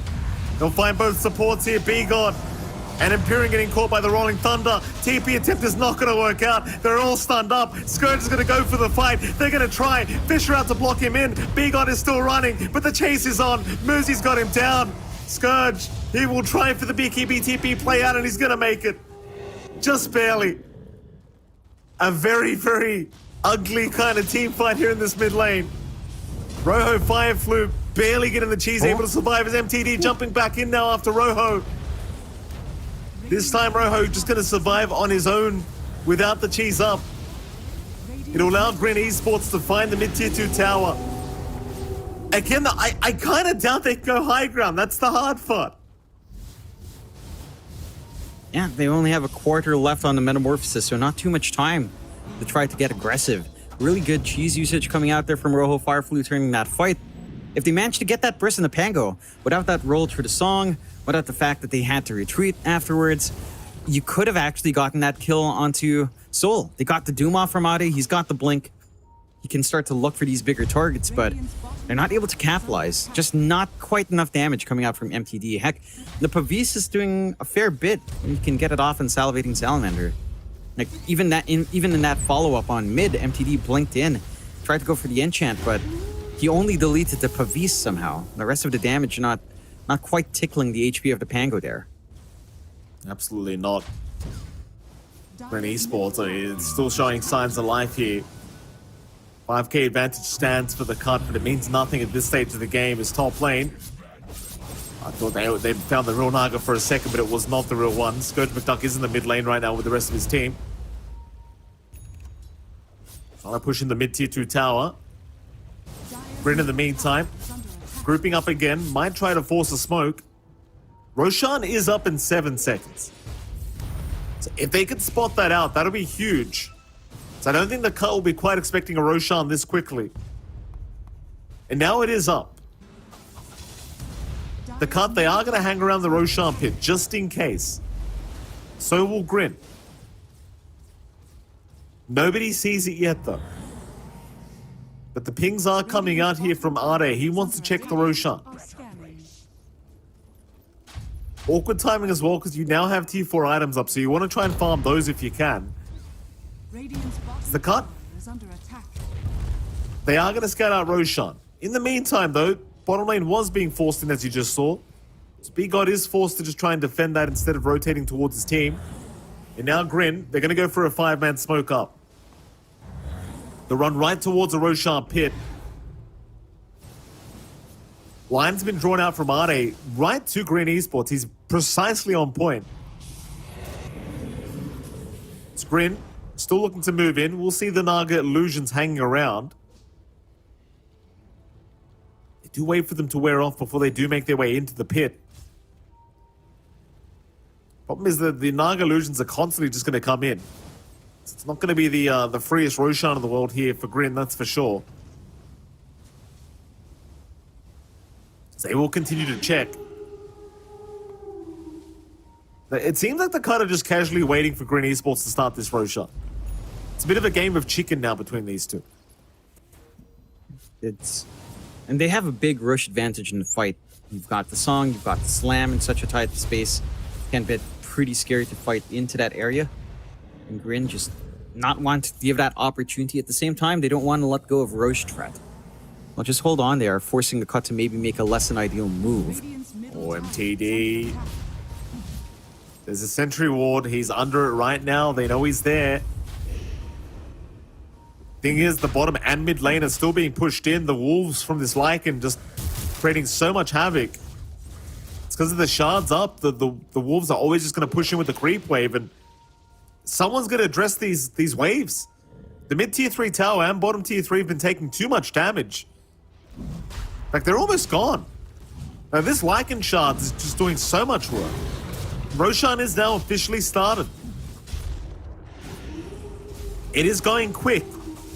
The Naga Illusion's going to scout this out. They'll know the HP pool, the Roshan. Rolling Thunder, looking for it, but the song is out just in time. Roshan is still up. Scourge McDuck's going to move in. He'll get rid of the tombstone. Roshan still dropping. It's a race for him, but Soul's picked it up. Soul has got the Aegis. The TB disrupted. Going to be saved by Rain Prince for now, as they have found B-God instead. The Techies is down. The chase is on for Ade. MTD in trouble as well. The vision constantly coming in from Muzi. Vision to be dropped. MTD not safe yet, but we'll keep running. Meanwhile, Ade now going to be focused up here by Muzi. So they want the Doom down. MTD jumping back in, does find Salivating Salamander. And somehow Grin have only found one kill. And that is going to be the Techies. So the cut, they are still sticking around. They still want to fight. MTD moving in onto the Lycan this time, but not getting the crit he wanted. So cannot go for the one shot. Ade even getting greedy. He was taking the Pattern away from Green Esports while he's at it. What a strange fight, John. Only one support each side going down. Ade jumping in again, has found Soul, but the silence is out onto the TB. Sunder was there to boot. Ade still running. There's the lock-in from the Naga Siren with the Fisher out. Soul is dropping so darn low, but Disruption is going to buy a bit more time. The Naga Illusion's moving in again though, but Soul is still fine to run out. Blink in from MTD, but it's not going to be enough with the overwhelming Blink. Ade in with the Infernal Blade, still not enough. Now the Rojo Fire Flu Rolling Thunder comes out, locking down two of them. Ade's in trouble, but he'll survive. He'll eat the cheese. He'll last a little bit longer. Onto the Naga Siren they go, but Scourge has got the song up. Scourge will walk away. The rest of the cut will TP. And Scourge, he will eventually get out with his own TP. Somehow Soul survives throughout that whole engagement. Though Soul, Soul not like this. Everyone left and Soul dies to the illusions. Oh my goodness. What the hell? That is not good. That is maybe they expected Soul to be able to handle that by himself. Naga Illusions do hit pretty damn hard. Aegis gone. Cheese gone. I couldn't check who got the refresh. I'm assuming it was Ade because he got the cheese as well. And he did get off a secondary doom rather quick. Oh. Mid lane, Scourge playing very far forward here, John, without the song up. He's not going to get punished. MTD. Oh boy, the Echo Slam into the enchant totem. Salivating Salamander just being given no time as now the Doom comes out. Disruption will save for now, but a complete surround. Oh my god. Rojo Fire Flu getting beaten up by the gang of Scourge McDuck. Soul is trying to run. Ensnare is not up yet, but there it is. No, no. Forces the BKB out from Soul. And they are still chasing. Scourge is not done. He wants more. He's got the blood right out. The TB is still trying to get out of there, but the Fisher, MTD, landing from a mile away. The Sunder, though, going to keep him alive a little bit longer. But Scourge McDuck, again with the surround, has found Soul and will take his soul away. Oh my god. This Naga Siren is way too powerful now. There's just too many illusions flying out. Song is there. Rojo not going to be able to find much. The Scourge McDuck just going to BKB TP away. The cut suddenly 17k net worth ahead. Green Esports, they just can't believe what's happening to them. I mean, they just lose out on that Roche opportunity without Aegis. Now, it all stems from that. They're not able to find more as well in the initial fight, trading supports only. It gets rough from here. I mean, MTD shows up with the level 25, so the 3-second enchant to open them to jump around, dance around. It's a massive boon for MTD, almost a 50% cooldown reduction from 5 seconds to 3. Almost. And it's more than enough for you to just sustain, get your right clicks out constantly. Find that burst play every single time. Have to be cautious going forward for Grin. This isn't a losing position by any means, although being 19k behind is not a good feeling. Especially since most of that farm is on Scourge McDuck and MTD. You've kind of slowed down on your build-up for Rojo Fireflu and Muzi here. So we're not seeing that Lycan become that secondary massive core just yet. Even though he has the AC Nullifier, it is still more utility on Lycan right now. Trying to go for the Echo Saber next. Perhaps Echo Saber Harpoon timing for Lycan is when things start to feel a little bit better. Especially since, yeah, you're still a universal type. You've got an inbuilt crit and shapeshift. So it's not too shabby to still go back for the Echo Harpoon. Maybe arguably something like a Manta or a Scotty could help out a little bit better. But Harpoon's still not too bad. And the cut though, this game just simplifies it goes on for them. Eventually you've got the Octarine and Ags build up for Ade. AoE Doom is going to be massive in these fights. MTD is pretty much fully slotted up. Next thing he can do is maybe devour the Ags and go for the Heart. And that's when things can get really scary with how much MTD is pumping out. Like, with the Overwhelming Blink plus, say, again, an Ag's Blessing into a Heart, that is way more right-click damage than you want to deal with here. That it is. That it certainly is. T2 bottom tower now going to be targeted by the cut. It's going to wait for that creep wave to get over there. Green Esports in the meantime, they are going to smoke up as two and just seems like they're just going to focus on pushing out the top wave. It's pretty easy when you've got these wolves coming in with the shards of the Lycan, and you've also got the TB illusions and the Shadow Demon illusions for that matter. It's always constant push just coming in the side lanes. The cut always have to try and address this. But they do get away with the T2 bottom tower. And for now, they're more than happy to just back off and keep the farm going on their end of things. And with this draft of the cut, like, it just feels like you've got infinite scaling. So, although the split push is getting mighty annoying, I'm sure, it still kind of favors the cut in some sense. It does. It does favor them to kind of play longer. Like, this eventual Ag from Scourge McDuck is going to be big. Like, net true spell debuff immunity, net on roll, it's going to feel awful for Rojo Fireflu. This is actually a really strong Naga game to have that Axe. Heck, I'd argue the Shard of Naga could be impactful here. Just a reset in the middle of the fight. A percent-based healing not to be scoffed at. And though, again, not many people prioritize that as a buy. There's the Axe flying out, should be with a Blessing recipe as well. And they left, actually, the refresh was left this entire time, Mike. I thought Adi picked it up. What? Yeah, now he has. Oh my god. I mean, the cheese you can understand. The refresh, no way. Now there's double Echo Slam, double Enchant Totem on MTD. Like, that's a big problem. Double BKB available as well. So we are going to jump in. They found the Naga Siren. That's also a problem. Scourge McDuck trying to get out of there with the song. He's healing up. He's just trying to run. He's still alive, but the Nullifier going to slow him down even more. Scourge surely goes down and he is gone. A nice start here for Grin. They've got rid of the big target. MTD gonna BKB TP away on the high ground, will make it.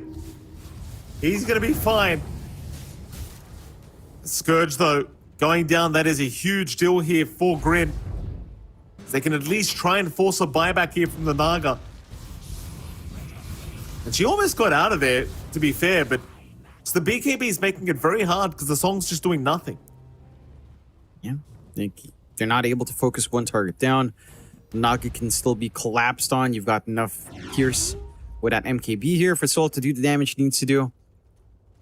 And so it's a rather awkward position for the cut. Granted, look at this. They're moving up mid. They want to trade, force something out from Grin if they do Look at the decide T3 to tower, go John. all in. Look at the T3 tower. That was 2 hits from It's gonna MTD. fall. It's almost down. Backdoor protection, meanwhile, top lane's going to make it so they can't really get through the T3 quick enough. The creeps are coming, though. But MTD's not backing from the mid lane. He's waiting around. So Grin have to make a choice, because MTD's almost found them in Tier 3. He got it. It's gone. Is under attack. Rotations in from Rain Prince. That's not enough. I mean, he can maybe delay things. And they're backing out. They can't push in the top lane.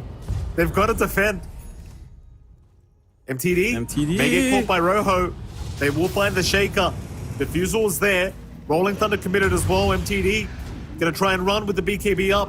He'll be able to enchant Totem and just TP away. Sadly, no bashes available here for Grin Esports, so no chance of bashing him through the BKB. And so the cut, they've got all 5 members back up. Grin Esports, they aren't quite retreating yet, but they've got 23 seconds without the Metamorphosis. You definitely don't want to fight without that. But they have smoked up. So they are slowly moving in. Now 15 seconds left for the meta. There's also going to be a 5-man smoke from the cut. I just realized MTD does have the heart up. Backpacks the bottle. That's a dumb amount of damage. That's so dumb. What do you mean, dumb? Johnny's hitting for what, 1.7k? Yep.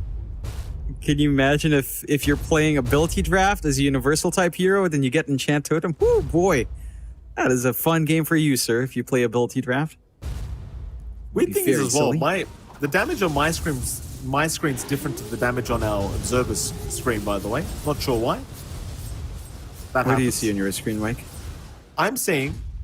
Oh the yeah, enchant I'm totem's seeing up, different too. 289 plus 1376. Yeah, We're it's missing the about same for me. 52 That's damage. odd. Maybe it's a nerf on Eosin. No? Shout out to you, Steven. Just getting nerfed randomly, What can you do? getting the values wrong. Blame the frog observer. The frog has mysterious ways. That Roshan. does. 5 seconds away here for Roshan respawn. Smoke is there. They're Scourge is clumping going to up be for spotted this. here by Muzi. Scourge does have the axe up, so you have got the ensnare through the Rolling Thunder and, of course, the reel in as well. A lot committed, aren't they? He's going to pop the Doom on the Undying. So Rojo Fire Fluke going to make sure that he's protected.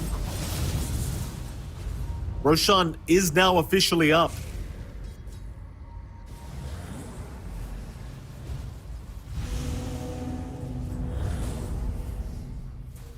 And TD. He's a big, big boy. 5.3k HP on the Shaker. Oh, that creep wave soul. He's not going to get jumped. MTD holds out, but now he's the one being jumped. Demonic Purge. He will get the BKB in time, though, so he can move around as the Global Silence even pop to ensure they could not burst down the Shaker. But Muzi, he is still going. MTD trying to echo, rather enchant totem his way out, and now a big song. Scourge McDuck, he's locked down 3 of them. B got in early with the blast off. That was not it. They do not coordinate that well. Muzi now chasing him down with the BKB. MTD back in with the Echo on Soul, but he's got his own BKB going. Sunder was there to boot. Scourge McDuck, he's the one that needs to run, but now he's locked down. He is still fine though, because MTD gets in with the Fisher. They'll lock down Muzi. The Lycan's down. Soul is trapped. Soul is down. MTD's still going. Oh my God. Gonna find Rain Prince. Rain Prince is gone. Onto the Pango. They want another. Can we get a crit? MTD's looking for it. He doesn't need it though. Scourge McDuck has got the damage. 3 down for Green Esports. Radiant Roshan is now available for the cut. Someone has to correct mid for sure. That's 2 siege creeps here. B-God will take care of that. But Roach open a really interesting fight breaking out there for the side of the cut. In that was not the ideal for them. Popping 2 global silences in a row to bail out MTD, popping the song and not connecting the fissure, not connecting the blast off, not connecting that move forward with the enchant. It felt like it shouldn't have been something the cut found with all those misses, but Grin, they underestimate just how much output's on MTD. He gets sundered, he runs around, he has to sidestep a lot of damage to keep getting those blinks and enchants off. He manages to find it. Now killing off Muzi, taking care of the supports, gives that opening that the cut need to get into that fight. And despite the 1-on-1 feeling nice for the Trailblade at this point with the MKB, it's just not enough. Naga is still really hard to pierce through, and with Aegis up, Dire's bottom tower with is everything under on hand, there's not too much to be scared of for the cut. They can just go to the high ground, start to force that issue out here. I believe they even got a free Ags up, and now you have the AoE Doom on Ade out of nowhere. Oh. 53 minutes in, the cut now with a 44k advantage. But John, surprisingly enough, Green Esports still have a 17% chance. And I suppose that does go back to the fact that they have not lost the racks yet. Their high ground defense does prove to be quite nice. is under attack. So, no racks coming out yet. The cut slowly chipping away with the Naga illusions. But there's no real committal. Like, they are quite split up here on the cut's end of things. MTD does have the boots to travel too, but he is not with his team for now. Like, look at this. What's that, John? Octarine eats the eggs, has the Octarine, 3 seconds enchant. 2.3 seconds. What? That's a bit too much, isn't it? I mean, look at this. He jumps and it's suddenly a 1 second cooldown.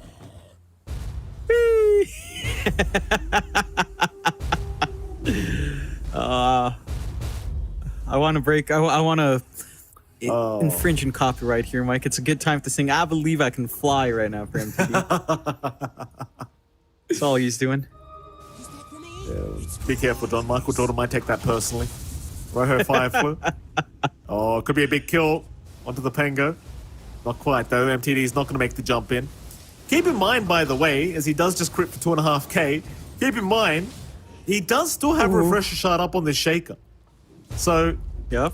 that is something you do somewhat need to be concerned about, right? Because in the middle of a team fight, he might commit one echo, just retreat again, throw the Refresher Shard into the bag, use it, and just go again. Yeah, that's where things can go southbound very fast. Oh, He's going to be Captain KP. Illusion. He's fine. I am curious if we do hit this, that magic timer, Mike, and over a giant ring for MTD with more strength.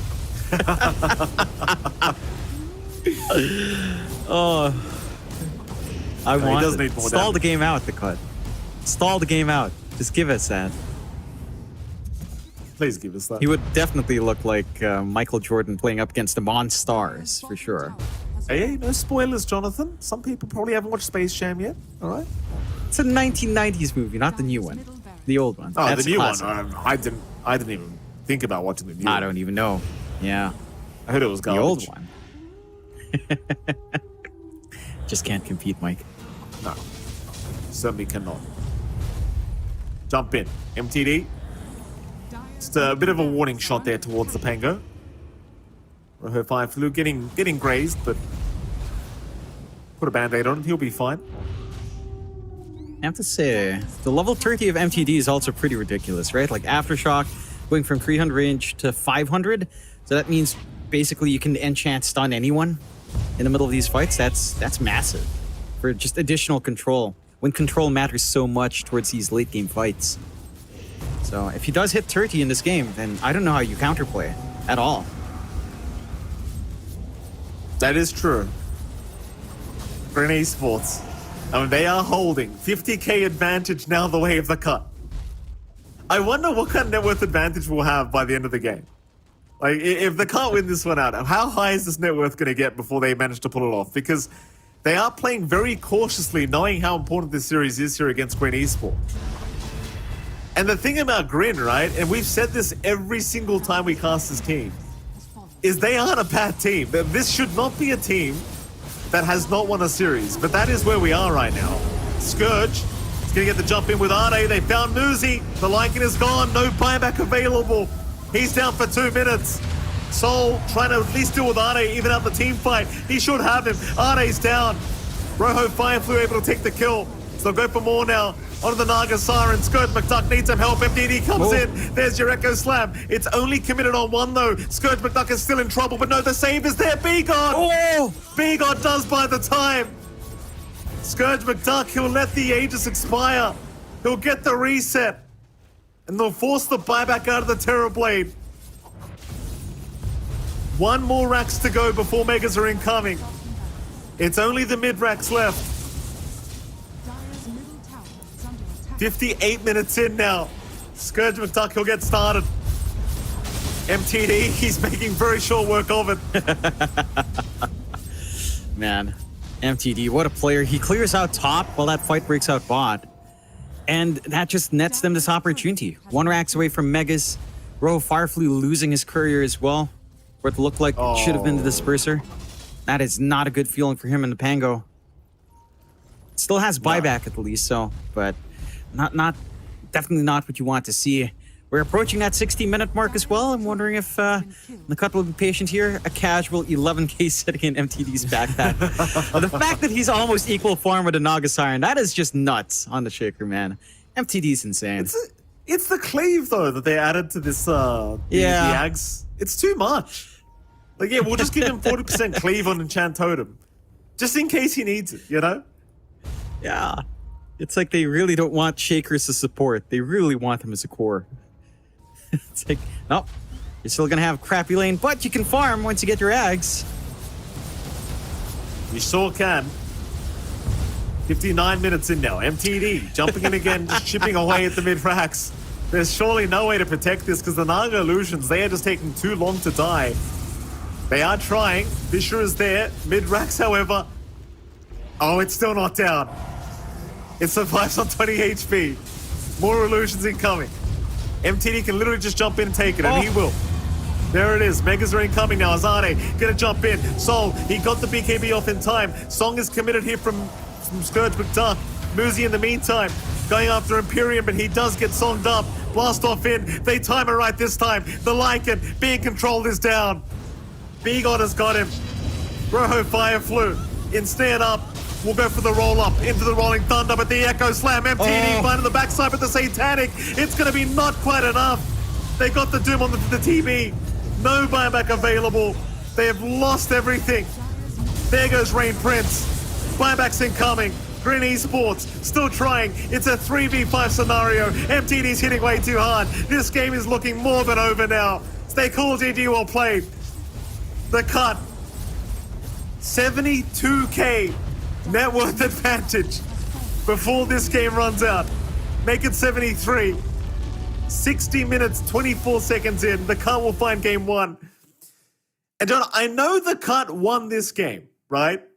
I understand the cut win this game out. But how can you tell me Green Esports have still not won a series? How many more 60-minute games do these guys need to go through before they win a series? I don't understand. I don't understand it. Yeah, I mean, they look amazing, right? Like they have these counterplays coming out. They maybe mess up a couple of times there where you get some opportunities coming back in for the cut. The cut also gave opportunities out to Grin. But this is what we've been saying about Div 2 for NA. This is the most competitive it's been. B-God himself said it, you know? Like, a lot of people have been saying that it's been competitive from Grin, but being competitive isn't enough, unfortunately. You know, and it just turns out that they're not able to outplay, they're not able to outscale in some of these games. They whiffed that opportunity. I think that Aegis loss for Soul earlier on to the Illusion was one thing that set them back massively. And their decision-making to go back and defend when their tier 3 was under siege from MTD, instead of going for their own siege down mid, you know, not waiting for something like their Metamorphosis. Like, these decisions that Grin make are setting them back. And that's where the difference lies. Nothing big, because when it comes to laning, it's pretty good. They can match and even get a little bit more out from lanes. Individually, they're quite up there in how they execute. But the decisions they make in that mid to late game scenarios, that's what's dragging them behind here, Mike. And it does come out here in this game. Certainly does. The cut props to them. I mean, obviously bringing out a bit of a surprising pick here with the mid shaker, but making it look very, very good. And, I mean, the cut, it was a close game. You've got to give it to Green Esports. They are still just playing their hearts out here in Division 2, trying to survive the relegation. But so far, it's not very good for them. I mean, there's still one game down now in this best of 3 series. And the thing is, for the cut, they won't be going easy, John. You know, they're playing for a chance at Division 1 here once again. We saw Wildcard lose their series earlier up against C-Dub. So this win will cause a 3-way tiebreaker for first place, which does mean the Cut have a great chance of still securing a spot in Div 1. And so do C-Dub over Wildcard if things go the way they could. And we are seeing the final highlights here from the Cut. Just MTD jumping in the backside, finding the TB, finishing off this game. Green Esports, they still have the power to make life a little bit easier for Wildcard and C-Dub if they can pull off the series win against the Cut. But now one game down, being that they have not won a series, it is looking pretty damn tough for them. Yeah, it's going to be pretty hard for the side of Grin. I mean, we have seen them drag a lot of games, a lot of series into 3 games for sure. So I wouldn't count them out yet. They put up a really valiant effort towards the end, just not quite enough. Maybe getting caught off guard again by that mid of MTD. And of course, MTD has to be our MVP. Like, he did so much work on that shaker. His itemization, his laning, his decision-making in these fights, the way he danced around in that fight in the bot jungle. I mean, MTD is just a fantastic mid. What can say, you know? T-Panda was right. I think MTD's been delivering on the hype that he built up. I have to give it to him. No, don't say that. He'll get a big head. He always gets too cocky when you. I'll make sure he doesn't see the. I'll make sure he doesn't hear that, Jonathan. He might be asleep right now anyway. So don't tell him that, John. He does get a big head. You're a bit overly confident here, Mr. T Panda. But there you go. MTD, the Finnish prodigy, is going to be able to get himself the MVP for game 1. Let's see what happens in game 2, though. Are we going to get another spicy pick here for the mid lane? Do we get a spicy pick somewhere else? Can Green Esports force us to a game 3? All these answers and more after a very short break. We'll see you all again very, very soon for game 2 of Green Esports up against the Cut.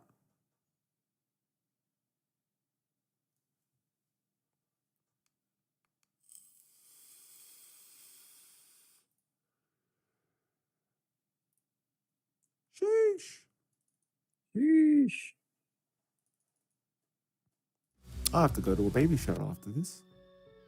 Oh. Yeah. Damn.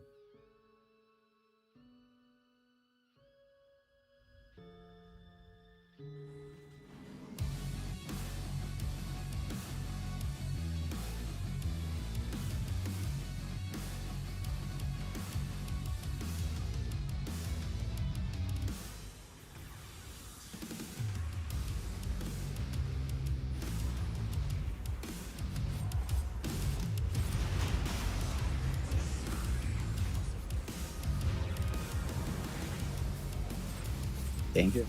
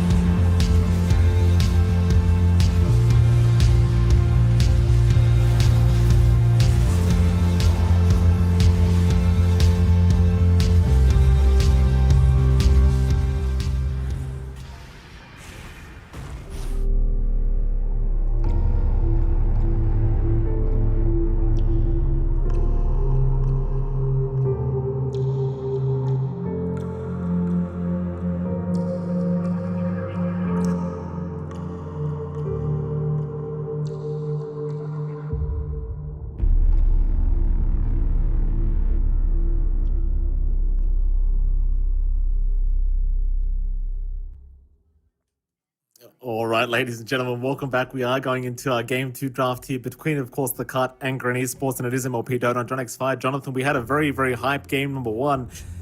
Weirdly enough, though, I couldn't help but notice people in the chat talking about Sheesh and Baby Show. I don't know what's going on. Who's Baby Show? What's going on here? I'm not sure, Mikey. Is I'm someone not sure. pregnant? What's Maybe. going on? 10 seconds. I don't know. The Cut versus Green Esports. Something's going on. Apparently, baby showers are happening. I don't know. We get into game number 2 here for this draft. Medusa is banned out. Same crap anyway. Broodmother and Clinks also removed here, and we do also have the respect ban on the TB from The Cut.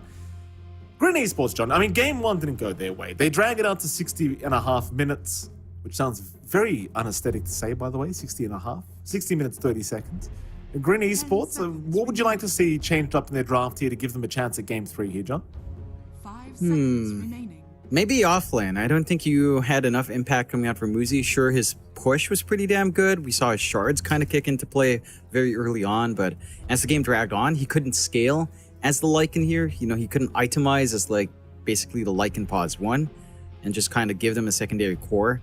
And when it comes to team fights, you didn't have enough utility coming out from Lycan. Basically, in the 5v5s, you were very reliant on just this massive Rolling Thunder coming out Radiant from team pick. Rojo Fireflu, and that just wasn't quite enough. I do like the change their opening, though. They are allowed to get the Timber Saw, so they will pick it up. And they've got a lot of flex on that Timb. We've seen Rojo Fireflu play it multiple times on mid. You've seen Muzi do a lot of work with it on the off lane. And Timbersaw is probably one of the more busted heroes right now as well. Like it has taken people a lot longer to realize. Not so much play in Div 1. Certainly by the time we hit Div 2, everyone kind of realizes Timbersaw is just kind of ridiculous. So I like this from Grin. I think the flexibility should allow them a pretty good time here. The Cut not changing things at all. Back into Techie's Doom, so just sticking to what worked out. Of course, last time around, Ade did have a really atrocious start on Doom. But it is a Doom. All you need to do is sit back, devour, play with your Midas, and you'll have items up. Yeah, that's kind of the thing with Doom. It's like, oh, you shut me down. That's cool. I'm still Doom. I'm still going to press R and be, one of the most effective heroes in the game. It's just the mute is such an incredible disable to have in the game. As Green Esports, they're going to go for a Bat Rider pickup. Do you ever reckon Ice Frog regrets a hero like Doom in the game? Do you remember Ice Frog, like back in the day during Dota All-Stars, he specifically said that he thought BKB was a necessary evil, but he did hate the fact that he had to make it. 10 seconds. And now he's nerfed BKB to a point where it's nowhere near as strong as it used to be, but it's still 5 effective. seconds remaining. But then I think to myself, like Doom as a hero, literally has the strongest disable in the game. He literally just presses one button and suddenly one hero in the game just can't do anything. Do you think he regrets that, John? Like, is there ever going to be a day where the mute function is just gone? I feel so. I don't think his regret in Doom would be with Doom itself, but probably just in Devour. I think that's the real thing that he probably regrets, just the way of getting gold for free, haha. Innately, free Midas is maybe one thing I can see Ice Frog regretting, and maybe down the line we'll get a Doom rework.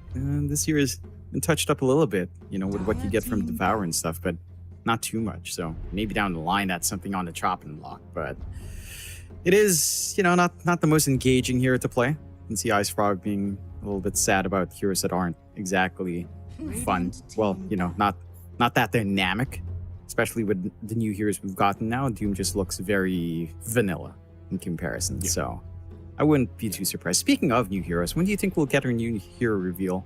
We'll have to wait till TI, don't we? Yeah, definitely. Yeah. TI. I mean, I wonder what it's going to be. Like, I don't want to be insulting in any sense, but I think so. The reveal of Muerta was quite hype, right? I think we were all so excited. Like, oh, there's essentially a Mexican hero in some sense. She's meant to be modeled after some kind of Mexican superstition. I don't even know. Whatever, right? So I felt like when the hero first came out, it felt so underwhelming, even though the mechanics were really cool. And now it's still underwhelming, and the mechanics are getting a bit old. So I don't know how to feel. Like, I want to see a bit more of an impactful hero. John, I know we always complain about new heroes coming out and them just being completely broken, but I feel like that's part of the hype around a new hero is the fact that they're going to be completely busted. And Muerta just didn't do that. No.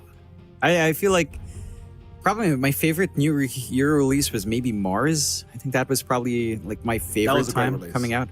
That was a really like it didn't feel absolutely busted. Mars felt really fun to play. Vector targeting was relatively new for the game as well, with stuff like Spear in a way. So that was pretty cool. But I think afterwards it's been all right. I don't know. Well, we'll see, Mikey. I'm looking forward to see what we get next. Nakat do pick up Disruptor. Empyrean again on a little bit more teamfight control. Doesn't opt for the Silencer here, which is a little bit interesting when you consider that Timbersaw and Batrider really hate playing into Silencer. So just going for the Disruptor, perhaps just looking for a save from Lasso with a glimpse back. Really good team fight, basically double Dooms up, especially once you get the Ags up near the Disruptor. So Static Storm Doom gonna feel nice. And for the side of Grin, in those bans, again, they're focusing on MTD, banning out the Quap, banning out the Zeus, and then they take care of the Bloodseeker just to ensure that their Timbersaw will have a good time. And for the side of the cut, taking care of Magus, Undying, and Pangolier. And just taking care of a mix of heroes here for Grin. Probably need to start revealing more of their supports. Like, we are seeing the Batrider. There is a potential for Timbersaw mid, Batrider off, for swapping that around. We've seen Rojo, Fireflu, and Muzi kind of play both of these heroes in their respective lanes. So you can kind of figure out your laning matchups that way. But you don't want to hold on to that flex too long. So I have to show a little bit more in their draft. They do have the back-to-back picks. We'll have to see what they prioritize. No Terrorblade to fall back on. There's a Morphling if you want to go into it, but Morphling into Doom Techie's lane feels pretty awful. It's not a fun lane at all. And every time we see the Morphling come out, Rojo Fireflu has played it on mid for the side of Grin. So I'm not sure if it's really the kind of game you want to pick a Morphling into, but you do want a scaling core here. Fun fact, Jonathan. Back in Dota All-Stars, back in my day, I used to be known as a Morphling player in the Oz server. Though You were known. I'm You're known. embarrassed to say this. I was known amongst the all the rest of the scrubs. They all knew not to mess with my Morphling. Not the high level players that actually play private lobbies, but the scrubs, Jonathan. And the fun part about the story, John, is I didn't even skill up the attribute shift. I was one of those idiots that went waveform and adaptive strike, which apparently, by the way, is an EE build. I just found out from an Arteezy stream. So there you go. I thought, looking back, I thought I was an idiot, but turns out I'm actually a genius, Jonathan. I was the first one to build that way. Shout out to Eternal Envy. You were Jackie Mao before Jackie Mao was Jackie Mao. I don't know if that's a good thing, man. Now, Jonathan. I don't know if that's a good thing, Mikey. Grin, they pick up the Sven. That should be our safe lane coming out here for Soul. And now you have a lot of armor stacking, right? Warcry plus your reactive armor plus the frost shield from your Lich. There's a lot of physical resist coming out from Grin. And the cut can be a little bit hard to pierce through. You don't really have a lot of magic damage coming out. And Doom has some, I suppose. That is somewhat nice. I'm curious as to what they pick up on mid, really, because we're in a game again where all the Spirit Brothers are left untouched. Ember, Storm, Void, all available for either side. It feels like if you pick up one of those for MTD here, you have a really good time. Instead, they will go for Lifestealer to just have that inbuilt rage, have a way of maybe playing up against the Sven, who will stack strength, easy to rip apart. At the same time, Lifestealer hates high armor heroes. So it's a little bit awkward. It makes sense, but it also is kind of meh in these specific matchups. That's kind of what I was thinking. I was like, well, hold on a minute. Like you've got a Lifestealer against the Sven. Like Warcry is going to make it very annoying for you as the LS to get any damage out. You are also up against the Timber, so the laning stage may not be as simple as you once hoped here for the cut. Mind you, they have picked it themselves. Like this Lifestealer was their choice, fourth pick, so they've got something cooking here, John. I wonder whether they're going to put it with the Techies or with the Disruptor as a +5. Because either way, I think the Disruptor or Techies is still a very good option with the Lifestealer lane, because you either have Glimpse or you have the slow from the Sticky Bomb. You know, so you're either going to have double slow or you're going to have Glimpse back into a slow from the Lifestealer. Still going to be very strong as a laning kind of mechanic here from the cut. But against the Timbersaw with Whirling Death, it might be a little bit awkward here for the LS. Yeah, it's certainly not going to feel the best for the cut. Trying to think if there's any flex for them. I don't think you flex that for MTD. That's not playmaking enough for him to have impact on. I would prefer the Disruptor Lifestealer lane just because Techie's Doom is so strong. And it will pick the Beastmaster up, so we are seeing the support bat, probably a mid Timbersaw here. The offlane Beastmaster. Beastmaster lane not good for Lifestealer. Like the boar spam is going to be annoying. The axes are always going to be annoying as well. So I don't see an easy time coming out at all for Scourge McDuck. It's going to be a struggle in comparison to this game 1 where it's an even farming lane with Muzi and Scourge. What pickup will we get for MTD? I mean, he knows his mid matchup against a Tim, but Ember maybe not the best for that. Void Spirit gets crushed a little bit as well. Again, Lena magic damage is still available. Kind of wanted to go slightly left field. We have seen the impact of that hero be pretty damn nice. Like the scaling damage you get with your Ags, with all the spell amp you have is kind of ridiculous. And that is a way to deal with all these high armor heroes. That it certainly is. Let's see what happens here. The cut. Oh, they're going to go down the Wind Ranger route. Okay. Should be the MTD Wind Ranger we're looking at here. I believe we've seen the man play it quite a few times and does tend to do a pretty damn good job. It's not a hero that really enjoys high armor heroes either, to be absolutely fair. But you do end up building into a Maelstrom, into a Gleipnir later on, so having the Gleipnir is going to be very effective just in kiting out the Sven. I think in this kind of game, even against the Timber, obviously the route is going to be quite nice. And ultimately, with the Maelstrom up, you're not really going to care about the high armor anymore. So I like the pick here for the cut. I think these drafts still look relatively even. Though I must admit, I do have somewhat doubts regarding the Sven being able to carry this game. Simply because it's a Sven. We just don't get to see it as much. But I do think the armor is going to be a bit of a problem for the cut. Yeah, that's my one concern. Like your scaling damage is pretty much all physical on the Wind Ranger and the Lifestealer as well. Sure, as you mentioned, Maelstrom can kind of negate a little bit of that. Doesn't negate all of it. Like high armor is still going to ruin your focus fire here. Even the supports aren't the easiest to pick off with a Warcry and Frost Shield. So you don't have any easy targets to feed off of here for MTD as long as the clump up is there from Grin. And I think for the side of the cut, they're going to have to play a pretty tempo game. You don't want to slow down here. You don't want to try to drag this on late. No. We have seen Lifestealers still deal with high armor heroes, to be fair. Like in a good game with proper positioning and a good weaving in and out, a good usage of, say, defensive capabilities in your infest, it can be oppressive still for Grin to kind of jump into that, but it just feels easier for Grin to execute. So I don't think there's as many errors for them to give out here with this kind of draft. Let's see how it all pans out, John. Game number 2 is here. Luck Have Fun is going to be there from Salivating Salamander. They're running right into each other. Oh, the cut. Smoke broken. B-God, he might get caught. A double Stormhammer is out. B-God needs some help ASAP, but it's not coming quick enough. B-God is gone. Thing is Soul, dropping rather low, will drop to boot. However, Grin, they are still going. Arde will go down. Now onto Empyrean. They might find a third. They've got him. Disruptor is gone. Grin, they find a 3-for-1 trade. Friday, even the minute mark. What a start here for the Dire. Yeah, that's not something you expect early on. Gonna be a great feeling for Grin to pick up all of that gold. And is a little bit spread out. 2 supports and the offlane kind of picking up those kills, but you're more than happy to at least soak some of that EXP up for Ho Fireflu. You get the D ward as well. So you've got mid control lined up for yourself here. And that sets a pretty damn good tone. And just finding 3 kills, no worries in the world. Should be able to find an even, at very least, bounty rune trade as well. Although maybe B-God goes for something a little bit aggressive. Doesn't manage to do it. Stun is there from Soul. 2 for 2 on the bounties. And I think that's going to be the tone of the game. Like, again, early on, the cut, once they have levels, they can counterplay back. But for the side of Grin, they can just clump up and constantly fight once they have their own levels up. That is the concern. And I don't think you reach your power spikes fast enough for the cut to kind of handle that. We'll see. There is still a chance for outplay, a chance for dancing around, as we do take a look at that mid.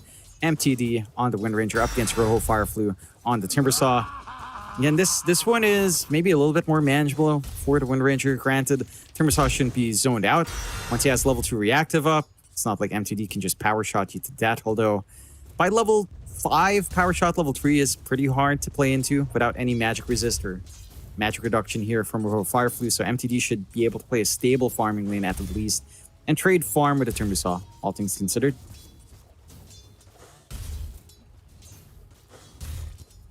Soul, Salivating Salamander, Are and B got top lane.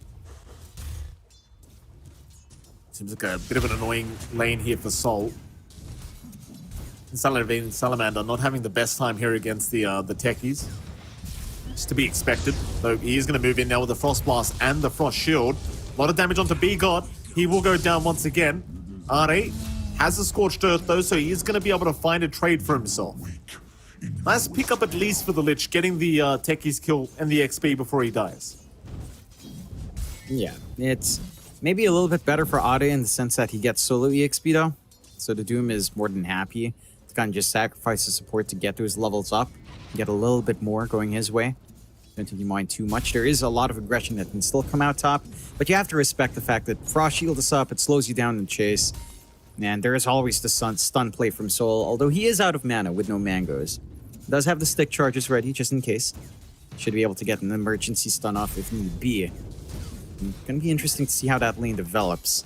With a good creep here, Ade can kind of take control of the lane. Mana burn creep's gonna feel good against Sven and Lich, just because they really want to spam their spells. The Sven in particular, very limited, stymied by his mana pool. Taking a look down bot though. Scourge but Dark, there's going to be a bit of a chase onto the Lifestealer. He was forced to rage as the Bat Rider Flame Break just threatening his life. Scourge, salved up here by Empyrean, but he's not having the greatest of lanes. Like, this Beastmaster's doing some fantastic work along with the Bat Rider. Every time Rage is down, you know you've got an opportunity to try and go for a chase. Scourge will have it up for now. Meanwhile, top lane, Ade again going to be in danger. On the Doom. Runaway is there. Soul, losing him for a moment. Ade not going to be able to escape. He does go down. It's B-God now. Also in danger. Soul, he'll have a double. Now, I was saying the Sven was not having the greatest time earlier, but he's found 3 kills in this top lane already. As we'll see, the Lich sacrifice himself there to the T1 tower. And so even without the greatest CS, Soul is still finding a lot of gold here with these kills. Compensates for maybe missing out on that CS. You don't mind too much. Still a really strong start for you, Sven. And you can still flash farm if need be. Although with the 2 points in Stormhammer, you're not going to get the highest levels of the cleave going to your 6, but more than enough to still get work done here. A strong start for Grin once more in the laning phase. 3 to 6, less than 1k lead going their way. This is similar to what we saw in the last game as well, where their early aggression just lined up. The cut in the laning phase just doesn't feel that threatening. And this is the kind of start you do want. Again, you've got a lineup that can snowball hard with a lot of the varied buildups you have. Top lane chases on again for the Doom. Blood Grenade's gonna land. Stormhammer is there. Ade again going down. This time Salivating Salamander taking the kill on the Lich. The chase continues. They have a Frost Blast. B-God, one more hit. Soul has found a 4th.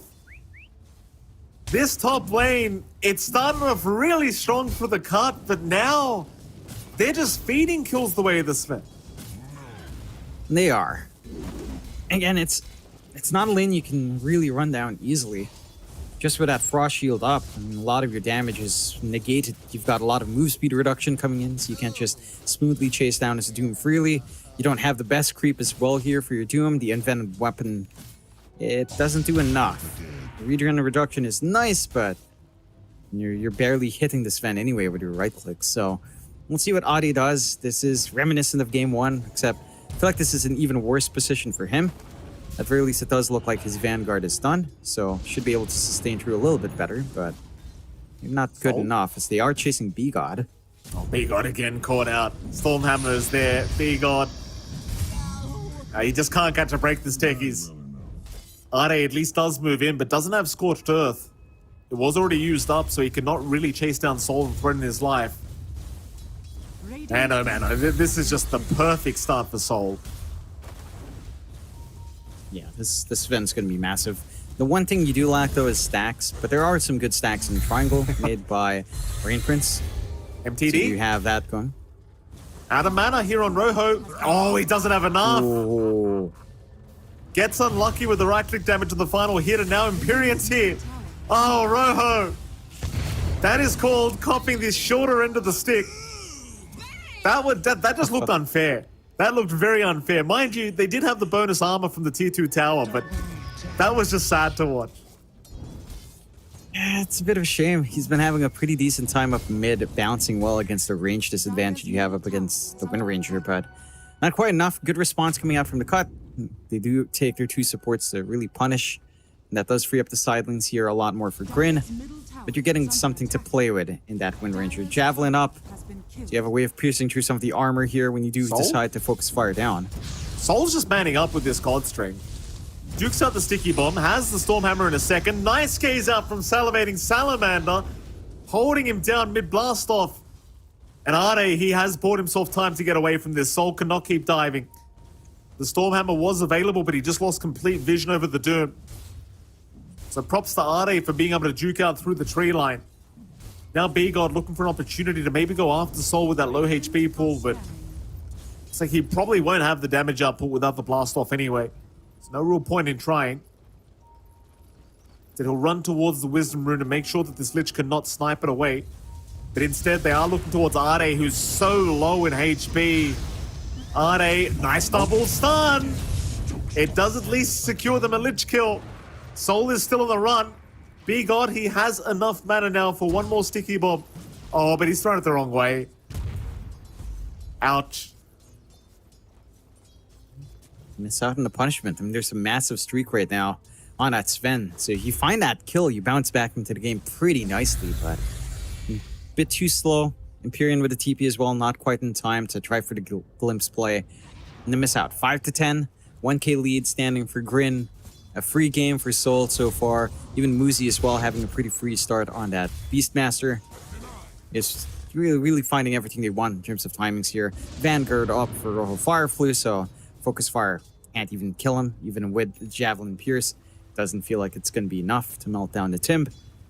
Doesn't feel like you have a good launching point here for the cut. Lifestealer needs farm, Doom needs farm, Wind Ranger needs farm. No soft targets to go for.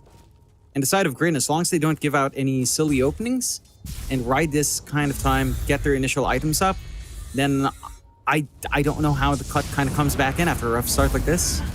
Is under attack. Top lane Ade again. Here comes the chase.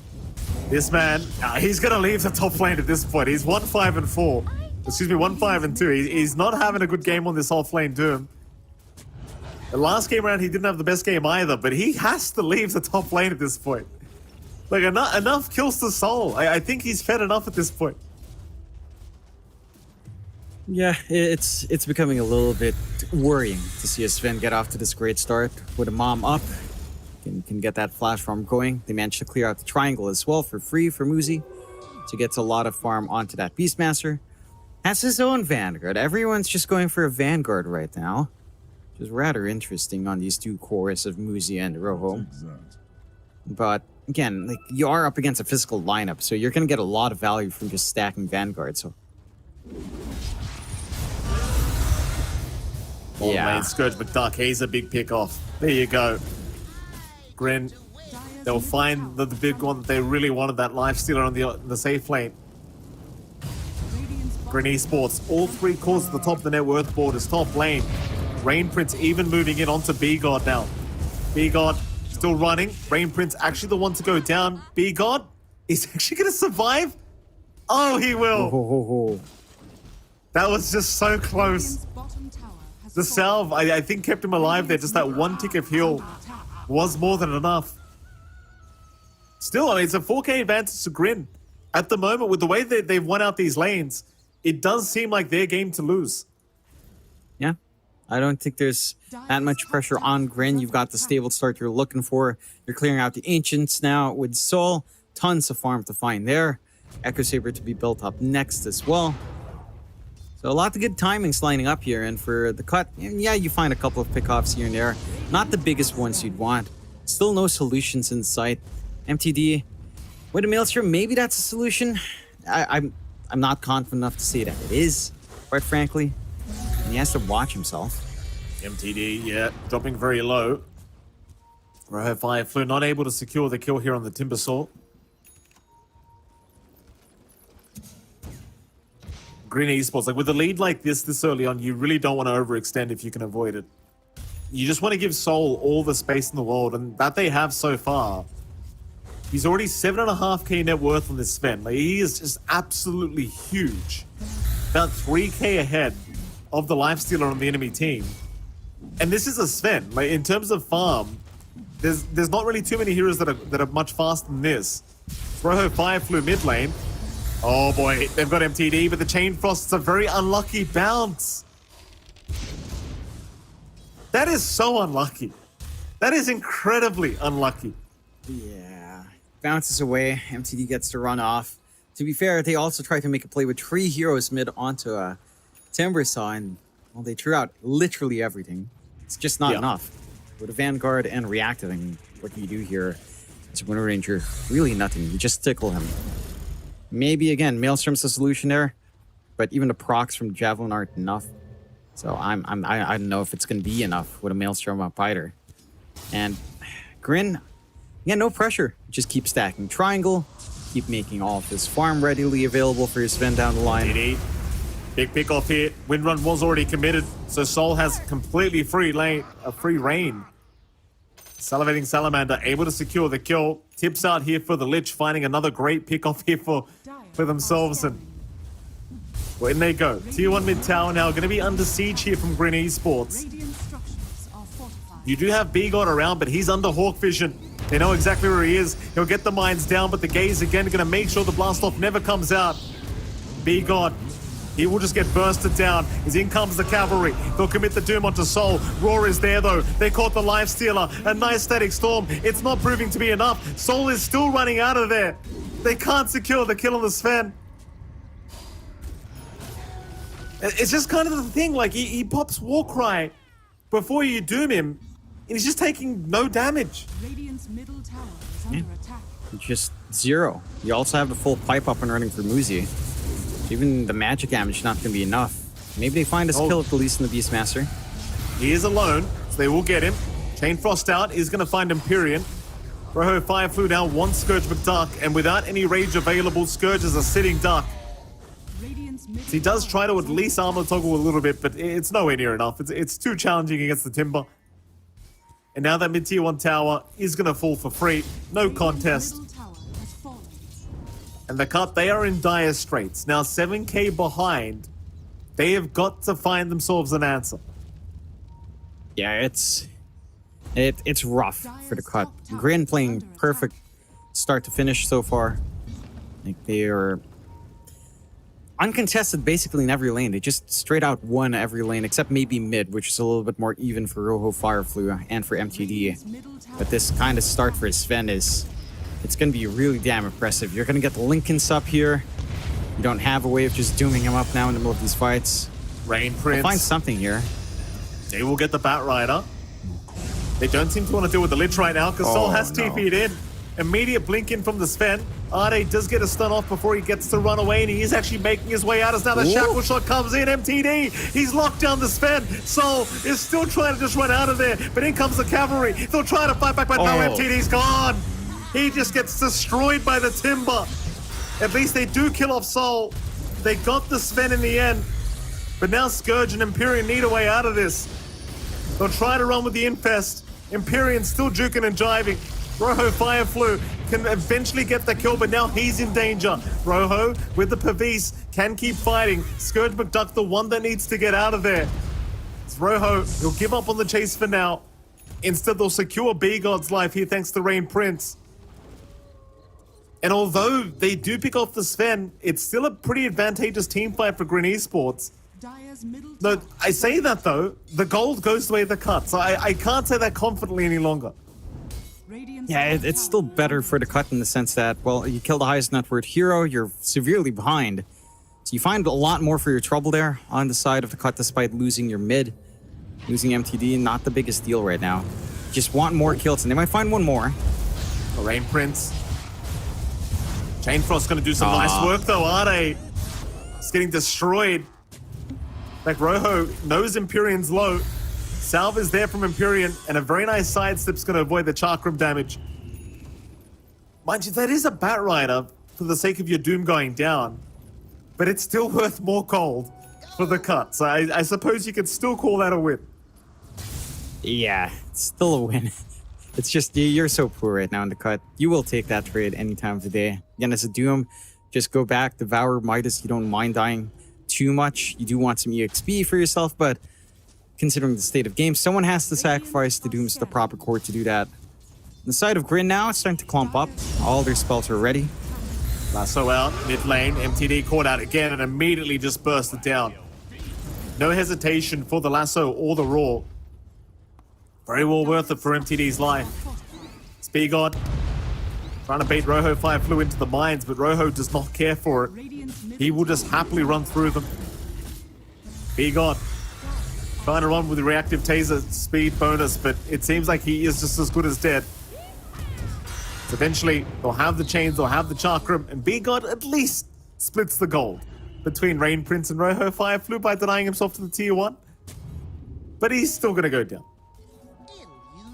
He falls. Buys some time for his team to farm up, like they do to get control back. But they're getting some build up here, but just doesn't feel fast enough. Scourge McDuck's going for Radiance here as well, which can be nice.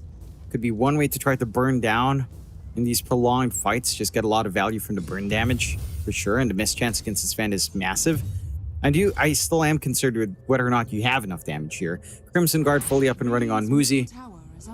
So I really don't see you melting any of these heroes down from your right clicks anytime soon. Just doesn't feel like you'll have the outputs.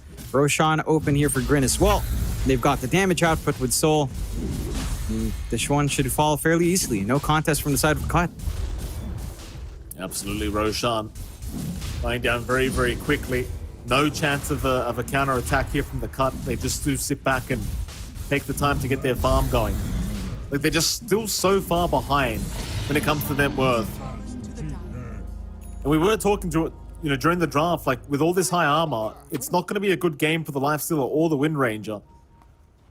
They are still trying to get to a stage where they can actually have a chance at fighting back. You are seeing a bit of a Radiance build up now coming out here on Scourge McDuck. Trying to offer his team a bit more utility. The tier 2 top tower now going to be focused here by Grin Esports. They can take this and go right into the Tormentor if they do wish. Not really much in the way of stopping them. Meanwhile, mid lane MTD barely escaping on the Wind Ranger for now, but he has no Wind Run left. The chase is continuing. Rain Prince is going to find MTD, but no, he doesn't see him.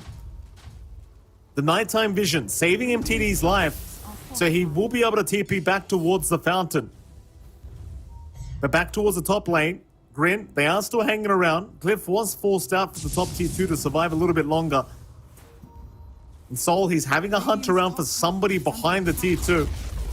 He won't find anyone, but he does get the tier 2 tower down. Dire's bottom tower is under attack. Yeah, and that's really all you want. You can start to consider a high ground if you see a pick off here with a good blink out from Rain Prince. Start to gun for the bigger objectives. The map has completely shrunk for the side of the cut. Not even looking like they have any sort of control here. The Disruptor's going to go down. Nice easy pick off here for Grin as they'll continue going on to the tier 2 mid tower. BKB now up on Soul. Radiant's middle tower has fallen. Very, very hard defense for the cut to try and ask for. Radiant structure. Soul, he's going to really rip through these tier 3s quite quickly with the God Strength, but he needs to wait for a creep wave. That's going to buy time for Empyrean to be back up on the Disruptor. At least have that Static Storm available. Something you desperately need right now. Even if there are BKBs up on Grin. Tier 3 tower dropping very, very fast. The cut, they don't have their Lifestealer with them. Scourge McDuck is still farming the Dire Triangle at the moment. So the defense is actually still successful. So 5v4, they find a way to defend. Grin will smoke up, but they will leave the high ground. It's pretty good poking and prodding. Just consistent harassment coming out from B-God, the Minefield sign to protect the mines. And just the constant poking does do enough. They missed that blink opportunity as well with Rain Prince. So with no lasso back, it does feel a little bit more awkward. And in fact, we'll see if they find an opening. He did see Ade there for a moment. Ade's going to back off. Rojo Fireflu also going to just kind of remain back here. And if they want an easy objective, the Tormentor is there. May not be the biggest deal right now for Grin to go for, but if you're not feeling confident in going high ground, you may as well just go for something. Sad realities as well. They gave it. Oh, hold that thought. Lasso was there. Rain Prince trying to move in, but he is way too short. Rain Prince is going to die. They do at least get B-God as a trade, but it's still favorable for the cut. Now knowing the Bat Rider's down for 40, the defense seems much more likely to be successful here for the cut.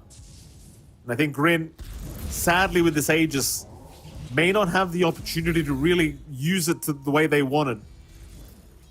And you know, John, they've Not bought gonna be enough able time to- now that Scourge will have the Radiance on the way. It flies out the long way down south. And with a Radiance up the life stealer. Radiant's turret It can do a lot more. The one thing with this Sven is you can kite it around. Oh. They found Muzi. This is what you really want to try and avoid as Grin. Don't give solo pickoffs away like this. Rojo, he's going to jump in. Kinetic Field and Static Storm going to hold him in, and he's got no help. Oh, no. Soul, he's been doomed. Oh, boy. He'll try to go after B-God, but what are you doing? Grin, not like What? this. Radiant's bottom Not like this, Grin. Oh, no. Grin, they're at least going to blink out on Soul, but the glimpse is there. They've got to help him. TP cancels out. They do at least get the Glimmer Capes as Soul. He's going to be all right to get out of this. They'll save the Sven's life. In fact, Scourge now, the one going down, still has the armor to try and toggle off, but he's on the high ground. He's on Artees. He's home right now. He needs some help. They'll surround the cliff, though. The cut, they're not going to let him go. Scourge is still alive. He'll have enough time to rage TP, but the fight continues. B-God trying to find a target, misses out, in trouble now. He's going to go down, but the double stun out from Ade and the shackle. They've got the Sven. Soul is gone. Soul is down. Ade, he might drop for this, but you'll be more than happy as the cut to get a trade like that. Sade is still walking around here. Rojo Fireflu will take him out, but now the Timber might need to get himself out. Though to be fair, it seems like the cut cannot really kill him successfully. Scourge, actually the one being chased. They'll land a shackle from MTD, but it seems like Scourge McDuck just wants out. In fact, never mind, he wants back in. Salivating Salamander, he'll be targeted. The Lich in danger. MTD dropping low though. Nice Static Storm. Empyrean, he's found 3 targets. They've taken down Salivating Salamander. Rojo Fireflu is still trying on his own to get the job done, but he's finding nobody. MTD, however, misses the shackle, but still avoids the chain damage. Rojo Fireflu, he can't do the job. Empyrean will at least go down. That's not quite what he wanted. Only one. Oh, nice. What an absolute mess of a fight here in the Radiant Triangle. But needless to say, it does favor the cut.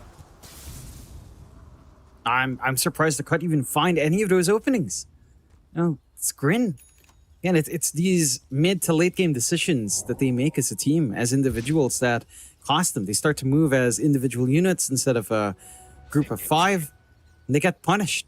In the cut, sure, they don't manage to find the biggest openings, but yet still take out Soul. Massive gold swing back your way. And you're starting to see the effectiveness of that team fight here from the cut. When you can land those shackles, when you can land the war stomps out, get a good doom off. These fights can still feel pretty bad for Grin. They still maintain the 10k lead, so it doesn't swing all that far here for the cut, but you are giving openings. Again, we've seen this come out in a lot of the Grin series where they have, and just 1 or 2 mistakes ends up costing them the game.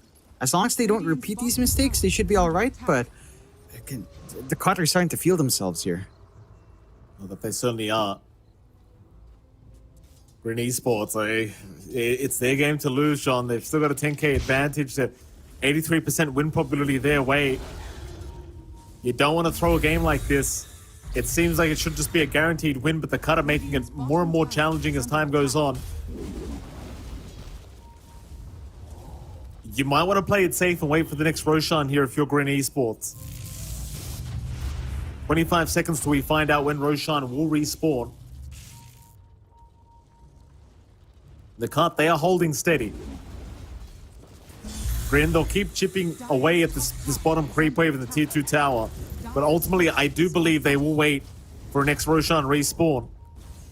But the next Roshan, it may be fought by the cut. Like, assuming you have buybacks ready, Has fallen.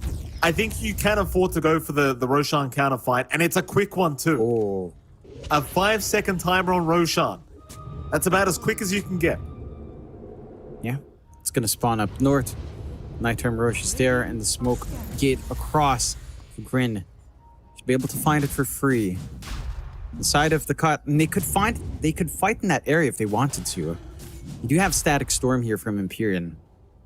No Blink yet on Ade, so no Blink War Stomp, but Static Storm alone's been proving to be a bit of an issue coming out here from our Disruptor. And Empyrean's positioning in these fights has been pretty on point. Again, just staying far back enough to have the impact. Roche will fall pretty quick though, so no opportunity coming out from cut. Aegis Cheese to go to Wave Grin. And now the game's back in their hands. If they give out any more openings, that's where things get dicey, but it should be a straightforward time to try to gun for high ground now. Yeah, absolutely. Grin Esports, a second chance at this game too. You've almost got the Harpoon finished on the Sven, so I think Sol wants to go finish that off first. Lasso, though, he might have to get in early because Empyrean has been caught out. Static Storm dropped. They might at least find the Lich, but a nice stun out. MTD, he's been caught. They want the Wind Ranger down. Raw committed just to ensure they have the control. He's still alive, though. The Infest play. MTD still trying to run. We'll go for the focus fire on the Lich, but the chase is still going. With the Nullify, they should have him down. And they will. Meantime, the Timber was doomed up, but it's not going to last long enough to kill him off. Dropping low, but gets the cheese off in time. It's a full reset for Rojo. Soul in the meantime, going after Ade. The Doom's in trouble. Ade is down. Soul is low, but not low enough to die. It's only one left for the cut. They've got buybacks on their Wind Ranger and their techies, but Ade is gone for 44. There's one buyback on B God. Dire structures are falling. Grin Esports still have the full 5 available, but they are not looking too healthy. Mind you, Aegis is still up on Sol, so you could almost consider it a 6v3 right now. But they are going to back off again. They'll wait another day. Don't want to overextend, even though you have Aegis for a pretty good chunk of time here. The Nullifier doing a lot of work from Soul, preventing MTD from just trying to run down these supports. And that's not going to get any easier for MTD. Not until he hits his level 25 timing, which is still a way long way off. Side of Grin, full hex up for Rojo Fireflu. With that Sight of Vice, even more control coming out. Steal away this Tormentor. And the cut can't really do too much about that. Just gonna have to play it safe. Well, that's so. They've got the Life Stealer. That's the big one. Shackle is out. It catches 2 of them, but they've got the Life Stealer. A 4-man blast off. B-God, he's bought time for the Infest play. B-God's still running. He is going to get himself out for now. As the Aegis is down in the Sven. B-God finally going down, but Scourge is alive. Stun is out though. Nullify to follow. Scourge, he'll pop the Rage. He'll try to run. He's barely going to make it. It's Grin. I don't think they can stick around. Buybacks are there from MTD. They want to keep going. They won't be able to catch anyone, it seems. Grin Esports are able to just get out of there. But Grin, it's going to be so frustrating, John. They can only find a T3 mid tower so far. They have not found any other high ground objective. Side of the cutter really doing their all to get these defenses off. Oh, Rain Prince baiting for his team. Here we go. They've got MTD again. This will be a dieback on the Wind Ranger. Infest is not available right now from Scourge, so he cannot help out. MTD still running, but is eventually going to go down. There's now Scourge. He is surrounded. He's going to go for the man fight. This looks like it is going to be his life going down, but he'll pop the Rage. He'll keep fighting against Soul, but it's 1v4. He'll be lassoed up. Rain Prince will hold him down, and that's going to be it. He is gone. 50 seconds without the Life Stealer. Empyrean goes down to boot. Grin Esports with a full team wipe can finally look towards the high ground. No one there to save. No buybacks left on the cut to throw out here. Top tier tree, top racks, maybe even the mid rack's gonna fall off the back of some really good initiation. It was the side of the cut again trying to play offensive there. The mines do hurt them, but not enough to shove them away. They will gun for 2 sets of racks. No creep wave though. It is coming in from top. And for the cut, I mean, they're putting up a valiant effort. They tried to force the fight outside their base this time, and doesn't quite work out in their favor. We'll lose, again, a significant amount of map control with 2 lanes that's going to shove in quite hard. And for Grin, now it's kind of... It's a simple game now. They almost forgot about the melee barracks there for a moment. They end up going back for it. 29k advantage. Grin Esports, they can even just go for their tormentors now. There's 3 shards up. I'll tell you what, I mean, this is a really... I want to say a clean game from Grin. Like, there has been a couple high ground attempts that have not worked out, but they've just consistently been running at the cut, and the cut just... While they are making some miracles happen, they're just still not enough to get the game to come back their way. Grin Esports still proving that they are capable of taking out a big team like the cut. 1 lane of barracks away now from the Megas. And the cut might be on their last team fight. The only buyback left on the map is Soul. Everybody else is lacking gold or it's on the timer. So the cut, they're going to go one last time. If they can't win this team fight, it's as good as a GG call coming. Smoke is there from Grin. Smoke on smoke scenario. It's almost like Grin know this is happening. The last kamikaze smoke from the cut. Grin Esports. They are still just waiting. They've got the advantage of the Hawk vision when the smoke does wear off on the cut. Hawk will scout them out. They know exactly where they are now. So Grin will have a low ground disadvantage, but never mind that, because the cut will run down to the low ground. If you want a chance of this team fight, you've got to find the spin with this Doom, I think. There's no 2 ways about it. The problem is, though, you might want to also commit that on Rojo Fireflu, because he's just got so much utility on the Timber. It's very hard to know which option to go for here for Arde. They do have the Infest play on the Doom at the least, so you do have that big jump in with the Infest. But Grin, they are trying to make it as hard as humanly possible to find that angle as Rain Prince goes in a little bit early. They can go for the glimpse back, but no. Rain Prince still going to be fine. A double shackle from MTD into the blast off of B-God. Static Storm now on Rain Prince. The Bat Rider still alive. MTD the one to go down. So will B-God. The Sven now. He's been doomed up, but he got the God Strength off in time, so he can actually just fight back against the Life Stealer. Lasso's there to hold him down. That's going to be it. Surely you call the GG now, knowing you have no buybacks, and there it is. GG is called. Grin Esports will successfully force this to a Game 3. Once again, they are in this position. And the cut, John, I mean, they're 1 game away from being able to tie up that first place between 3 different teams, including themselves, for the standings. And the one opponent that stands in their way is Grin Esports, who are yet to pick up a series win. Yeah, I mean, again, this team's just been on the cusp of finding wins. They've been able to find series off of a lot of bigger teams.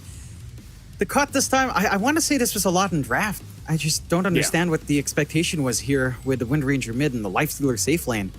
Like, Techie's Doom opening was fine. Even though Ade struggled in the last game, I felt like you're a Doom, you'll find farm. Ade still has impact in this game as well. But what do you expect Scourge McDuck and MTD to do here? MTD's not in one of his playmaking heroes. Sure, he has shined on some of his games as Wind Ranger, but this was not an ideal Wind Ranger game at all. And props to the side of Grin. Again, they played a lot cleaner. I say that there were a couple of openings given out by Grin. Again, some of their mid-game decision-making were less than ideal, but not enough for the side of the cut to capitalize on. And they went out in the end. I think for Grin coming in, they have to look at what mistakes they made. You know, stuff like that triangle fight with the Aegis and just losing your Sven. I mean, sure, you're still winning the game. You still had like an 11k lead after that loss in that fight, but you don't want to give openings like that. You just don't want to try to have a gambit like that up against a team like the Cut who could sharpen up their draft next game. Overall, though, again, we're seeing really sharp lanes coming out from them. I love the coordination coming out from Rain Prince and from Uzi.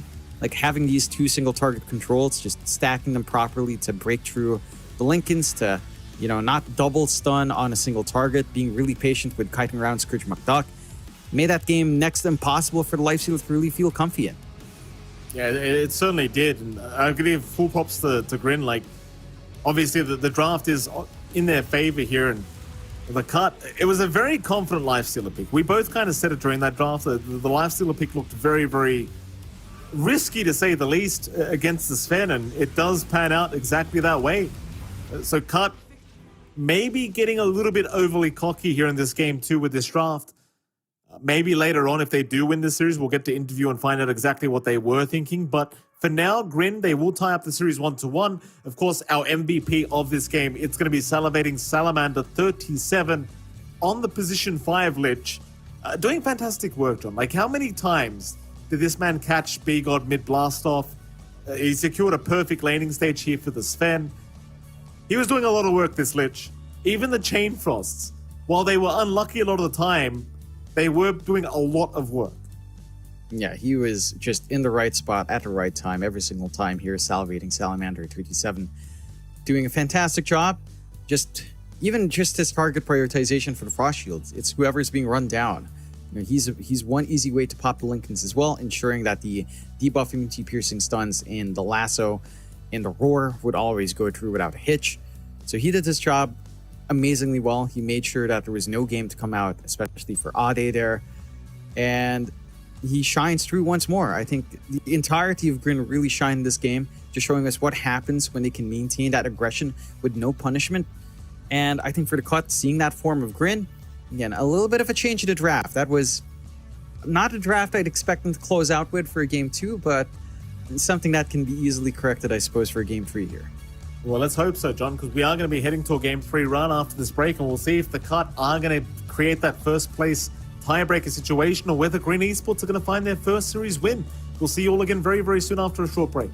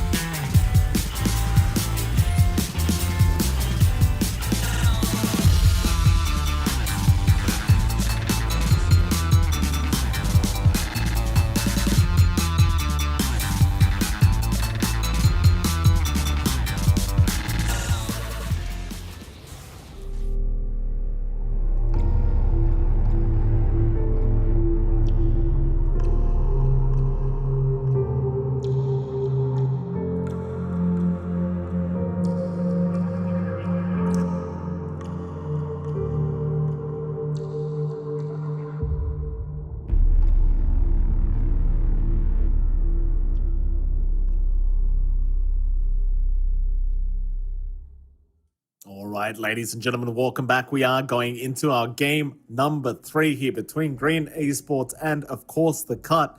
It is MLP Dota and John X Fire. Jonathan, what a series of events we have now.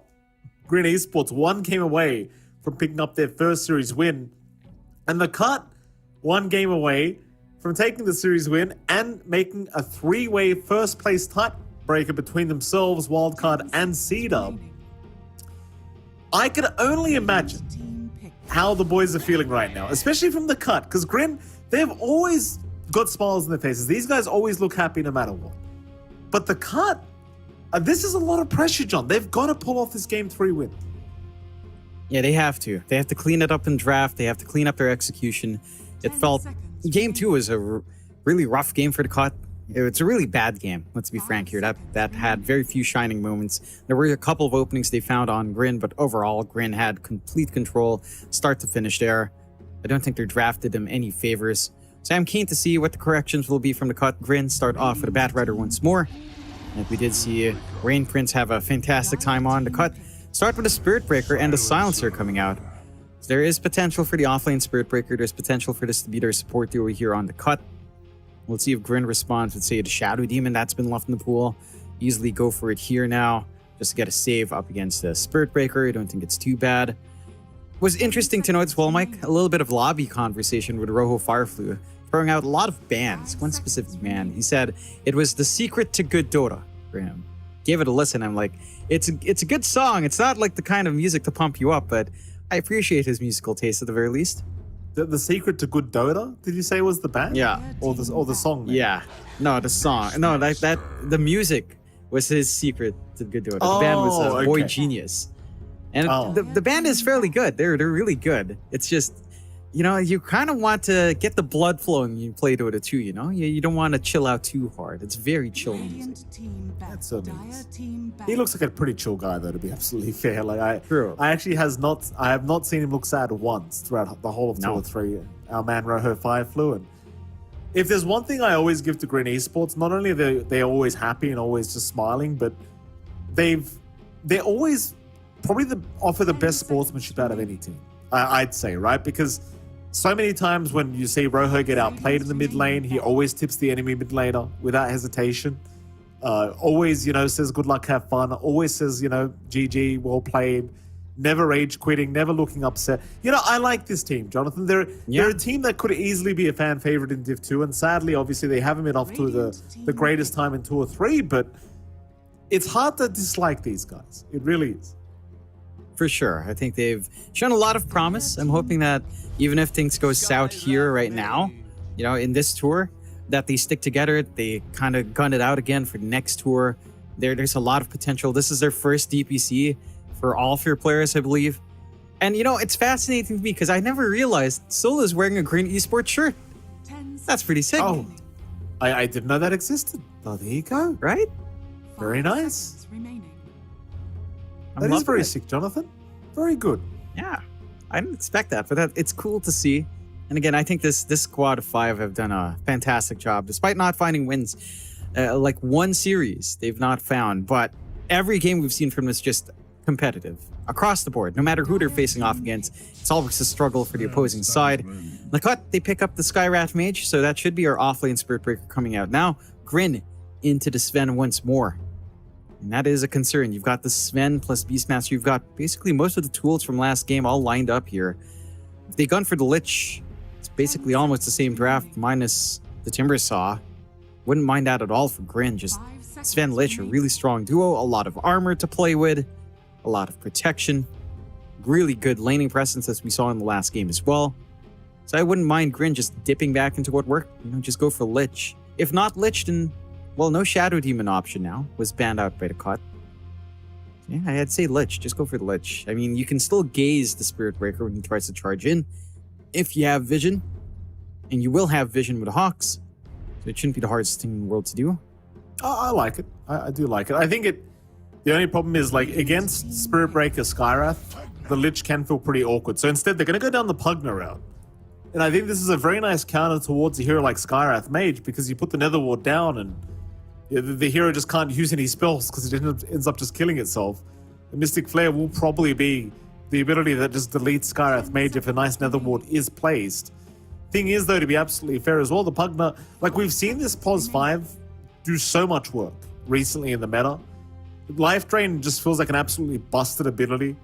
Laning presence from Pugna is pretty damn great as well, like just the Nether Blast spam. And if you do win out your lane as Pugna, which isn't too hard to do, the tier 1 towers open up very quickly because Nether Blast again just does so much damage to the tier 1 towers. And it almost reminds you of a hero like Enchantress, where you can rotate mid as the Pugna and just pressure the other mid laner out and then start pressuring the mid tier 1 tower. And it happens really... Oh, hold on a minute. Ooh. Look at this, Jonathan. Never mind what I was just saying, because Bristleback is now available from the cut. Listen, I don't know if this is a good pick. I don't think it is, but I am intrigued. I am very, very intrigued. I am as well. This is one way to kind of deal with off the armor stacking.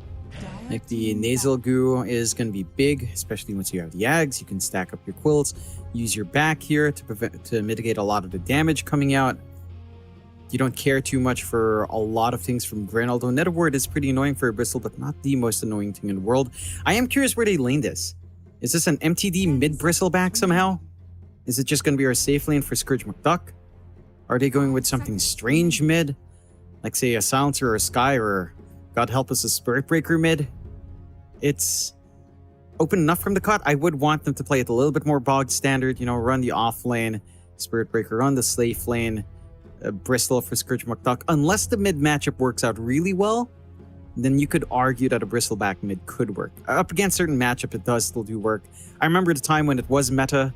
We used to see Bristleback mid up against stuff like Tiny mid, just because, well, he has 0 armor. Nasal Goo and you just literally melt the hero, but not the case here. And even then, it's also not the most straightforward Bristle game. Like, decrep up, life drain can still kind of make short work of you, so you maybe need a pipe up in your team. And again, Nether Ward does prevent your spell spam quite a fair bit. It will hurt the Bristle a decent amount when the Nether Ward is up and running. Yeah, I mean, Nether Ward's quite annoying as well, right? Because it gives you the minus mana. It does still do that? No, I think no, they it took doesn't. that Never off. mind. Yeah. Never mind. Still annoying though. I mean, you kind of pointed it out. Like Very. the cool spray spam is going to be pretty annoying to deal with. That's right. They made the base damage. It's like 80 damage base plus the damage per mana that you use per spell, which actually means it's even more annoying for Bristleback now because you're guaranteed the 80 damage plus the mana he uses. Yeah. And it stacks up. There's it's a no lot. interval for the mana for the ward to attack you, so it's going to be significant in a prolonged fight. Bristleback can itemize around that, but whether or not you want to do that remains to be seen. The Pangolier does come out for Grin, tying their draft up nicely, nothing to worry about here. And the cut will go for the Ember. So it is a safe lane Scourge McDuck, Bristleback, I'm assuming, and a mid MTD Ember. Ember versus Pango matchup. Fairly straightforward. We've seen Rojo Fireflu play this before. It should still be maybe slightly Ember favored if you can dodge out the spells. We have seen Rojo Fireflu play the Pango from behind there, and it still kind of works out. You hit your defusal timing, the hero is still pretty damn strong. Overall, I have to say I like the pacing more from Grin. Like, maybe my one question mark here is control, but you've got Roar and Stormhammer, plus Rolling Thunder to follow up, so it's not the worst thing in the world. It is still maybe a bit of a challenge to catch out MTD. So you have to be on point with your Roar, your Lasso, with how you pin down the Ember once he has level 6. But it is a fairly uncomfy game. Like, even a Linken's might not save you, considering all these great single target spells coming out from Grin. And I can see Grin just playing that same pace as they did in game 1. For the cut, they have to kick it up tempo here. We need to see more impact coming out from Ade. The Spirit Breaker lane into a Sven, it doesn't feel amazing. I don't think the Spirit Breaker has that much of a good time up against the Sven in lane. You can just get stunned up. You're a melee here up against Sven. He can always play with a great cleave build as well if he wants to just safely farm.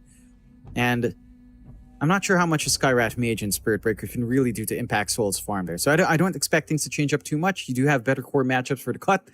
But the pacing from Grin, if they play the same way, this is basically the same draft coming out from them. Yeah, it does scare me a little bit here. Like, the Bristleback is so much physical damage with a cool spray. Like, you're still going to have issues with the high armor that the Sven's going to provide. So, I don't know. We'll see. I can't say I confidently have too many... I'm not confident in this Bristleback whatsoever, I must admit. I guess the Nasal Goo's kind of nice for the minus armor, but let's see if it works out. Game number 3 here between Green Esports and Cut is now underway, so we can head into that game and see exactly how this one pans out. Thing is, the Ags build-up is going to be very effective, I think, for the Bristleback. But this is one of those games where the Ags is probably very well worth it. Like, the AoE Nasal Goo, that will hurt the draft of Grin quite a lot. Yeah, it definitely will. Like, once you take these prolonged fights, having all of that nasal goo is going to be pretty effective for the Bristle. I think there's some dancing around you can do here as well, but I'm not sure. It just feels like the timing for Bristle having to rely on the Ags is maybe not the quickest in certain lanes. And your lane matchup against something like the Beastmaster can be a little bit awkward, although Muzi is starting up top, but he could just twin gate down bot, I suppose. They are looking for some shenanigans. We don't tend to see too many musical lanes nowadays because of these twin gates. No. The battle begins. 90 runes. The Rain Prince is trying to snipe one away from MTD and does pick it up. Nice pick up there from the Bat Rider. Tips out immediately from Rojo Fire Flu. And it's going to be another game where there's a 3-1 start the way of Green Esports, so they automatically get the net worth advantage to go their way. You know, one other thing, by the way, John, with this Bristleback that could claim to be quite strong is if you do have the Sven stacking for the Ancients, you do now have a hero in the Bristle that can take the stacks away quite early on. Much earlier than the Sven should be able to. Assuming you scout them out. Yeah, definitely could get that done here for Scourge McDuck. We'll see if they manage to get that scouting out. Can be a little bit hard when your lane is still Beastmaster plus the Bat Rider. That is still a lane that can overwhelm you with spell spam, but with a silencer up, you can mitigate some of that spell spam with the Arcane Curse at least. Still taking a look down mid. MTD on that Ember, and a Pangolier coming out once more for Rojo Fireflu. This one, Rojo Fireflu's played multiple times. We have seen him maybe struggle a little bit up against the Ember matchups, but not by too much. Tends to at least draw even here. And even from behind, as long as he hits his level 6 on the Pango, he still feels pretty confident. I think the one thing you will have to watch out for is against support movement out. If B-God can kind of leave this lane up top and work his way mid to play with that Ancient Seal, that's where things can get a little bit dicey for that Pango. Yeah, absolutely. See how Rojo tries to deal with it. Of course, top lane. Gonna have Soul and Salivating Salamander against Arde and B-God. I think this is a lane where you can provide a lot more harassment towards the duo of Green Esports here, just with the Skywrath alone. So much damage that can be pumped out here from B-God. But at the same time, if he gets caught, they can dish a lot of damage back the other way. This is a 0 base armor hero. So the Sven will have a very good time. The Salivating Salamander. Oh, he gets bashed. You know, I'm a Spirit Breaker player. I can't whine about that because I've done that many times myself. That is very unlucky for the Pugna. It's all skill. You know, Ade pumped out the attacks, I'm sure. He counted the attacks he did in the creeps. He's like, all right, it's 100% now. Even at 0 attacks, he's like, it's 100% a first hit bash. All skill. Salivating Salamander. That is one shortcoming of the Pugna here as well. Like you talked about, the Skywrath Mage getting caught out. Same story for Pugna. He does have a little bit more armor to play with, to be fair, but still susceptible to the rundown. And that is going to be the focal point for the cut up top. Still taking a look down bot. Scourge McDuck and Empyrean on the Bristleback, and the Silencer up against Muzi and Rain Prince on that Beastmaster Bat Rider. In this lane, I mean, your Bristleback does have a little bit more presence. Your Silencer can do a lot more work preventing the spell spam as well. So it's not the worst thing in the world. But it's also not completely unplayable for this duo as well. Like, you can still throw out the Axis, still clear out the creep wave. You are off to a slower start for Muzi this time around, but I don't see you being fully suppressed. Granted, early times for Scourge McDuck into the Vanguard can cause a lot of issues for this lineup here, especially for this offlane of Muzi. So I think as long as, even if they're farming a little bit in the Beastmaster, as long as you're getting that Vanguard time for Scourge McDuck, you don't care too much. We suddenly don't. Top lane, Soul, taking a bit of damage. Charges there from Arde. And a lot of magical damage coming out from B-God, not caring for the armor of Soul. Salivating Salamander going to kind of intervene, and of course with the added movement speed of the War Cry, Soul is going to be able to create some distance here between himself and Ade.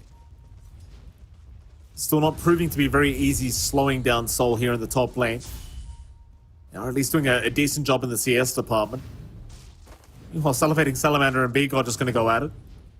B-God just happy to go for the right clicks. Does place a sentry, but ends up getting de-warded immediately. Not sure what the idea really was there from B-God. You weren't in position to get the de-ward on the sentry of Salivating Salamander. Meanwhile, mid lane, Rojo Fireflu almost goes down. Top lane again, charges out onto the Pugna though. Salivating Salamander is going to go down. Another nice pickup here for B-God. It's Ade getting some bashes, very, very nice.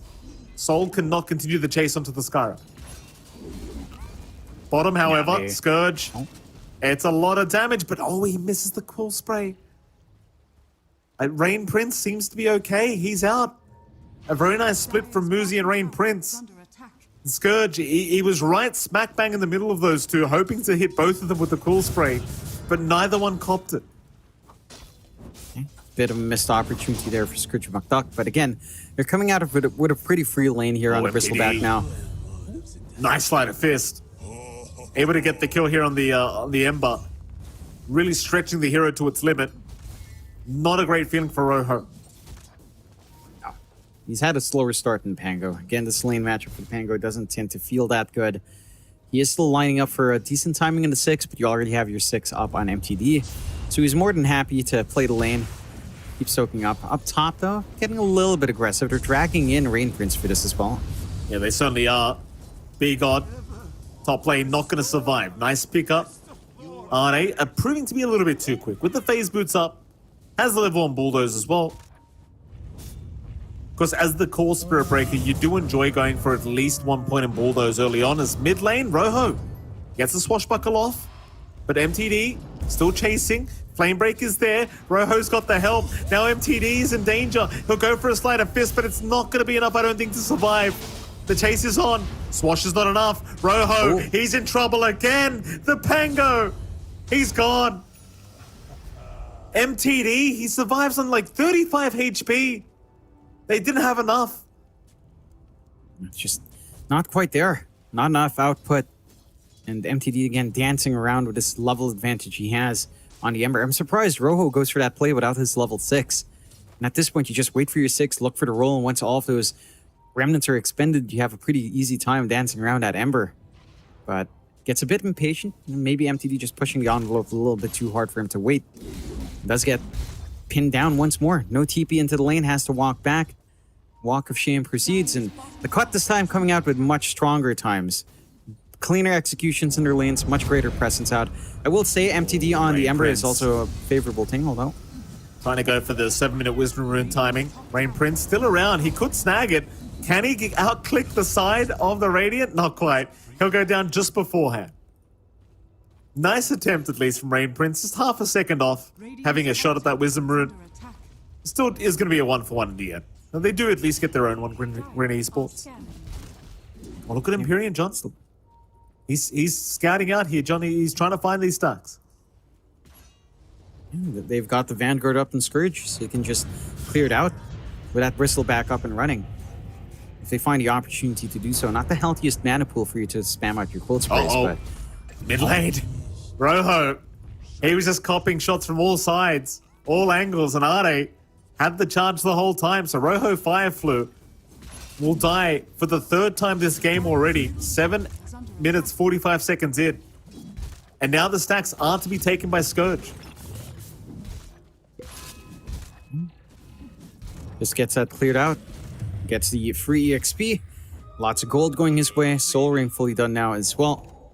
So should have even more mana to play with up front. And the pressure's already coming out on mid. Like MTD doing a fantastic job to make sure Rojo doesn't feel like he has any game early on. Inside of Grin. They can still take these fights. They just lack a little bit of that control until, say, Muzi comes in with a roar.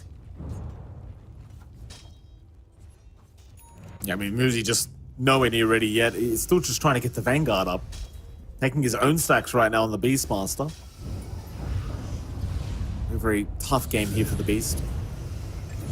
Mid lane. Rojo 5 foot again going down. That's 4 deaths now for the Pango.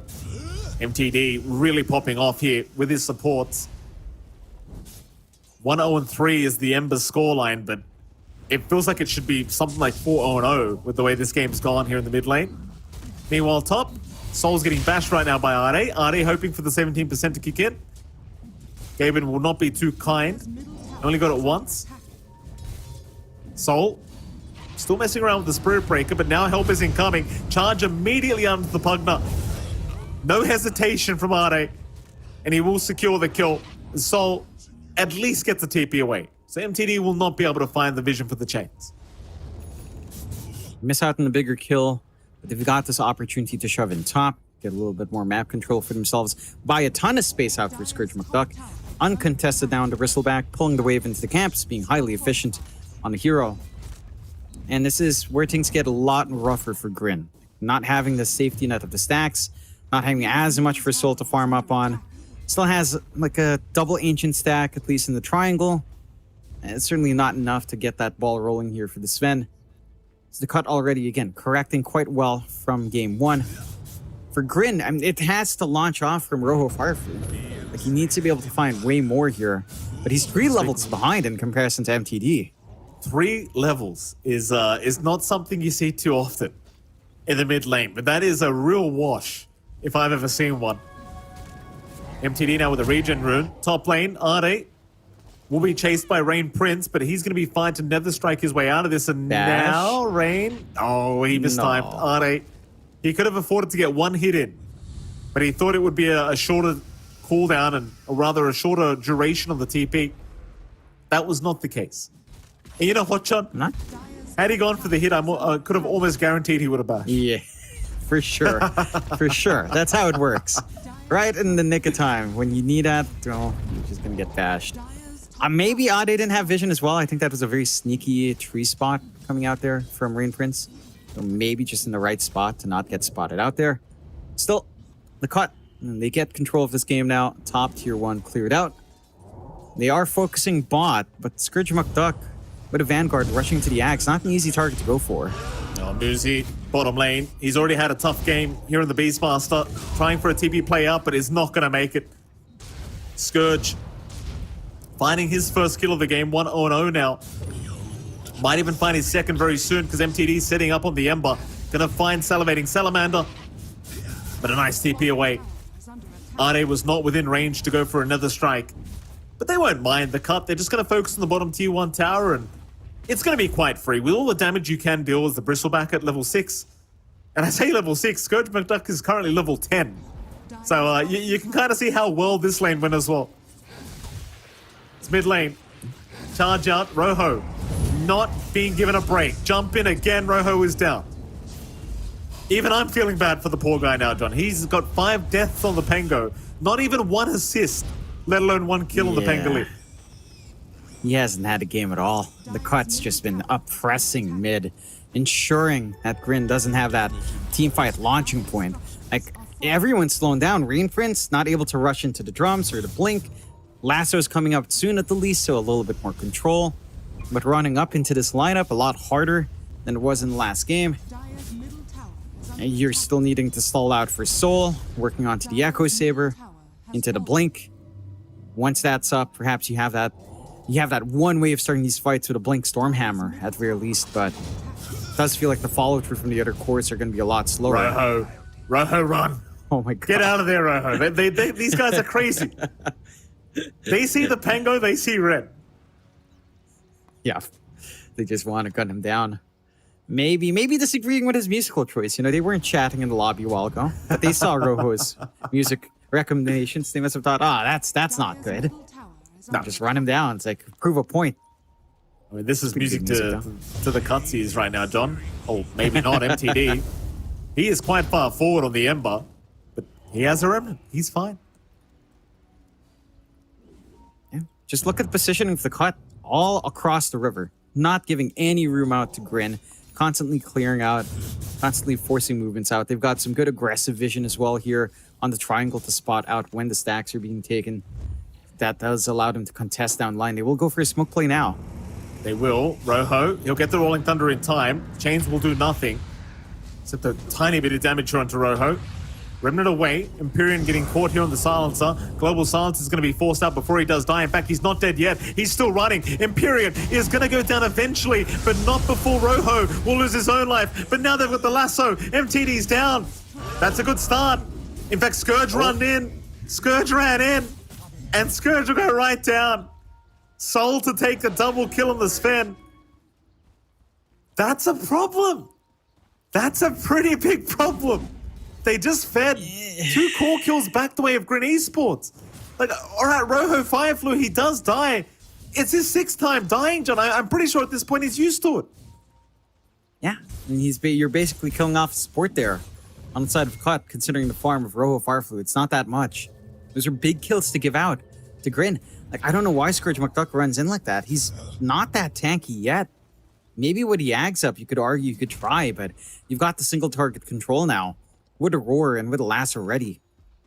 You commit like that, you just get punished. The Global Silence had to come out early from Empyrean as well, because he was dying there. Top lane. So, Bash. ooh, Are they? that's a lot. Maybe another one? He wants another one. He's not going to get it though. Nether Strike was on cooldown. He will have it up now. Doesn't have the charge available. Towards the south, MTD is actually fighting Rojo Fireflu. Will not be able to secure the kill into the Pangolier anymore on his own. Does now have the Maelstrom up though on the Ember, so a nice little power spike for him. Doesn't need to be too cautious in the mid lane right now, because the Roar isn't up on Muzi. Still 20 seconds away from being off cooldown. But they probably will need to be a little bit wary of the fact that Soul does have the full blink up on the Sven. So you do have another form of initiation now on Grin Esports. Yeah, it's a lot of output right now from Grin. Like, they can get some good jumps going. I think ideally you'd want to blink up on at least Rain as well on the Sport Bat Rider. And once you can get that start with Lasso pullback, things start to open up a lot more for Grin. For the Cut, as long as they keep applying pressure in the lanes and keep applying pressure on the map, I don't think you feel too bad. Just, you cannot afford to bleed out. You cannot afford to lose Scourge McDuck in the middle of all of this. He does have the Ags now. And the Bristol's starting to reach that point where it is pretty hard to manage, but without any additional armor just yet, there are still openings for Grin. They will go for its smoke play. They are going to run right towards the north. Ade could be their target. He does have Bulldoze available, but he might not have time to react. In fact, never mind that, because south, they found MTD. A nice Global Silence, though. Going to buy time for MTD to try and remnant out of there. Not before doing some damage. Ade being attacked, but charges there. He will get Rain Prince. Empyrean's still fine. Eventually going to go down to Rojo Fireflu. Soul's jumped in. A big Rolling Thunder. Rojo, he's got all 3 of them trapped up. This is a really bad team fight for the Cut now.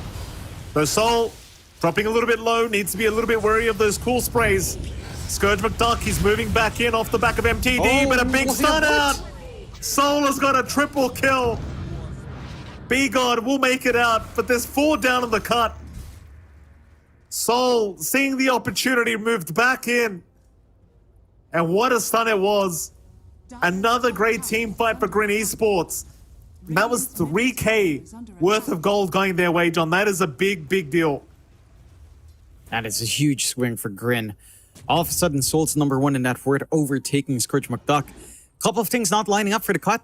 They managed to get this really good Mystic Flare Ancient Seal onto the Beastmaster Muzi before he gets Aurora off, but he doesn't die.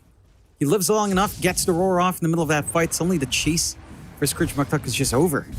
There's enough time for the damage to fly out from Soul. Like, again, the Bristleback, he's pretty tanky, but when you have God Strength up, even your back won't save you. There's enough physical output. Not enough armor in Scourge McDuck to reliably reduce that damage. So you have to watch out for that. You have to respect that Sven here. Oh, absolutely. It's a very interesting scenario now for the Cut and Grin Esports. Like, there's still a 3k advantage, but it's this classic Bristleback, right? Like, you don't know at what point this hero is just not going to be a hero any longer. And against the Sven, you have to make the argument, like, that the scaling is just going to be better for Soul. Like, he is building into the Silver Edge after all. Or rather, excuse me, no, it is the Silver Edge. I was correct the first time. It's better call it a Silver's Blade. That's not the item, though. It's Green Esports. What I mean, is once you the get the Silver Silver's Edge up... Blade, Mike? No, I said Silver's Blade, John. It doesn't exist. Don't worry about the Silver's Blade. It's a What if spoiler. it did exist? It will. New Next item. patch, John. New item. It's the build-up from Falcon Blade with a Shadow Blade. I thought you were going to say Silver Aetherlens. Dyer's You know, No. with what Reddit's been complaining about recently. We got spoiled by Aetherlens, Mike. It's not coming back as a build-up. No. Too strong. And the side of Grin is equally too strong right now. Are forcing in top. They did manage to invade that triangle as well, stealing a few of those stacks. And the side of the cut, they're finding themselves on the back foot now. BKB for Scourge McDuck, again, will help the cause. I want to see armor. I want to see either a Lotus or just a full-on AC or a Shiva's coming out on this Bristleback. Just a little bit more armor up front, and that should sort out most of your issues until that Silver Edge does come out for Soul. Newsy, charge in. Mystic Flare out. He's still dropped somehow alive, but not for long. Rojo, in the meantime, does pop the Rolling Thunder, but is just going to escape with it. Understands he can't go in anymore. Rojo, be careful now, sir. Be very, very careful, because they've got the charge up. Nether Strike is there. Are they? Hoping for some bashes, but they've got the chains to lock him down. Rojo, lifesteal, but no, there's the bash. Right after the chains, you know? Gaben's a fair god, John. He doesn't let you chain stun. Or he lets you chain stun perfectly, rather. You can't suck the stuns. Yeah. He's a very caring and just and kind person to give that perfectly timed stun. All skill from the cut, Yeah. of course. Of course. All calculated. They calculated that dive right by the tier 3 with the tier 2 still standing, not knowing that no one from Gin would TP in as well to punish. And they get away with it. Yeah, not the biggest kill at this point. You're basically still killing off support, considering Rojo Fireflu's net worth. It does give you something to play with at the least, but your concerns are still with Soul. Your concerns are with just this build-up in Muzi as well, going for the auras, going for the full pipe next. Once you have a Crimson Guard up as well, that's going to be really significant up against this Bristleback that you're trying to enable on Scourge McDuck. For the cut. bottom tower is under attack. This game doesn't get any easier as it scales on. Like, I don't see it simplifying for them Dyer's top at tower all. is under I think attack. you have some struggles up against Aurora and Lasso here. You're going to need a few Lincolns. MTD is going for one himself, but you will want a little bit more than one, considering all the single target they have. Grin lining up for the bot tower, and they could go Roshan here as well. He certainly could. MTD going to show himself here on the Ember. Does have a Haste Rune to play with. Grin still waiting around the area, not to force Roshan yet. But I think they will definitely go for it. Immediate TP's down to the bot lane here from the cut. Nice timing as well, because you've got the BKB on Scourge McDuck. But he needs TP to his team very, very soon. There's the TP coming into the outpost now. Radiant's middle tower. Keep in mind, they've got to fight underneath Hawk Vision here on the Radiant end. Charges there. They've already found the Sven. Roshan's still not down. Mystic Flare. It was committed, but they knocked him out of the range. It won't matter, though. He's down. He is down for 50. No buyback available for the Sven. Is now Muzi to drop. Salivating Salamander to drop. There's 3 down. They do at least find Empyrean, but what does it matter? Rojo Fireflu's caught. Rojo's gone. Double kill for Scourge McDuck, and Roshan is now officially open for the cut. And Green Esports once again find themselves 10k net worth behind. Yeah, that's a huge loss for Grin. All coming down to this really great global sounds coming out from Empyrean. He waits for the Lotus Orb to come out into that Sven, and then just gets the silence off. Nothing can come out. There's no play. There's no Warhammer, Stormhammer that can come through to stun up. No Lasso, no Roar. Nothing available. And Empyrean, watching that fight really well, gives that opening for the cut. To find those pickoffs, find the Aegis, and suddenly find themselves in this position where they can just outright win. Can Scourge McDuck one-shot for Mentor with enough stacks, I wonder? It's a lot in the barrier. It certainly is. Solo this? I mean, he's going to solo it quite easily, actually, here, John. Scourge McDuck, no problems for himself. There you go. Some heroes need illusions. Some heroes need clones. Bristleback just needs himself, John. He's a manly man, this guy. Yeah, he's got that Justin Timberlake song going. Sexy back here for Scrooge McDuck. Oh, that's an old one. He's feeling good about himself. That is a banger though. Every time I was hear a that song, banger. I say, yeah, Yeah. it is a banger. It is a I banger. was in high school. And like this game. Yeah. Yeah, all the way back for us, Mike. Old people. Yeah. Very old people now. Yeah. In this game, not getting old yet. 20-9. 24 minutes in. 12k lead for the side of the cut. Clearing out that bot tier 2. Scrooge McDuck again, pretty much doing it solo. And he is going for the AC, so with the additional armor up, it gets a lot harder to handle. Even if you get the break off, just having this armor on Scrooge McDuck might be enough to buy him some time to survive here. And he already has his level 15 town. Anyway, with his side reduction up, he's got a little bit of that spell life steal coming on here as well. And he's a hard to manage Bristle. Planar pocket being up for Ade can even potentially save you from roars and lassos as well. So even the shard from Ade coming out from the Tormentor is highly valuable. And for Grin, again, this game's not out of their hands, but it is a difficult game in comparison to Game 2. Like, they did not have a great start. Rojo has very little impact right now on that Pangolier. And, well, for the side of Grin, they've got to be on point with this single target spell usage. They have to be very good with Aurora Lasso. They have to be very patient with their debuffs, with their dispels. You know, they have to wait for the global silence first from Empyrean, and that's a tough call. It's either you kill Empyrean first or you somehow outplay him with his timing in the global silence there. T2 top tower. It is now gone, the cut.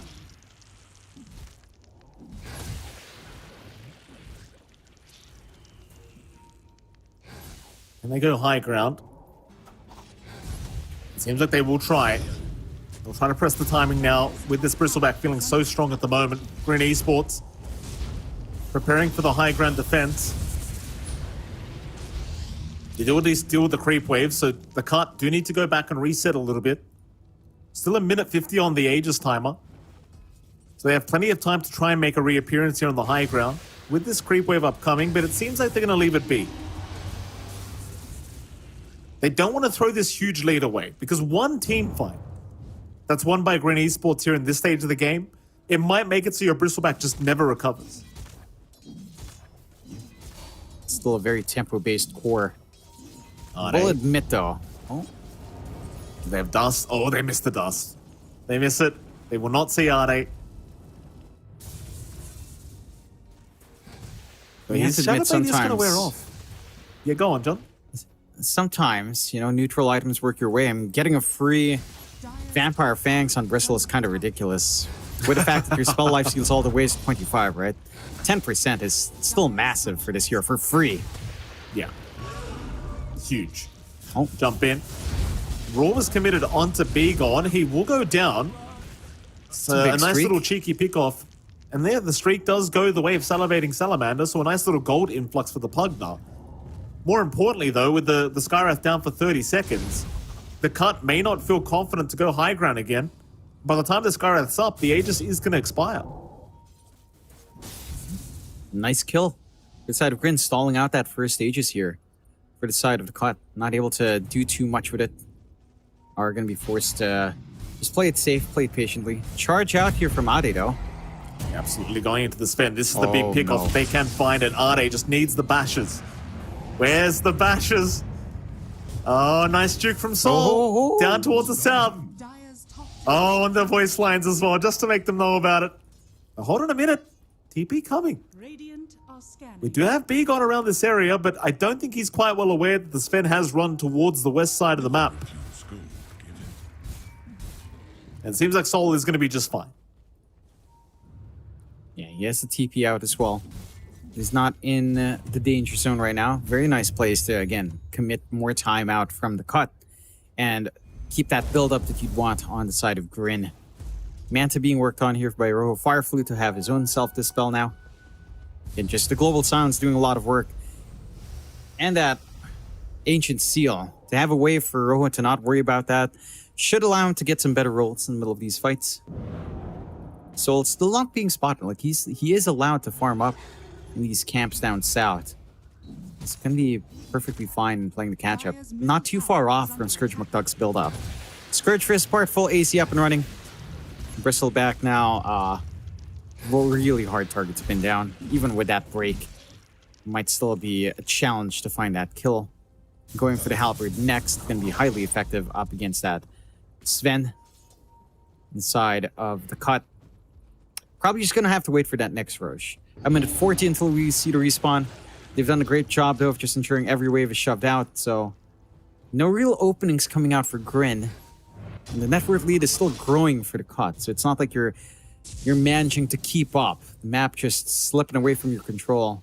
Very little access to the camps does make it challenging in trying to get that itemization up regardless.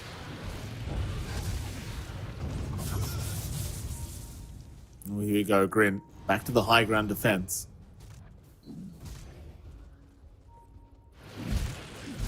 Still the push is being attempted here from the cut.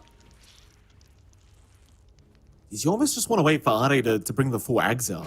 He's got enough gold for it, and he does buy it outright. So, he can always just charge back very quickly to the Dire base, so it's not too big of a deal if the SB has TP'd back towards his own base. Chains out onto the Sven, but there's no follow-up to it.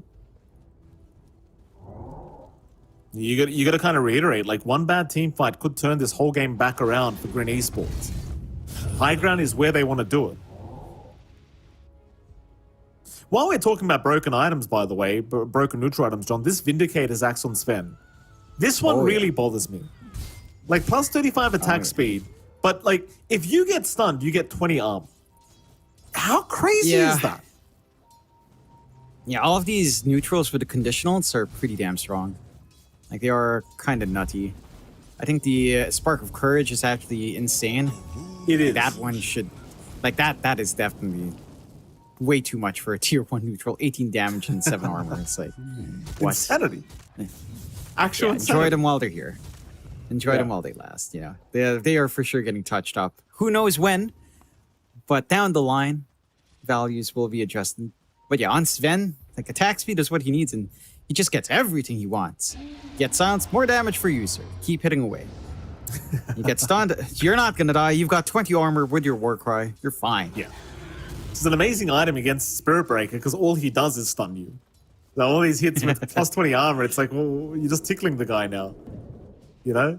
So you add Warcry, he gets 25 armor. Then you add the Vindicator's axe, he has 45 armor. If he gets bashed. It's pretty crazy. Like, what damage are you going to deal to this guy? Well, here we go. We're about to find out because Grin have smoked up. They'll go through the twin gates, head through the bottom lane with a smoke. They won't find anyone quite yet. They'll just try to secure this area of the map and get that farm going here on Soul. Soul just trying to work towards the harpoon timing. Now a Heaven's Halberd available on Scourge McDuck. It's going to be very annoying to try and play against as the Sven. Do love that bonus kind of evasion as well against the Sven hero. And oh, Arne, bottom lane, Yule's up, going to try and go for a run. Global Silence was there, but they've got plenty of damage. Arne, though, with the evasion, is going to get out. His own Heaven's Halberd, making him miss twice on the Sven in a row. And that was more than enough. Yeah. Just gives him the space. Global Silence was expanded from Empyrean. So a pretty massive cooldown to commit, but you don't give any openings out to Grin. You manage to prevent that clump up from paying off for Grin as well. So you don't mind too much on the side of the cut. Are just waiting for the next Roche. Spawn time in less than a minute now. Gonna be a big objective for them to take to find that opening onto the high ground. And for Grin, it has to be really patient. Like, they know there's an opportunity here with no Global Silence. They just need to find that opening now. If they find someone off guard without that Global Silence to save, then this game can open up, but looks like they are more than happy to just sit back and farm, and that could cost them the next Roshan here. That it could.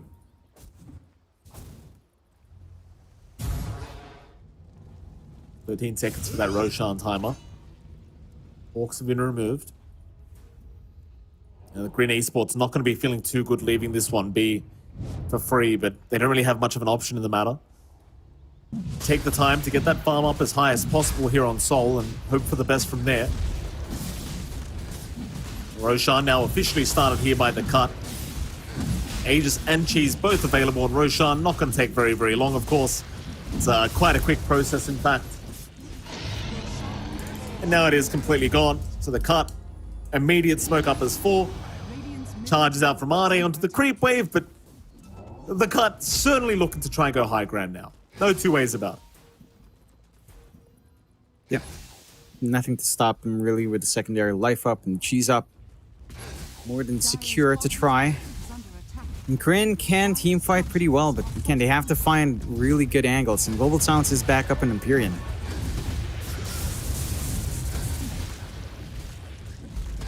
Well, this bottom tier 3 tower, it's really not going to last. How even the Ags now up on B-God to boot. Here we go. Charges out onto Rain Prince. He'll be fine for now. Soul jumping in. B-God getting deleted immediately on the Skywrath Mage. He's down with that buyback. They've even got a lasso onto Arde, holding him down, but they've lost the Batrider. Meanwhile, Scourge just manning up. The Sven can't deal with it. Soul, he's going to go down. They'll commit a Roar, trying to at least find MTD, but no, he gets the cheese off. He's going to make it in time. Rojo Fire Flu still trying to deal the damage onto the Bristle. But Scourge McDuck will survive with the Aegis intact. And now he can just completely reset. He's got plenty of regen for it. Bottom lane open. The car will go for the bottom lane of barracks. Onto the mid, onto the top. There's no tier 3s, tier 2s, or tier 1s to protect. And I think this might just be Megas. 45 seconds without the Sven, there's no way to defend. No. I think you threw out all your spells as well.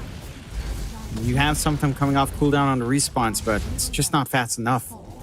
These racks melt so damn quick. Fortify is at least up to stall out. It will buy some time, but not nearly enough time. And the side of the cut, and they push the limits. Yeah, jump in again. Pugna getting completely removed from this game. Celebrating Salamander. Unable to survive. Arde, Nether Strike is out onto the Batrider. Rojo Fireflu will try to slow things down. Scourge, however, will secure Megas now. And they are just dealing no damage to the Bristleback. It is just not happening. It seems like the cut rather, not the cat. They will end up going for a reset in the fountain. Green Esports, they're up against Mega Creeps. That they are. I mean, they can deal with it to an extent, right? You've got the Sven, you've got a Pango. You can sort of deal with the creep waves at the very least, but it's not going to be a comfy time now. Your Sven's just not big enough to dish that damage again, even with a break. Bristleback's still really tanky. You have the full Abyssal ready for Scourge McDuck. You can go into the Ag's Blessing, probably pick up a Heart or Overwhelming Blink at that point. And I don't know if you can really stop Scourge. Heck, there's maybe a memeier build-up for him as well. Maybe you go with something like a Bloodstone, which is kind of funny, but it sounds funny, but it does work really well with Bristles still. I mean, the spell Lifesteal. Yeah, if he decides to stack that up, I don't think you kill Scourge McDuck at all. Not at all, even with a break. Like, this Bristle is just going to be too big. And now he's just going to use that sexy back once more to take the Tormentor. No problems. That's a new terminology here for the Bristleback. Just using the sexy back. There you go. He'll get the shards himself as well, I believe. So, does have the hairball up now. Yeah, you're right. There is a cat here with a hairball, I guess. Good one, John. There it is. Really, no impact there from the hairball, I must admit. Still left a green dot on the map. That was about it. It's Mersey. Gonna back his way out. Oh, whoopsie daisies, the Lotus Sword. It works against him. Cancel it. Arde, quick thinking, and the cancel is not there from Mersey. Just not expecting it. 2 kills, no buybacks, onto the tier 4 towers. Green Esports, I always give them props for not calling and trying till the final stages of the game, but they will lose their Pango to boot. Their buyback is at least available on Rojo Fireflu, and he will commit it. Because they do need it. Soul, he'll jump in. Arde, he's the target. But everyone's just so tanky. Scourge is going to move into boot on the Bristleback, and Rojo Fireflu, he will be dying back immediately. It's the cut. 1 tier 4 down. We'll find a second, but the GG's called. Green Esports, they put up a valiant effort here, John, against the cut, trying to deny that first place tiebreaker between the three teams in Division 2 of NA. But nevertheless, the cut, they make it happen. Now tied in first place. And sadly for Grin Esports, they are yet to pick up a series win. Yeah, it's rather unfortunate for Grin. It looked pretty close. You know, game 2 looked pretty dominant coming out from Grin. And I did have faith in their draft here. It didn't feel like you had enough to counterplay it from the side of Cut, but the lanes go out of control. Rojo Fireflu just got crushed up against MTD. MTD looking to prove a point maybe. And, you know, it's so sad to see because Rojo Fireflu, his Pango has been pretty on point when we see it. This time around, just not able to even recover to have a game. And that focal point for the Cut, just focusing mid, ensuring that the Pango doesn't get the team fights off. Not getting that itemization. That just removed any chance for Grin here. Like no blink, no fast ags, the fusel timing was off. Not much impact from Rojo. Certainly not. Rojo was, I mean, you can't quite blame the guy. Like he was just focused the whole of game 3. They did not allow a game for this Pango, and obviously that did work in their favor. So Rojo ends up going 2-11 with 7 assists on the Pangolier to end his day off. But I don't quite blame him. Like just not only outplayed by MTD, but just the fact that they kept throwing both supports into the mid lane to make sure this Pangolier had no game. And off the back of that, there was just no kind of pacing set here from Grin Esports, just no capability of really fighting back in these engagements. And every time Soul died, it was just impossible to win out the fights because you lacked so much damage, which would usually come from the Pangolier, but it just was not the case. So the Cut, again, finding a 2-1 victory here as we continue to look at the highlights. And it officially means C-Dub, Wildcard, and the Cut all tied up. We'll have a look at the standings in a moment. But we're suddenly in a very interesting scenario now in Division 2. Because I can't confidently say which team's going to make it. Hell, even Wildcard, which everyone would assume should be able to just qualify easily to Division 1, are not having the best time, John. I mean, they just lost the C-Dub 2-1. That was today. Their final series, ironically enough, is up against the Cut to boot. So that's going to be a crazy final series. Still, here's the the score after game number 3. MVP does go the way of Ade on the Spirit Breakers because he was just doing some fantastic work. Such a menace on this core Spirit Breaker, making these team fights look impossible for the side of Grin Esports, and definitely deserves an MVP, especially considering how much he's been focused throughout this series. It's the offlane constantly just being prioritized here by Grin Esports, and well, there you go. Ade, he will get the MVP this game. Jonathan, I mean, the way this Div 2 is kind of panning out, I know we said it was going to be close in the first week of Div 2, but my God, it's close. It is close. There's no clear front runner as we close out. Of course, we can have a word with one of our boys here from the Cut mic. Yeah, Empyrean is here once again. We do have a lot to talk about, so let's throw to him and see exactly what he's got to say. Empyrean, congratulations on the 2-1 victory here up against Grin Esports. Before we get into all the things that are happening right now, how the hell are you feeling? I'm feeling good. We just have one series left. If we win, I think we're guaranteed Div 1, so excited for that. We're going to look forward to that and do our best to prepare and win that series. Yeah, that's the crazy thing. That's what I wanted to get into, right? Because C-Dub ends up beating Wildcard earlier today, which then gives you the 3-way tiebreaker now for first place. And your final matchup is up against Wildcard. So that's all you've got left. First of all, were you expecting that result between C-Dub and Wildcard earlier? And secondly, are you seeing the weaknesses here for Wildcard that you can kind of expose in your next series? I thought Wildcard, they were dropping some games to other teams, so I thought they could definitely lose to C-Dub. I think C-Dub's a pretty strong team, so it was a bit surprising, but not that surprising to be honest. And I think it didn't really matter who won. We would still have to beat Wildcard to guarantee Div 1. It's just the tiebreakers would be a bit different, so that series didn't really matter to us that much. We just needed to beat Wildcard anyway. Okay. Game 2 of this best of 3 series, Grin Esports kind of took you boys for a run. We thought, John and I at the very least were commenting on the fact that it may have been the draft that caused that loss for you guys in Game 2. From your perspective, what happened in Game 2 for Grin to end up winning that one out? I think the lanes went a bit rough and they just snowballed off the lanes. I don't think our draft was necessarily the issue. I just think it was just the lanes, and they kind of outplayed us in the lane. So they took that and snowballed to the win. Their Sven was super farmed. I think he was level 12 at like 10, 11, 12 minutes or something. So it was pretty hard to win that from the lanes. Okay, go on, John. All right, Imperium, you did mention it a little bit there. You do still need to beat Wildcard to guarantee that slot into Div 1. Going into the Wildcard match, for C-Dub, there was a little bit of history there with Mark. He looked extra motivated at the end. It does look like one factor going into Wildcard in particular seems to be the mental warfare that one can bring out onto such players as Sammy Boy. Would any of you guys have anything to motivate you extra from your pubs or anything, or any encounters with Sammy that makes you feel extra motivated to show up for that one? I think everyone in NA is extra motivated to beat Sammy Boy. I don't think it's specifically anyone on C-Dub or anything, but it just happens. That's how it goes. Everyone in this region is motivated to beat Sammy Boy.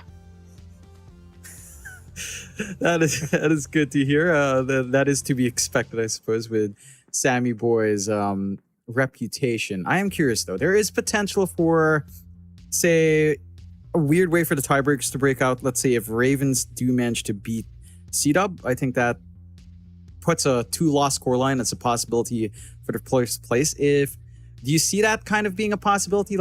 Considering you win, the last slot open for potentially 2 or 3 teams with tiebreakers, who do you think is the next team to watch out for? Is it still Wildcard in your mind? Do you feel like C-Dub showed up a little bit better after that series? I think C-Dub showed up, but they had the AA versus Morph 2 games in a row, so I'm sure if they do a better job of drafting, it's such a hard game to win as Morph, I think, for Sammy Boy. So if they maybe respect the enemies a bit more, ban the AA, since they just lost to it twice in a row, I think it might be a more competitive series. Wildcard might win it. I still think Wildcard. All right. Okay, fair enough. And one thing to close out, I guess, if seeing that you guys might make it into Div 1, if you guys returned up there, is there any team that you'd really love to play up against? Any team with history, or any one team that you just want to try to improve upon in playing up against? Probably Dog Champ. I just want to play versus Red 2. That sounds pretty fun. He was my teammate for some time, and yeah, it'd be fun to play versus him. But other teams, I don't know. Not that many. All right, fair enough. Looking forward to that match, hopefully, when you guys get to Div 1. If you get there. Yeah. Hopefully. Yeah, of course. Imperium, again, congratulations on the 2-1 victory here, sir. I mean, we can't wait to hopefully speak to you after the wildcard series you have up last. So congratulations, and we'll see you then, hopefully. All right, thank you, guys. See you. Thank you. Bye-bye. Bye-bye. Bye-bye. The lovely Imperium. I mean, we've talked to the guy practically every time the cut wins, because nobody else wants to talk to us. Imperium has to show up and has to deal with us, Jonathan, but always lovely to speak to the Matt.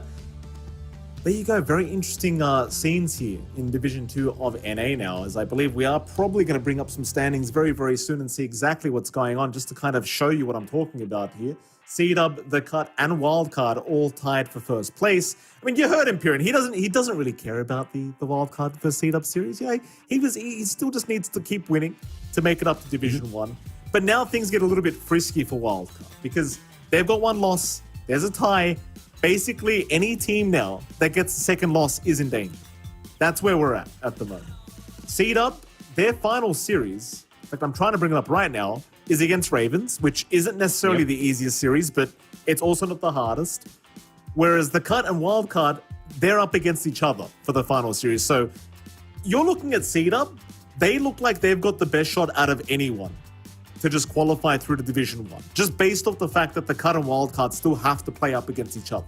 So unless Ravens show up and just feel like causing absolute havoc here in the standings, which why the hell not, they may as well, because that gives them a chance in the running for Div 1. Yep. It could be complete chaos depending on what happens this week. Yeah, it's all hinging on that C-Dub versus Ravens matchup, which is down the line. Still, we've got the schedule ready to see for our next day of the NADPC here for Div 2. Next time around, we've got Ravens up against Nexus Titans and Tilted Boys up against American Goons. So pretty interesting matches on maybe more of the middle of the pack.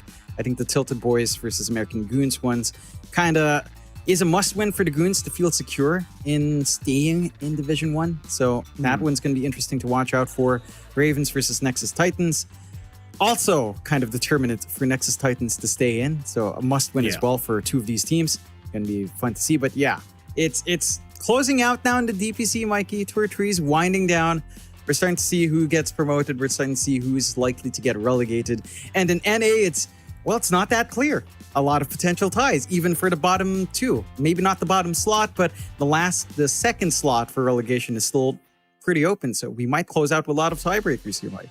Yeah, and I'm a real sicko, Jonathan. I want a lot of tiebreakers. So we're going to have to head off, Jonathan. I mean, you heard me during the break. I've got a baby shadow of 10, so we're going to head off. It is MLP Dota. It is John XFAR. It's been a pleasure. We'll see you all again very, very soon for some more great NA Div 2 action. We'll see you then.